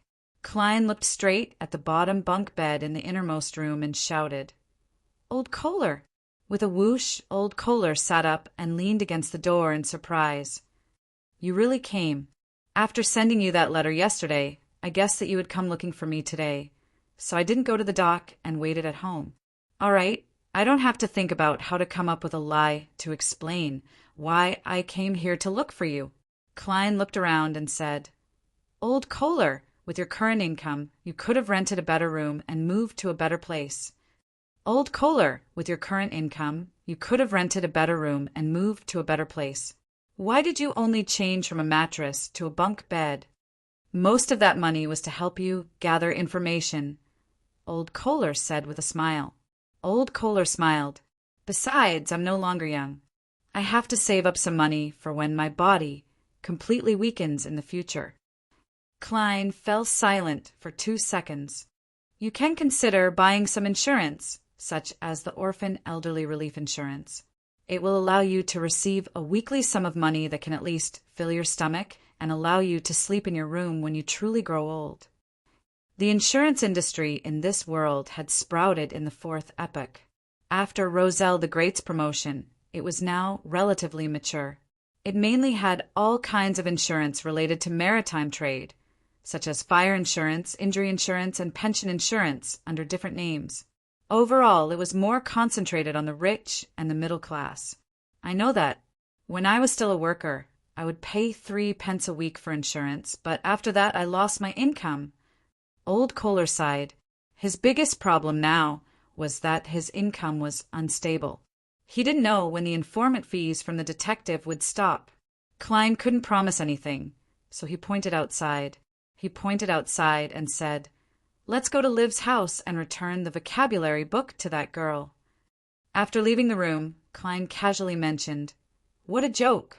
I just volunteered to help find Daisy the day before yesterday, but she was sent back by the police yesterday. Don't mention this in the future. I don't want to be laughed at." "All right." Old Kohler agreed first before saying, "No one will laugh at your kindness and kindness." After passing through the dirty streets, the two arrived at Liv's house. Klein saw that the girl who had just been rescued had begun ironing clothes that could burn him at any moment. He saw the clothes hanging out to dry, dripping with water, no different from before. For a moment, he didn't know what to say. "Daisy." After a while, he shouted, "Your vocabulary book." Daisy's eyes lit up, but it wasn't convenient for her to leave. She busied herself for a while before stopping. She came to the door and kept saying thank you. When Liv and Freja put down their work and came over to express their gratitude, Klein repeated what he had just said to Old Kohler. After receiving a positive answer, he took out the 2-pound change he had prepared and handed it to Liv. "There will be a reporter coming to interview Daisy tomorrow. This is the reward he gave in advance, but don't mention it in front of him. Otherwise, a lot of things will be difficult to deal with. Maybe he will give you more tomorrow, but not this much. I'm willing to expose that scoundrel's evil deeds for free."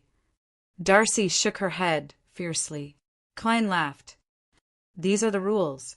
You can't break them, understand?" He turned to look at Liv. "Take it. You're right. Only if Daisy and Freja know more words and learn more things can you get out of your current situation." He was going to say a lot of things and suggest that Liv and her family move to the edge of the East End. After all, customers who could afford laundry didn't live in the East End, but in the end he didn't say anything.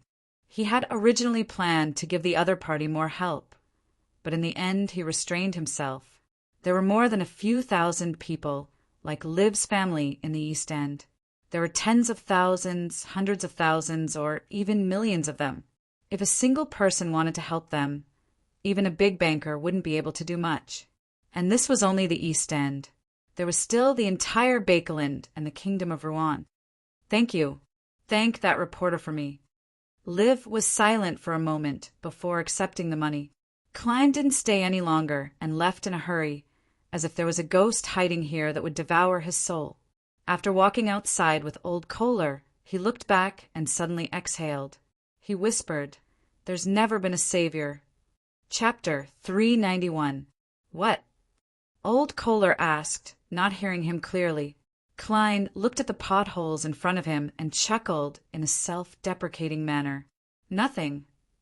I hope Liv's family can escape from their current situation and lead a better life." He had indeed expressed his feelings just now. As the successor of the Foodie Empire's new era, it was an extremely normal, instinctive reaction to think of revolution, mobilizing the masses, and changing the world. However, on careful thought and analyzing the specific problems, he felt that it was impossible to rely on the poor to save themselves. This was because there were beyonder powers in this world, and some of them were rather strange. They couldn't be dealt with by guns, just like the sequence 5 Wraith of the mutant pathway. This was one aspect, and the other aspect was that it was limited by the law of Beyonder characteristics conservation and the availability of materials. Beyonder powers couldn't be popularized, and it was difficult to convert the advantage of numbers into effective combat strength. And even if it could be popularized, as long as the problem of losing control wasn't resolved, it would still bring about a disaster. If there weren't any high-sequence Beyonders, these problems could actually be resolved to a certain extent. However, in the real world, not only did it have demigods, but it also had all kinds of sealed artifacts that could make people die without even knowing how they died. Furthermore, deities were truly high and mighty. This way, it wouldn't be too much of a problem for the poor to use strikes and demonstrations to resist. However, once they picked up weapons and established an army, they would definitely encounter an irresistible counterattack. It wasn't impossible for large-scale natural disasters or large-scale psychological cues to appear, and the ones that could contend with official Beyonder organizations were mostly secret organizations. They often had evil attributes, and death might not be the most tragic outcome if one worked with them. Therefore, the most promising way to succeed on the path of revolution was to obtain the support of a particular church or a few churches. How many concessions can the vested interests make with just strikes and demonstrations? It'll be much easier to bribe them. However, the matter of the true creator nearly using the tragic situation of the poor to descend upon Bakeland seems to have stirred up the Church of the Goddess and the nobles who know about it. This can be seen from the investigation mission that reporter Mike accepted and the feedback from Miss Justice. Klein thought about the matters in East Borough, the dock area, and the factory district. In the end, he couldn't help but chuckle and sigh inwardly. No matter how I think about it, it's still best to use the threat of the evil gods' descent to improve the situation of the poor. However, the evil gods are the existences that are most eager to absorb their flesh and blood and devour their souls. They are most likely to bring about a disaster that no one can escape from. What a wonderful irony. In Queens, Earl Hall's luxurious villa, because Dr. Escalante had other things to do, Audrey attended the second psychology class of the week in advance. Susie was even more excited than her. She rushed into the study early and even left her favorite ball game aside. In this class, Audrey deliberately showed her curiosity. From time to time, she would ask Escalante about the psychological knowledge related to the mystical domain. At the end of the class, Escalante finally spoke after some deliberation. Miss Audrey, we have organized a seminar on this topic. Many of our members are specialized in the field of psychology and mysticism. Are you interested in joining us? Of course. Audrey nodded without hesitation. She perfectly matched her character of an innocent and curious girl. Escalante smiled and said, "Remember to keep it a secret. Remember to keep it a secret. You know that your elders have a great prejudice against mysticism. I'll take you there next time." "No problem." Audrey gave an affirmative answer with slight excitement. After sending the waist-length Escalante out of the study, she closed the door and faced the mirror beside the bookcase. She was elegant and quiet for 2 seconds. Then she lifted the hem of her skirt, took a step, and made a circling motion in a court dance. Then she looked at herself in the mirror and smiled sweetly. "Audrey, you're amazing." Audrey knew that she had taken the first step into psychological alchemy. Although the seminar was mostly just a peripheral circle, and there would definitely be many subsequent tests, it had indeed allowed her to open the door to psychological alchemy. And during this process, she didn't rely on external forces. She relied solely on her own observation and performance to perfectly fool Escalante's psychiatrist. Therefore, she was very proud. "That seminar sounds interesting." Susie came over and wagged her tail. "Audrey, can I join?" "Join?" Looking at her beloved dog with golden fur and round eyes, Audrey fell into deep thought. She gave a long, terse grunt. "Susie, not for the time being. Why, you're too conspicuous." At this point, She changed the topic and smiled faintly. "But I can bring you with me. On Saturday night, Klein took the master key and his black cane and walked out of 15 Minsk Street. Without the ladder, he reckoned he wouldn't be able to return today. He was going to find Dr. Allen, enter his dream, and figure out how the nightmare related to Willa Septon came about. As for where Dr. Allen lived, he had already found out yesterday. 3 Boningham Road, Hillston Borough. By the time Klein arrived, it was already past 11. The surrounding streets were dim and gloomy and quiet. After tossing a coin and doing a divination, Klein passed through the iron fence outside and circled to the side. He used the master key to open an invisible passage in the wall and entered the already dark corridor. With his agile footsteps, he silently went up to the second floor and hid in an unoccupied guest room. After confirming that Dr. Allen and his wife were asleep, Klein passed through the wall and entered their bedroom. The first thing he did was to take out the slumber charm and chant the incantation to make Dr. Allen's wife fall into a true slumber. She wouldn't suddenly wake up and disturb his subsequent dreams of her husband. Following that, Klein sat on the chair in front of the dressing table, held the dream charm in his hand, and whispered a word in ancient Hermes, "Crimson!" Just as he said that, he felt the charm in his hand become light, as though it had become a weightless, illusory object. As his spirituality surged in, a transparent flame enveloped the charm, burning it with a deep and serene black color. Under Klein's will, the blackness spread out and enveloped Dr. Allen, as well as himself.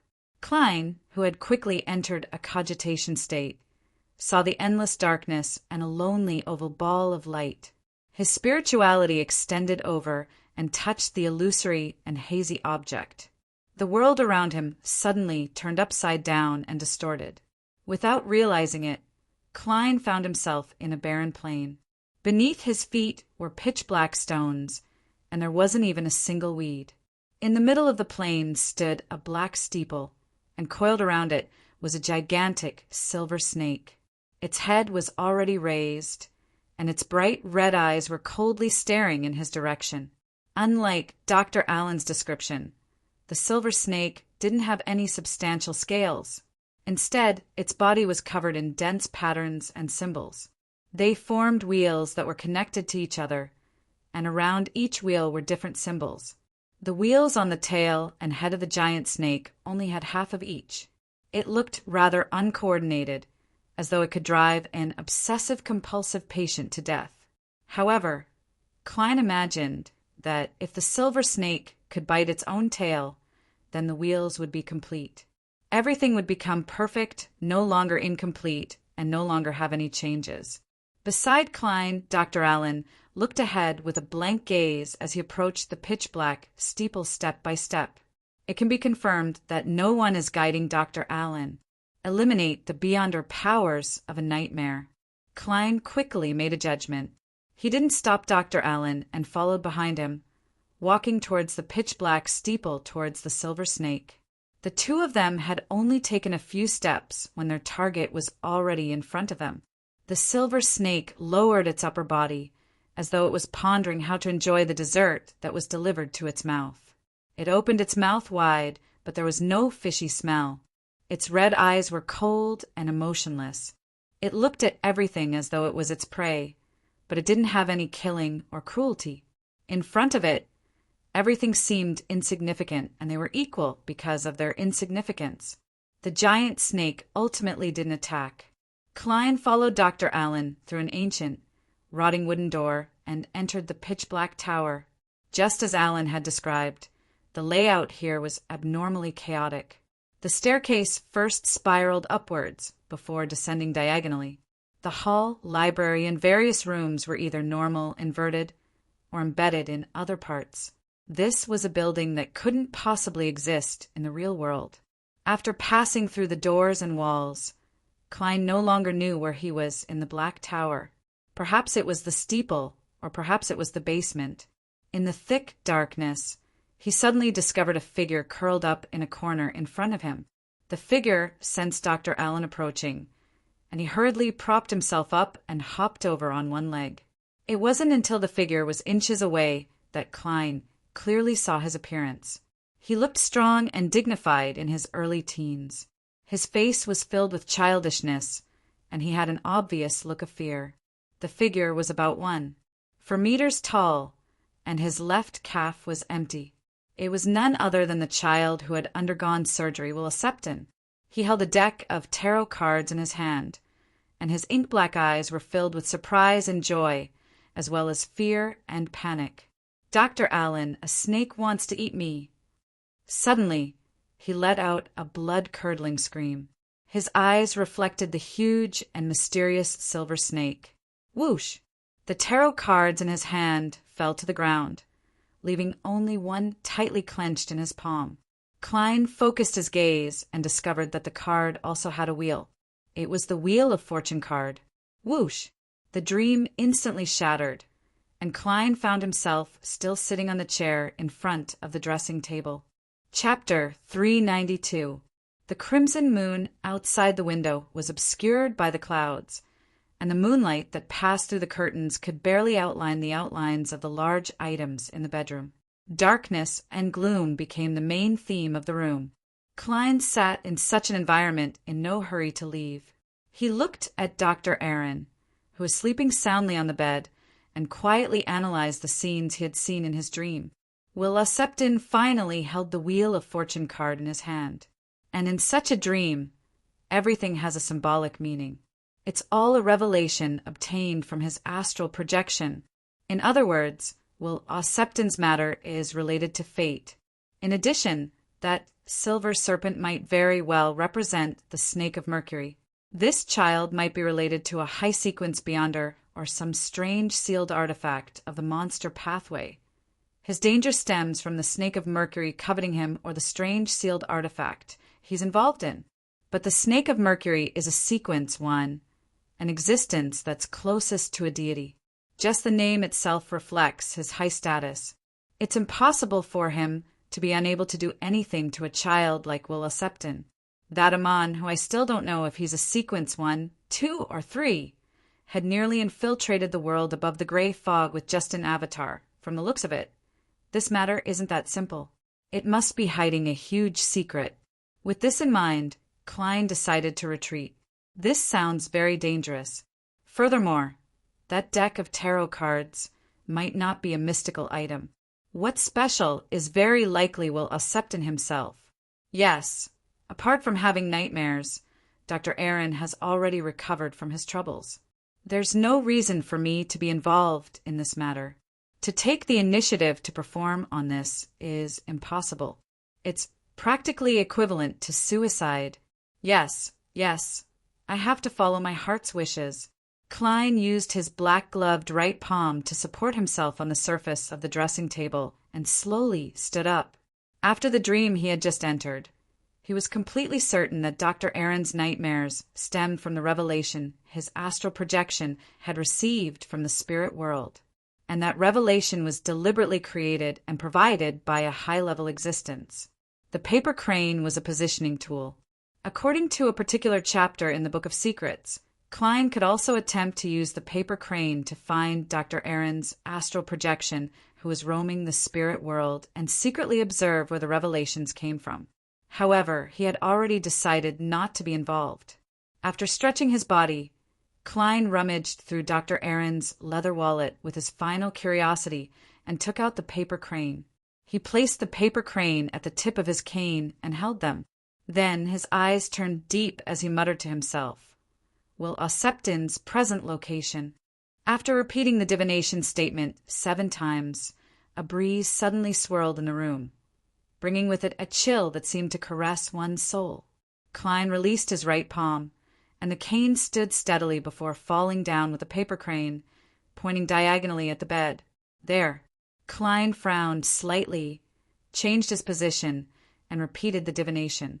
He successfully obtained the feedback, and the intersection point of the 2 divination was Dr. Aaron. Will Septon's location overlaps with Dr. Aaron's. That's a little interesting.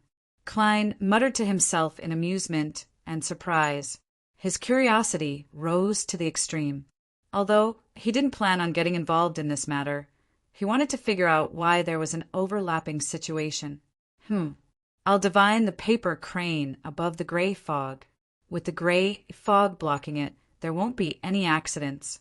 Klein quickly came up with a new idea, and since it wasn't convenient to hold a summoning ritual in Dr. Aaron's bedroom, he decided to bring the paper crane home first. In fact, he was already prepared for this. Before coming, Klein wasn't sure of the seriousness of the matter. He had the thought of searching for Willa Septon to see if he could obtain the tarot cards. Therefore, he had prepared another paper crane ahead of time, planning on using it to replace the original one. It would make it convenient for him to do all kinds of divination, and he would exchange it back when the problem was resolved. With this in mind, Klein took out the paper crane he had prepared from his pocket. He had deliberately folded it above the gray fog, in case Dr. Aaron suddenly decided to hand over items related to Will Septon to the Church of the Evernight Goddess, allowing the fake him to be divined. Being thorough and detailed in advance really makes things a lot simpler. Klein praised himself. With the help of the thin moonlight, he seriously compared Willa Septon's paper crane to the one he had folded to see if there were any obvious differences. With this, Klein fell silent. His handicraft skills are inferior to a child's. Actually, they're all paper cranes, so there's not much of a difference. Mine is at most a little crude.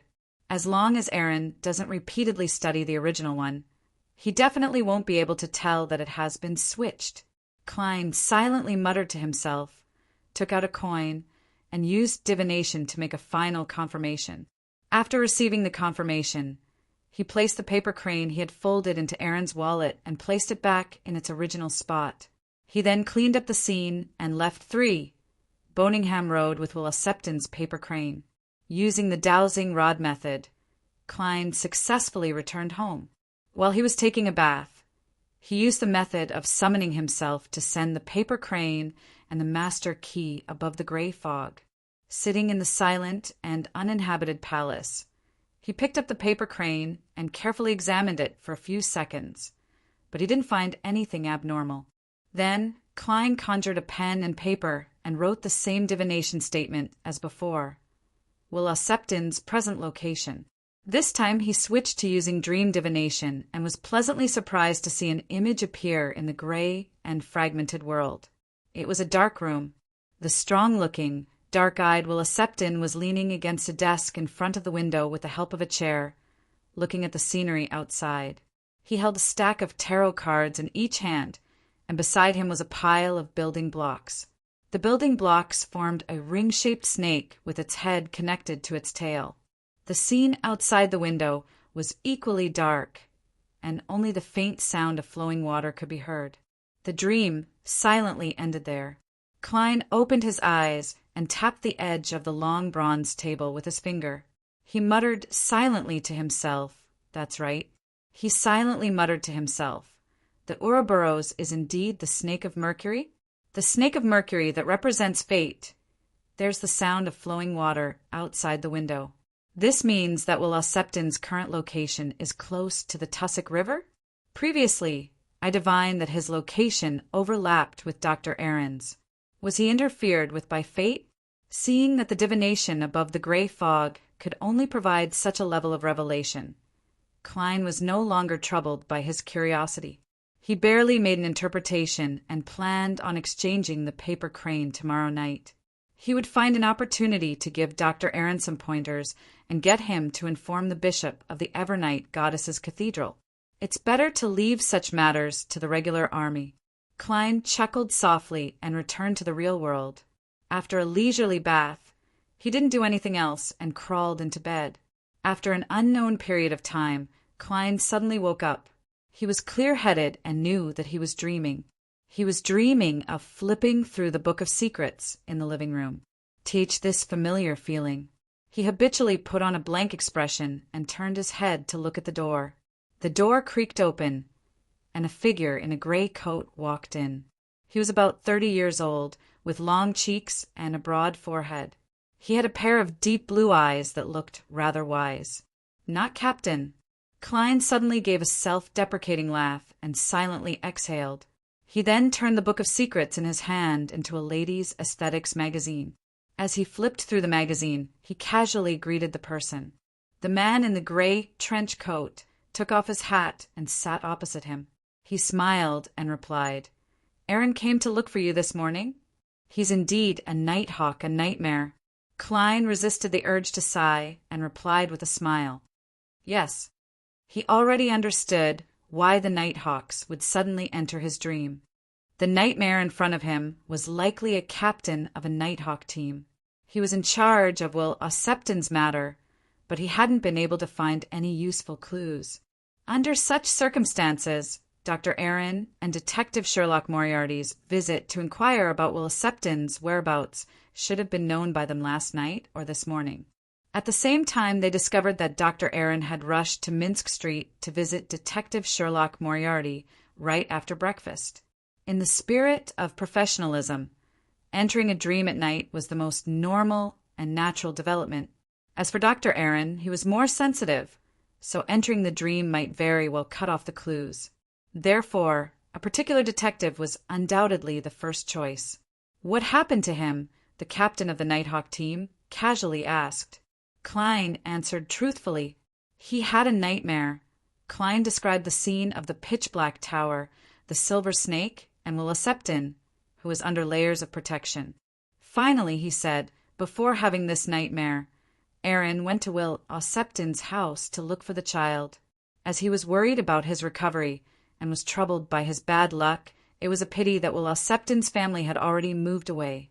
However, Aaron recalled that the child had given him a paper crane that he had folded himself and wished him good luck. Maybe he was stimulated by these two things, which is why he had such a nightmare. The man in the gray coat revealed a pleasantly surprised expression. "A paper crane?" "Yes." Klein nodded gently. "The child gave it to Aaron before he was discharged. Aaron threw it into a drawer in his office and forgot about it until last night." "I understand. Thank you for your explanation." The captain of the Nighthawks stood up and politely bowed with his hand pressed to his chest. The dream suddenly rippled like water, and he disappeared from the room. Looking at the seat he had sat in, Klein leisurely speculated about what would happen next. The Nighthawks might go to Dr. Aaron's place tonight and enter the dream to check and take away the paper crane. Hence, the problem arose. The paper crane was folded by Klein, and the real one was above the gray fog. Forget it. No matter which paper crane I use, they won't be able to divine the answer. It doesn't matter if I exchange it back or not. Klein muttered to himself. Reining in his thoughts, he continued sitting there. He wasn't in a hurry to leave the dream, and he fell into a daze for a long time. After a while, he curled the corners of his mouth and sighed softly. How nostalgic. Chapter 393. The crimson moon outside the window was obscured by the clouds. The moonlight that penetrated through the curtains could barely outline the outlines of the large items in the bedroom. Darkness and gloom became the main theme of the room. Klein sat in such an environment without being in a hurry to leave. He looked at Dr. Allen, who was sleeping soundly on the bed, and quietly analyzed the scenes he had seen in his dream. Will Ossepton finally held the wheel of fortune card in his hand. And in such a dream, everything has a symbolic meaning. It's all a revelation obtained from his astral projection. In other words, Will Ossepton's matter is related to fate. In addition, that silver serpent might very well represent the snake of Mercury. This child might be related to a high-sequence beyonder or some strange sealed artifact of the monster pathway. His danger stems from the snake of Mercury coveting him or the strange sealed artifact he's involved in. But the snake of Mercury is a sequence one, an existence that's closest to a deity. Just the name itself reflects his high status. It's impossible for him to be unable to do anything to a child like Will Ossepton. That Amon, who I still don't know if he's a sequence 1, 2, or 3, had nearly infiltrated the world above the gray fog with just an avatar, from the looks of it. This matter isn't that simple. There must be a huge secret hidden behind it. With this in mind, Klein decided to back down. This sounds very dangerous. Besides, that tarot card might not be a mystical item. What's special is very likely Will Septon himself. Yes, apart from having nightmares, Dr. Allen has already recovered from his troubles. There's no reason for me to involve myself in this matter. It's impossible for me to take the initiative to perform on this matter. It's practically equivalent to suicide. Yes, I have to follow my heart's wishes. Klein used his black-gloved right palm to support himself on the surface of the dressing table and slowly stood up. After entering the dream, he was completely certain that Dr. Allen's nightmares stemmed from the revelation his astral projection had received from the spirit world, and that revelation was deliberately created and provided by a high-level existence. The paper crane was a positioning tool. According to a certain chapter in the Book of Secrets, Klein could also attempt to use the paper crane to find Dr. Allen's astral projection that was roaming the spirit world and secretly observe where the revelations came from. However, he had already decided not to get involved. Klein stretched his body. With his last bit of curiosity, he took out Dr. Allen's leather wallet and took out the paper crane. He placed the paper cranes on the tip of his cane and held them at the same time. Then his eyes darkened and he muttered to himself, Will Septon's current position. After repeating the divination statement 7 times, a breeze suddenly swirled in the room, bringing with it a chill that felt like it was blowing at the soul. Klein loosened his right palm. The cane stood steadily at first, then fell down with the paper crane, slanting towards the bed. There. Klein frowned slightly. He changed his position and repeated the divination. He successfully received feedback, and the point of intersection of the 2 divination was Dr. Allen. Will Septon's position overlaps with Dr. Allen. That's interesting. Klein muttered to himself in amusement and surprise. His curiosity rose to the extreme. Although he didn't plan on getting involved in this matter, he wanted to figure out why there was an overlap.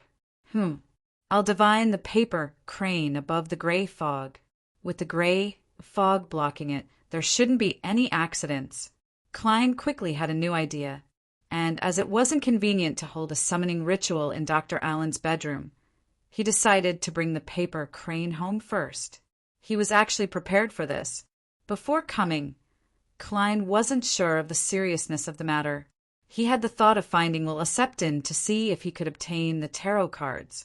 Therefore, he had prepared another paper crane ahead of time. He planned on using it to replace the original one so that it would make it easier for him to do all kinds of divination. He would exchange it back when the problem was resolved. With this in mind, Klein took out the paper crane he had prepared from his pocket. He had deliberately folded it above the gray fog to prevent Dr. Allen from suddenly deciding to hand over items related to Will Septon to the Church of the Evernight Goddess, allowing the fake him to be divined. Being thorough and detailed in advance, indeed, makes things a lot simpler. Klein praised himself. With the help of the thin moonlight, he seriously compared Will Septon's paper crane to the one he had folded to see if there were any obvious differences. Klein immediately fell silent. His handicraft skills are inferior to a child's. Actually, they're both paper cranes, so there's not much of a difference. Mine is at most a little crude. As long as Allen doesn't repeatedly study the original one, he definitely won't be able to tell that it has been switched. Klein silently muttered to himself, took out a coin, and used divination to make a final confirmation. After receiving a confirmation, he placed the paper crane he had folded into Allen's wallet and returned it to its original spot. He then cleaned up the scene and left 3 Burnham Road with Will Septon's paper crane. With the dowsing rod method, Klein successfully returned home. While he was taking a bath, he used the method of summoning himself to send the paper crane and the master key above the gray fog. Sitting in the silent palace, he picked up the paper crane and carefully examined it for a few seconds, but he didn't find anything abnormal. Then Klein conjured a pen and paper and wrote the same divination statement as before. Will Septon's current location. This time, he switched to using dream divination. in the gray and fragmented world. Will Septon was pleasantly surprised to see an image appear. It was a dark room. The strong-looking, black-eyed Will Septon leaned on a chair and leaned against the desk in front of the window, looking at the scenery outside. He held a stack of tarot cards in each hand, and beside him was a pile of building blocks. The building blocks formed a ring-shaped snake with its head and tail connected. The scene outside the window was equally dark, with only the faint sound of flowing water. The dream silently ended there. Klein opened his eyes and tapped the edge of the long bronze table with his finger. He muttered silently to himself. That's right. He silently muttered to himself, the Ouroboros. Is it really the snake of Mercury? The snake of Mercury that represents fate. There's the sound of flowing water outside the window. This means that Will Septon's current location is close to the Tussock River? Previously, I divined that his location overlapped with Dr. Allen's. Was he interfered with by fate? Seeing that the divination above the gray fog could only provide such a revelation, Klein was no longer perturbed by his curiosity. He reluctantly made an interpretation and planned on switching the paper crane back tomorrow night. He would find an opportunity to give Dr. Allen some pointers and get him to inform the bishop of the Evernight Goddesses Cathedral. It's better to leave such matters to the regular army. Klein chuckled softly and returned to the real world. After a leisurely bath, he didn't bother with anything else and crawled into bed. After an unknown period of time, Klein suddenly woke up. He rationally realized that he was dreaming.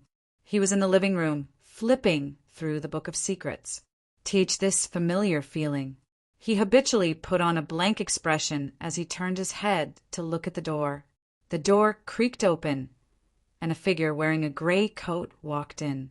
He was about 30 years old, with thin cheeks, a broad forehead, and a pair of deep blue eyes that looked rather wise. "I'm not Captain." Klein suddenly let out a self-deprecating laugh and silently exhaled. He then turned the Book of Secrets in his hand into a ladies' aesthetics magazine. As he flipped through the magazine, he casually greeted the visitor. The man in the gray trench coat took off his hat and sat opposite him. "Allen came to see you this morning?" As expected of a nighthawk, a nightmare. Klein resisted the urge to sigh and replied with a smile, "Yes." He already understood why the nighthawks would suddenly enter his dream.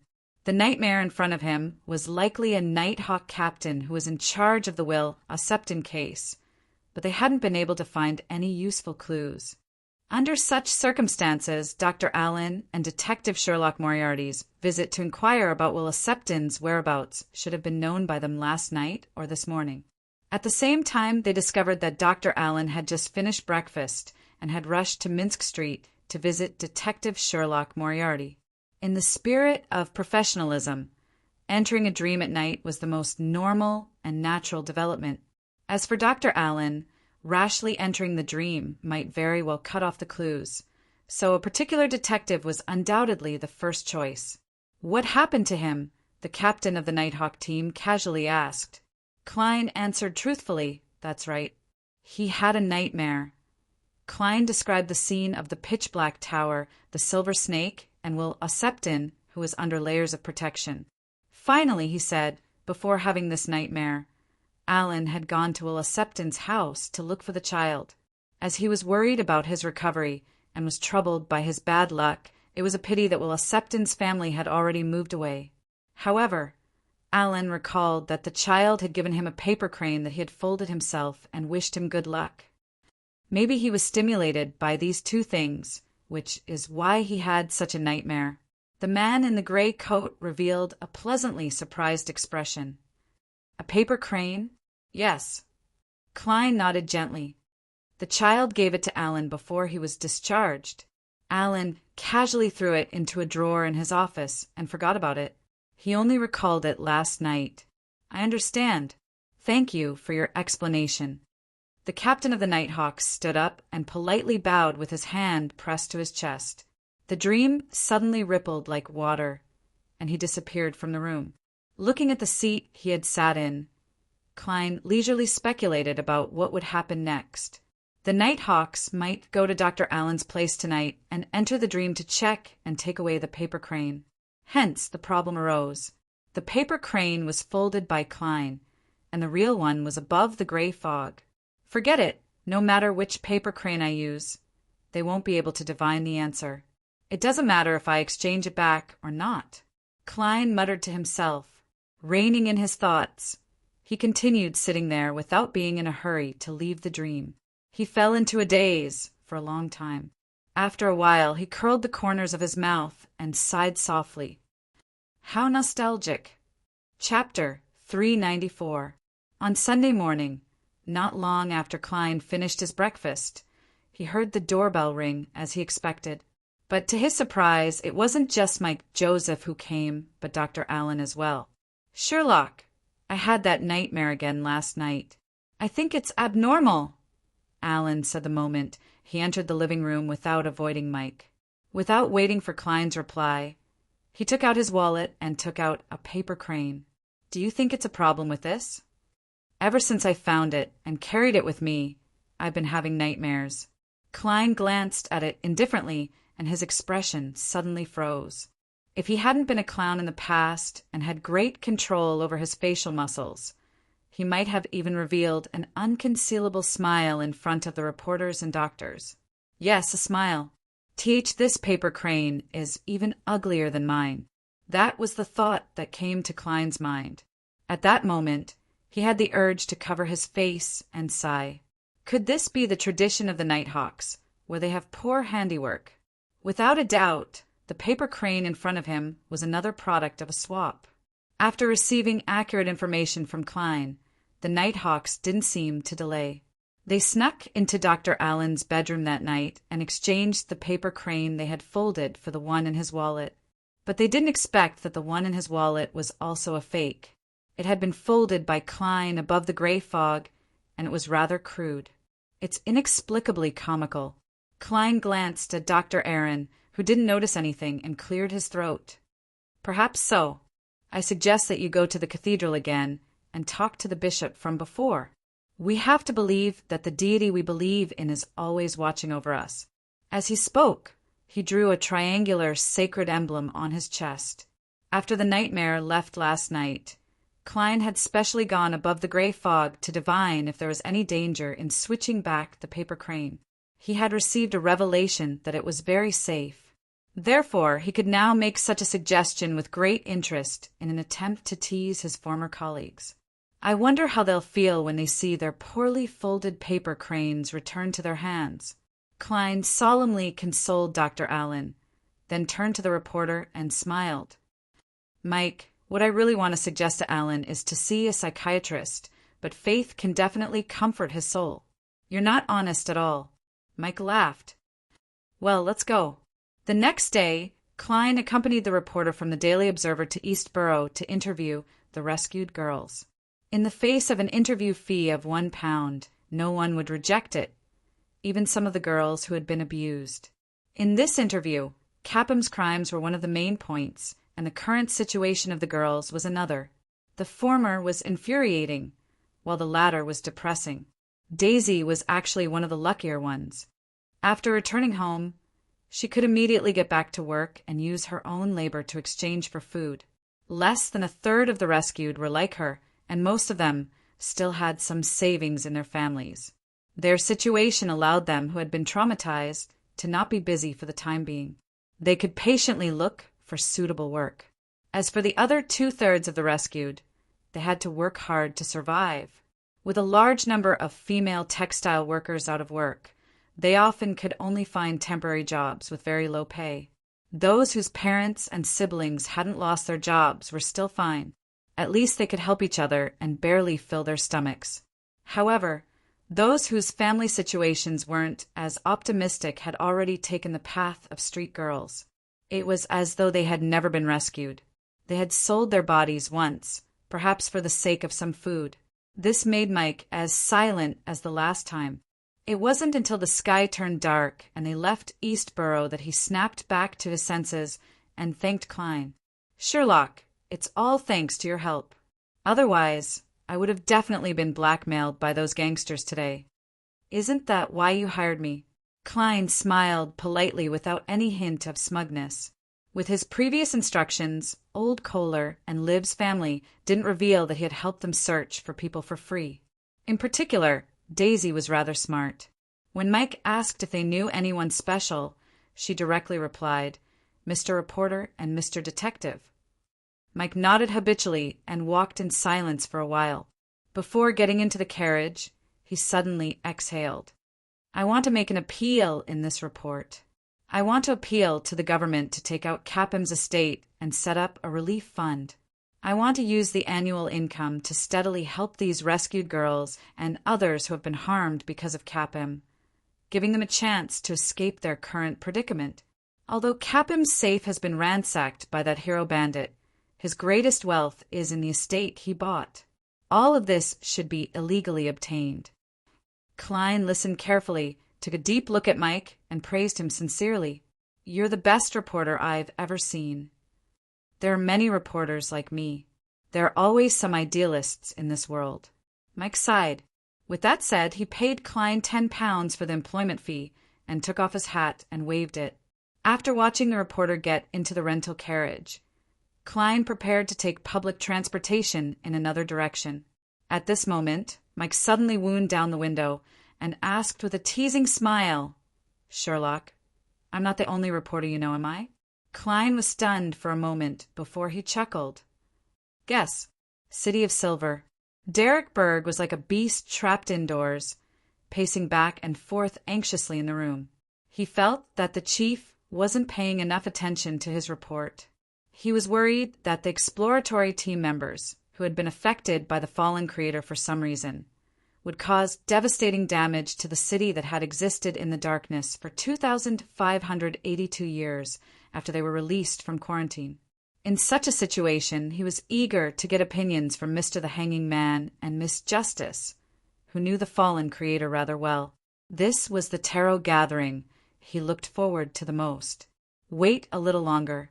If Mr. Fool still doesn't summon us, I'll pray directly to him. Derek tried to calm himself down, but his pacing didn't slow down at all. Suddenly, he saw the boundless gray fog and heard the messianic voice. "Prepare for the gathering." Derek heaved a sigh of relief and cautiously sat on the edge of the bed. He lay down and pretended to sleep for a while out of exhaustion. After silently counting 1,000 rapid heartbeats, he waited for a while before he was engulfed by the illusory crimson light. At this moment, Derek's room was abnormally quiet. Lightning streaked across the sky outside the window, causing the darkness to leave the land. Suddenly, in the corner of his bed, darkness squirmed and stretched out, transforming into a human shape. The black shadow quickly climbed up and quietly looked down at Derek. He carefully observed for dozens of seconds before retracting without finding anything. In the corner, the shadow was the same as usual. The endless gray fog lingered beneath his feet as usual. The long bronze table in front of him was mottled with rust, but it didn't show any signs of decay. Son Derek first saw Miss Justice and Miss Magicians sitting opposite him. What entered his ears was a familiar, brisk greeting. "Good afternoon, Mr. Fool! Good afternoon!" Shrouded in the gray fog, Klein nodded slightly. He appeared to be leisurely responding to Miss Justice and the other members' greetings, but in fact he was busy controlling the world to make him appear like a real person. It was already dinner time after accompanying reporter Mike for an interview yesterday. Klein found a Fennepotter-style restaurant outside and took the initiative to order a glass of desert beer due to the spiciness. After eating and drinking his fill and returning home, he didn't go out again for the rest of the time. He either studied the Book of Secrets or prepared his own food. This alleviated the heavy emotions he felt every time he went to East Borough. Unknowingly, the afternoon arrived, and his thoughts turned to the tarot gathering. After exchanging greetings, Audrey held back her curiosity and excitement. She wasn't in a hurry to ask about the truth behind Capham's matter. Mr. Fool might not answer, but how would he know if he wants to answer without asking? I hope he can raise a request of equivalent value. I'll try my best to satisfy it. Audrey looked around and observed the other members. As a telepathic reader, she quickly noticed something unusual. Sun is very anxious. Did something happen to the former exploration team captain? Did he meet Amon? Also, Furs is in a state of wanting to ask, but not daring to. She must have read the newspaper and guessed from the tarot cards that Capham's death was caused by our tarot, but she's puzzled as to who the Emperor card represents. She seems to be even more awed by Mr. Fool. What happened? Mr. the Hanging Man is in a good mood. His potion has been digested. He seems to be looking forward to something. Mr. World still looked gloomy and reserved. It was difficult to read his thoughts. He's really the nemesis of the spectator pathway. Sun didn't hide his anxiety, but he didn't directly consult the tarot members. He knew very well that the opening period belonged to Mr. Fool, unless there was no Roselle's diary. There's no need to rush. The gathering has already begun. If Mr. Fool is in a good mood, he might answer some questions. Derek consoled himself. The Hanging Man Alger turned his head to look at the seat of honor and said humbly, "Honorable Mr. Fool, I found 3 new pages of Roselle's diary." Diary? Roselle's diary? Magicians first pricked up her ears. Klein smiled in response. "What do you want to exchange them for?" Glancing at the card in Mr. Fool's hand, Alger suppressed the fervor in his heart and said, "That's right, Mr. Fool. I want to know what the card beside you is." Chapter 395. I know that. Audrey rolled her eyes and raised her chin slightly. She happily cast her gaze diagonally ahead, towards a stone pillar that supported the dome. She quickly retracted her gaze, prepared to enjoy Mr. the Hanging Man's reaction after hearing the answer. Magicians, Furs vaguely understood something. Using the so-called Roselle's diary, she could exchange it for answers to certain questions from Mr. Fool. She might even be able to exchange it for items. Roselle's diary? Are they the notes written by Roselle using unique symbols that no one else can understand? They're actually diaries. The Hanging Man's tone was very certain, and Mr. Fool didn't refute it. I've encountered many, but because I wasn't interested, I didn't buy them. Ah, yes, Miss Audrey has quite a number of them. She's a fanatic in this area. But that dog of hers last week. No, maybe the week before last, I can't remember clearly. In short, it chewed up many books and notes, including all the Roselle the Great's diary. The sudden surprise and subsequent disappointment filled Furz's heart, making her want to raise her hands, cover her ears, and scream loudly. Otherwise, it wouldn't be enough to express her current feelings. I hate dogs. Magicians, Furz thought hatefully. The Hanging Man's request was somewhat beyond Klein's expectations, but to him, it was the easiest kind to fulfill.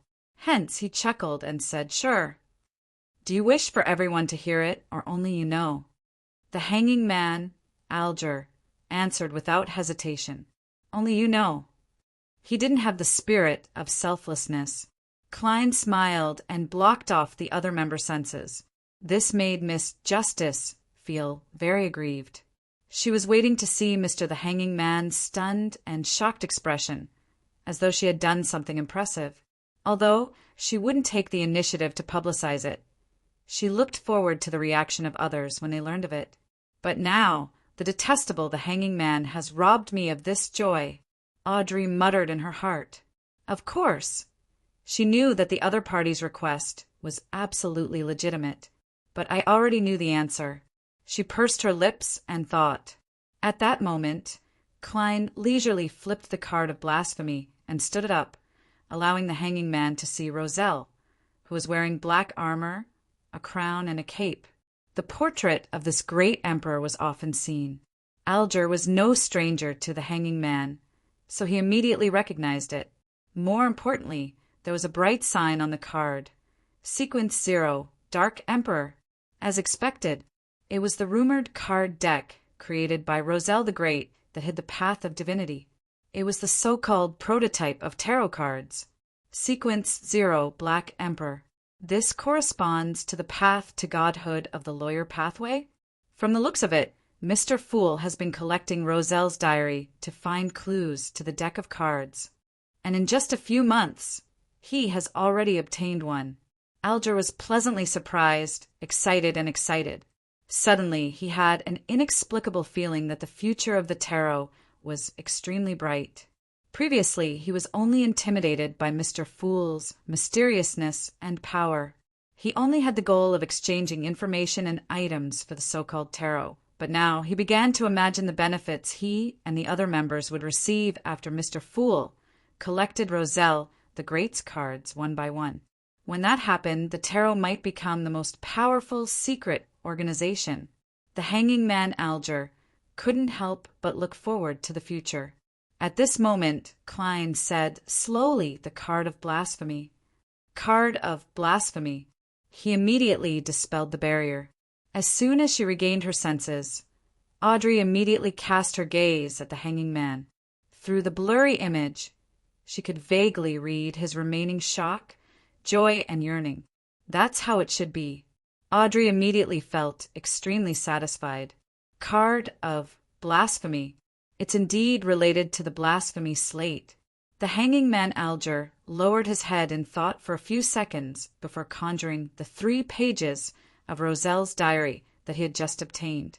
Soon, the 3 yellowish-brown goatskin parchments arrived in Klein's hands. He casually lowered his gaze and began reading at a moderate pace. On the 15th of March, I was indeed the main character. Just by relying on some archaeological clues and folklore, I found a specter ship left behind by the Solomon Empire near the Oredeck archipelago at the edge of the Fog Sea, the ancient Black King. It's really eye-catching. There are also some ancient books on it, including a treasure map that points to a nameless island. It's the final settlement of a powerful noble from the Solomon Empire who left the northern continent in defeat. Everything he left behind is there. This treasure will definitely belong to me. March 19th. After repeated consideration and weighing the pros and cons, I finally decided to go on a long voyage. After that, I'll be entering the kingdom's army as an officer. It'll be very difficult for me to have such an opportunity again. Edwards and Grimm are willing to follow me on an adventure in that fog-filled sea. Actually, I'm not just doing this for the treasure. I also want to verify a question. From the sun to the crimson moon, from the trajectory of the stars in the sky to the alternation of spring, summer, autumn, and winter, all sorts of signs and different data prove that the world I'm in should be a planet. In that case, it shouldn't only have northern and southern continents. Based on all sorts of data, the combined area of the northern and southern continents isn't even 10% of this planet. To the west of the northern continent is the Fog Sea, and to the east is the Sonia Sea.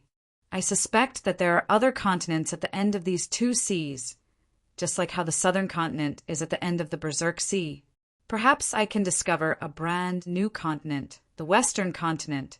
Let's go! Great seafarer Roselle, Columbus, Magellan, Gustav. Go and verify your conjecture. The Emperor sure was rash when he was young.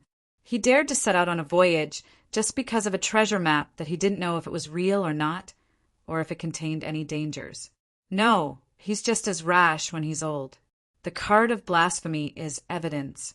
Klein couldn't help but lampoon. This page of the diary seemed to be connected to the page he had seen before. At most, there were 1 or 2 other diary pages in between. Therefore, Klein was roughly certain that Roselle had gotten lost on this voyage and found a primitive island outside the safe sea route. There were many Beyonder creatures on it. During this process, he had even used the 4 horsemen of the apocalypse and One Piece memes to prank Grimm, Edwards, and the others who had followed him out to sea. In addition, Grimm, who was praised by Roselle as the smartest among us, grew stranger after discovering the primitive island. In the end, he died in the Fog Sea.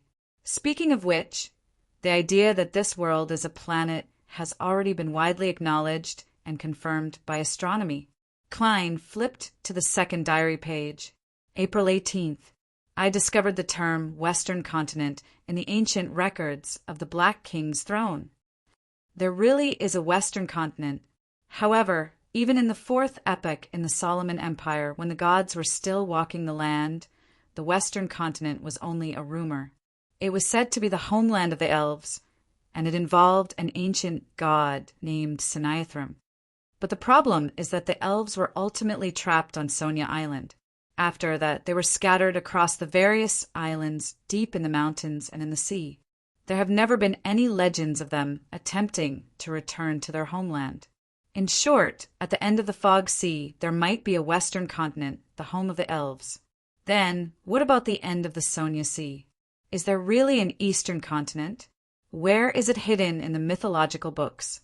Could it be the illusory forsaken land of the gods? Continue forward, Roselle. You are about to reach your destination. Western continent, eastern continent. Roselle guessed that the latter might be the forsaken land of the gods. Right? Mr. the Hanging Man once said that many members of the Aurora Order are searching for the true Creator's holy sanctuary in the Sonia Sea, and he suspects that the holy sanctuary is the forsaken land of the gods. This is somewhat similar to Roselle the Great's thoughts. This world still has many secrets. Klein moved his gaze down and looked at the last few paragraphs on the page. April 20th. All signs indicate that we are about to reach a land, one that isn't an island. There's such a benefit to being lost. Could it be that I'll discover the so-called Western continent? April 21st. I saw the abyss. Abyss? Roselle saw the abyss. Is it the abyss in the sense of mysticism? Klein's pupils constricted as he hurriedly flipped the page. However, the third page of the diary made him doubt life and his years of Chinese education. It was filled with the following sentences. F***K. I invited someone into the manor. Klein instantly understood that this page was likely a forged version of Roselle's diary. They had used the original symbols to piece together a bunch of sentences. At that instant, Klein felt like he had seen garbled code, and he had the urge to curse the forgers.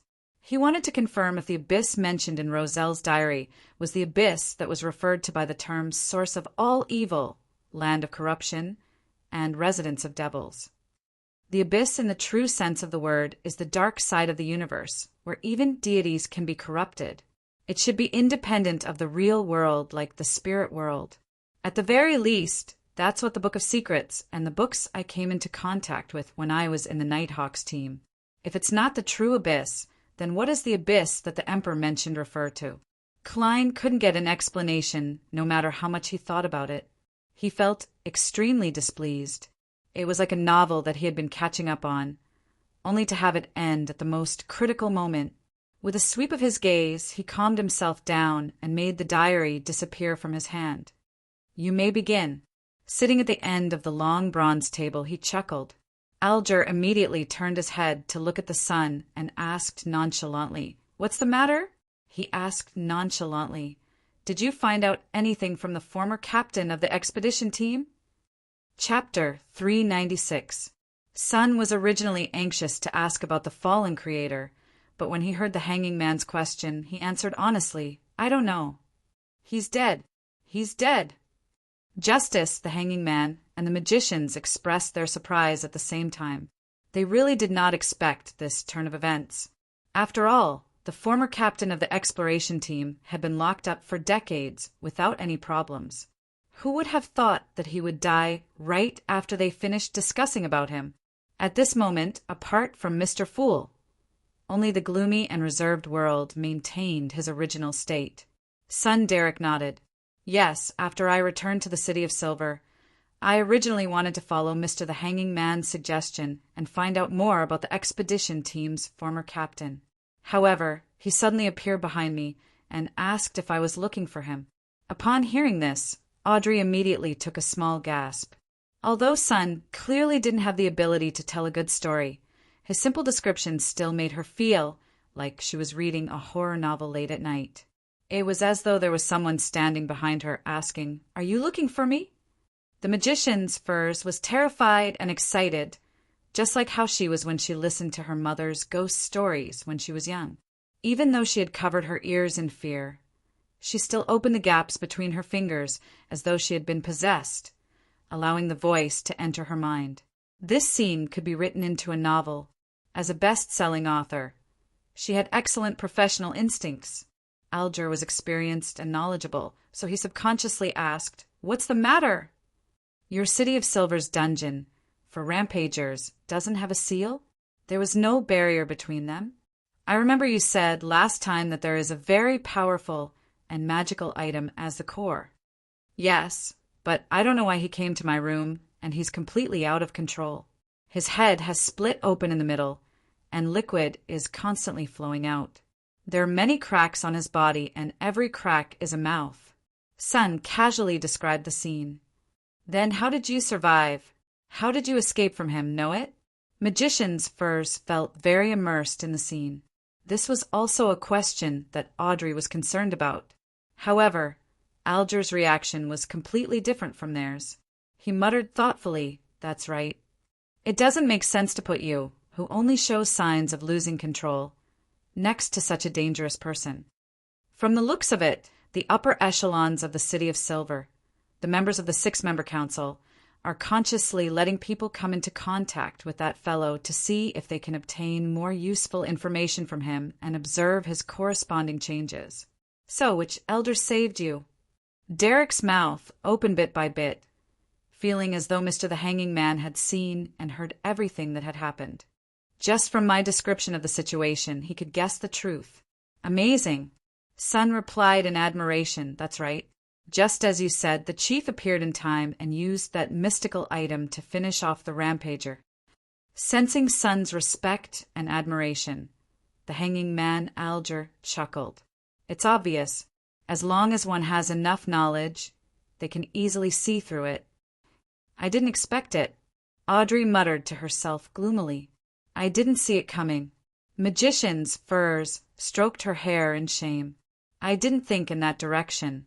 The world repeated Mr. Fool's sigh. At this point, Alger frowned slightly and asked slowly, "You said that not long after you returned, the former captain of the exploration team lost control?" "You said that not long after you returned, the former captain of the exploration team lost control? He didn't lose control for decades, but he suddenly lost control after you returned." While asking the question, the Hanging Man looked up at Mr. Fool. Seeing that he was calm and carefree without any abnormalities, his mood instantly calmed down. The uneasiness that had just surfaced turned into puzzlement. The Amon family is known as the Blasphemers. Could it be that that person discovered the tarot and the secret above the gray fog, but was easily finished off by Mr. Fool? Sun nodded seriously and said, "I've guessed 2 reasons. I guess 2 reasons. One is that I chose the sun pathway, and you previously mentioned that the Amon family is a descendant of the ancient sun god. The other reason is that he sensed that Mr. Fool was pulling me to a gathering, so there was a change. In the end, it was proven to be the latter." "How was it proven?" The Hanging Man Alger pressed without leaving any gaps. "Someone sensed that Mr. Fool was pulling people to a gathering? Someone really sensed it? How terrifying!" As expected of a blasphemer, Audrey was surprised and shocked. She couldn't help but glance at the end of the long bronze table, and she was immediately comforted by Mr. Fool's calm and indifferent attitude. "It's just a trivial matter." To Mr. Fool, "It's just a trivial matter." Audrey thought in delight and relief. So there are still people who can discover the gathering of the tarot. Indeed, with so many pathways and so many sequences, there's bound to be a beyonder power that can deal with this matter. But for the current me, this is an extremely bad thing. I'm still too weak. I have to advance my sequence as soon as possible. Magician's Furs was momentarily shocked and horrified. Sun described truthfully, "When that rampager was finished off by the chief, I saw Amon's shadow." "When the rampager was dealt with by the chief, I saw Amon's shadow. It should be him. He looks like this." After obtaining Mr. Fool's approval, Derek conjured a screen of light that depicted Amon's image. A black classic robe, a pointy hat of the same color, a crystal monocle, a wide forehead, a thin face, black eyes, black curly hair. "Have you seen him?" asked Derek expectantly Sunday. The Hanging Man, Justice, Magicians, and World shook their heads at the same time. Derek didn't harp on the matter and continued. Amon's shadow was also destroyed by the chief with the help of a mystical item, leaving behind a translucent worm. The chief told me that it was just a clone of Amon. He explained the reason why he arranged for me to stay next door. After confirming that there was nothing wrong with me, he told me to go home by myself. I was a little afraid, unsure of what Amon would do next. Therefore, at the moment I returned home, I began praying to Mr. Fool. Wait a moment. The hanging man, Alger, interrupted Sun with a frown. You said that you were released home by the chief after experiencing such a strange and terrifying matter? And the moment you returned home, you didn't do anything else, but you began praying to Mr. Fool? Yes, Derek answered, slightly bewildered. Is there a problem with that? He found Mr. the Hanging Man's attitude rather odd. Audrey vaguely felt that there was something wrong with Sun's handling of the matter, but she couldn't figure out what was wrong in a short period of time. She only believed that if she were in his shoes, she definitely wouldn't have done so. And at that moment, Magician's furs had already covered her face. Too careless. I was the same in the past. The price was using up the stone on my bracelet and beginning to suffer the curse of the full moon. This best-selling author sighed inwardly. The hanging man, Alger, glanced at Mr. Fool again. Seeing that he still didn't have any reaction, he forced himself to relax and clenched his fist to press against his nose and mouth. Do you think that the chief will be completely at ease after just a simple inspection after you have crossed paths with that strange Amon? If that's the case, that former captain of the exploratory team wouldn't have been locked in the dungeon for 42 years. Based on my experience, the chief must have sent people to monitor you in the dark, and you have undoubtedly exposed your uniqueness. Don't doubt this. If even the chief isn't careful, your City of Silver wouldn't have been able to survive to this day in such a harsh environment. Sun's eyes gradually widened as he increasingly felt that Mr. the Hanging Man was really knowledgeable. What he said made sense. I've been discovered by the chief? That's why he had such an attitude when he heard my report? What to do? What should I do? Derek instantly became nervous and terrified. Seeing his worry, the hanging man Alger chuckled. However, you don't have to worry too much for the time being. I just thought about it carefully. Even if your City of Silver's chief discovers your abnormality, he will only suspect that you have been possessed by Amon and have been corrupted by him. He won't think of tarot. You still have time. You can still slowly think of a way to resolve this problem. Sun calmed down a little and said, honestly, that's right. I was indeed possessed by Amon at that time. What? The hanging man Alger blurted out. He almost left his seat and assumed a fighting stance just in case. Audrey and Magician's furs also tensed up. Only the gloomy world showed surprise. Derek was alarmed by Mr. Hangman's reaction as he hurriedly added, "This was discovered by Mr. Fool. It's in my prayers." As he spoke, he conjured the scene that Mr. Fool had sent him back then. Amon, wearing a black pointed hat and a crystal monocle, was wrapped around his spirit body like the ghost of a python. Seeing this, Justice and the Magician trembled from the bottom of their hearts. The hanged man hurriedly asked, "What's the matter?" And then, later, Mr. Fool taught me a ritual. Through that ritual, he sent his angel to purify Amon's avatar. Sun replied without any change in expression. Angel? The hanging man looked at the end of the long bronze table in shock. He immediately realized that his action was too abrupt and disrespectful, so he hurriedly lowered his head. Angel? Audrey was momentarily at a loss.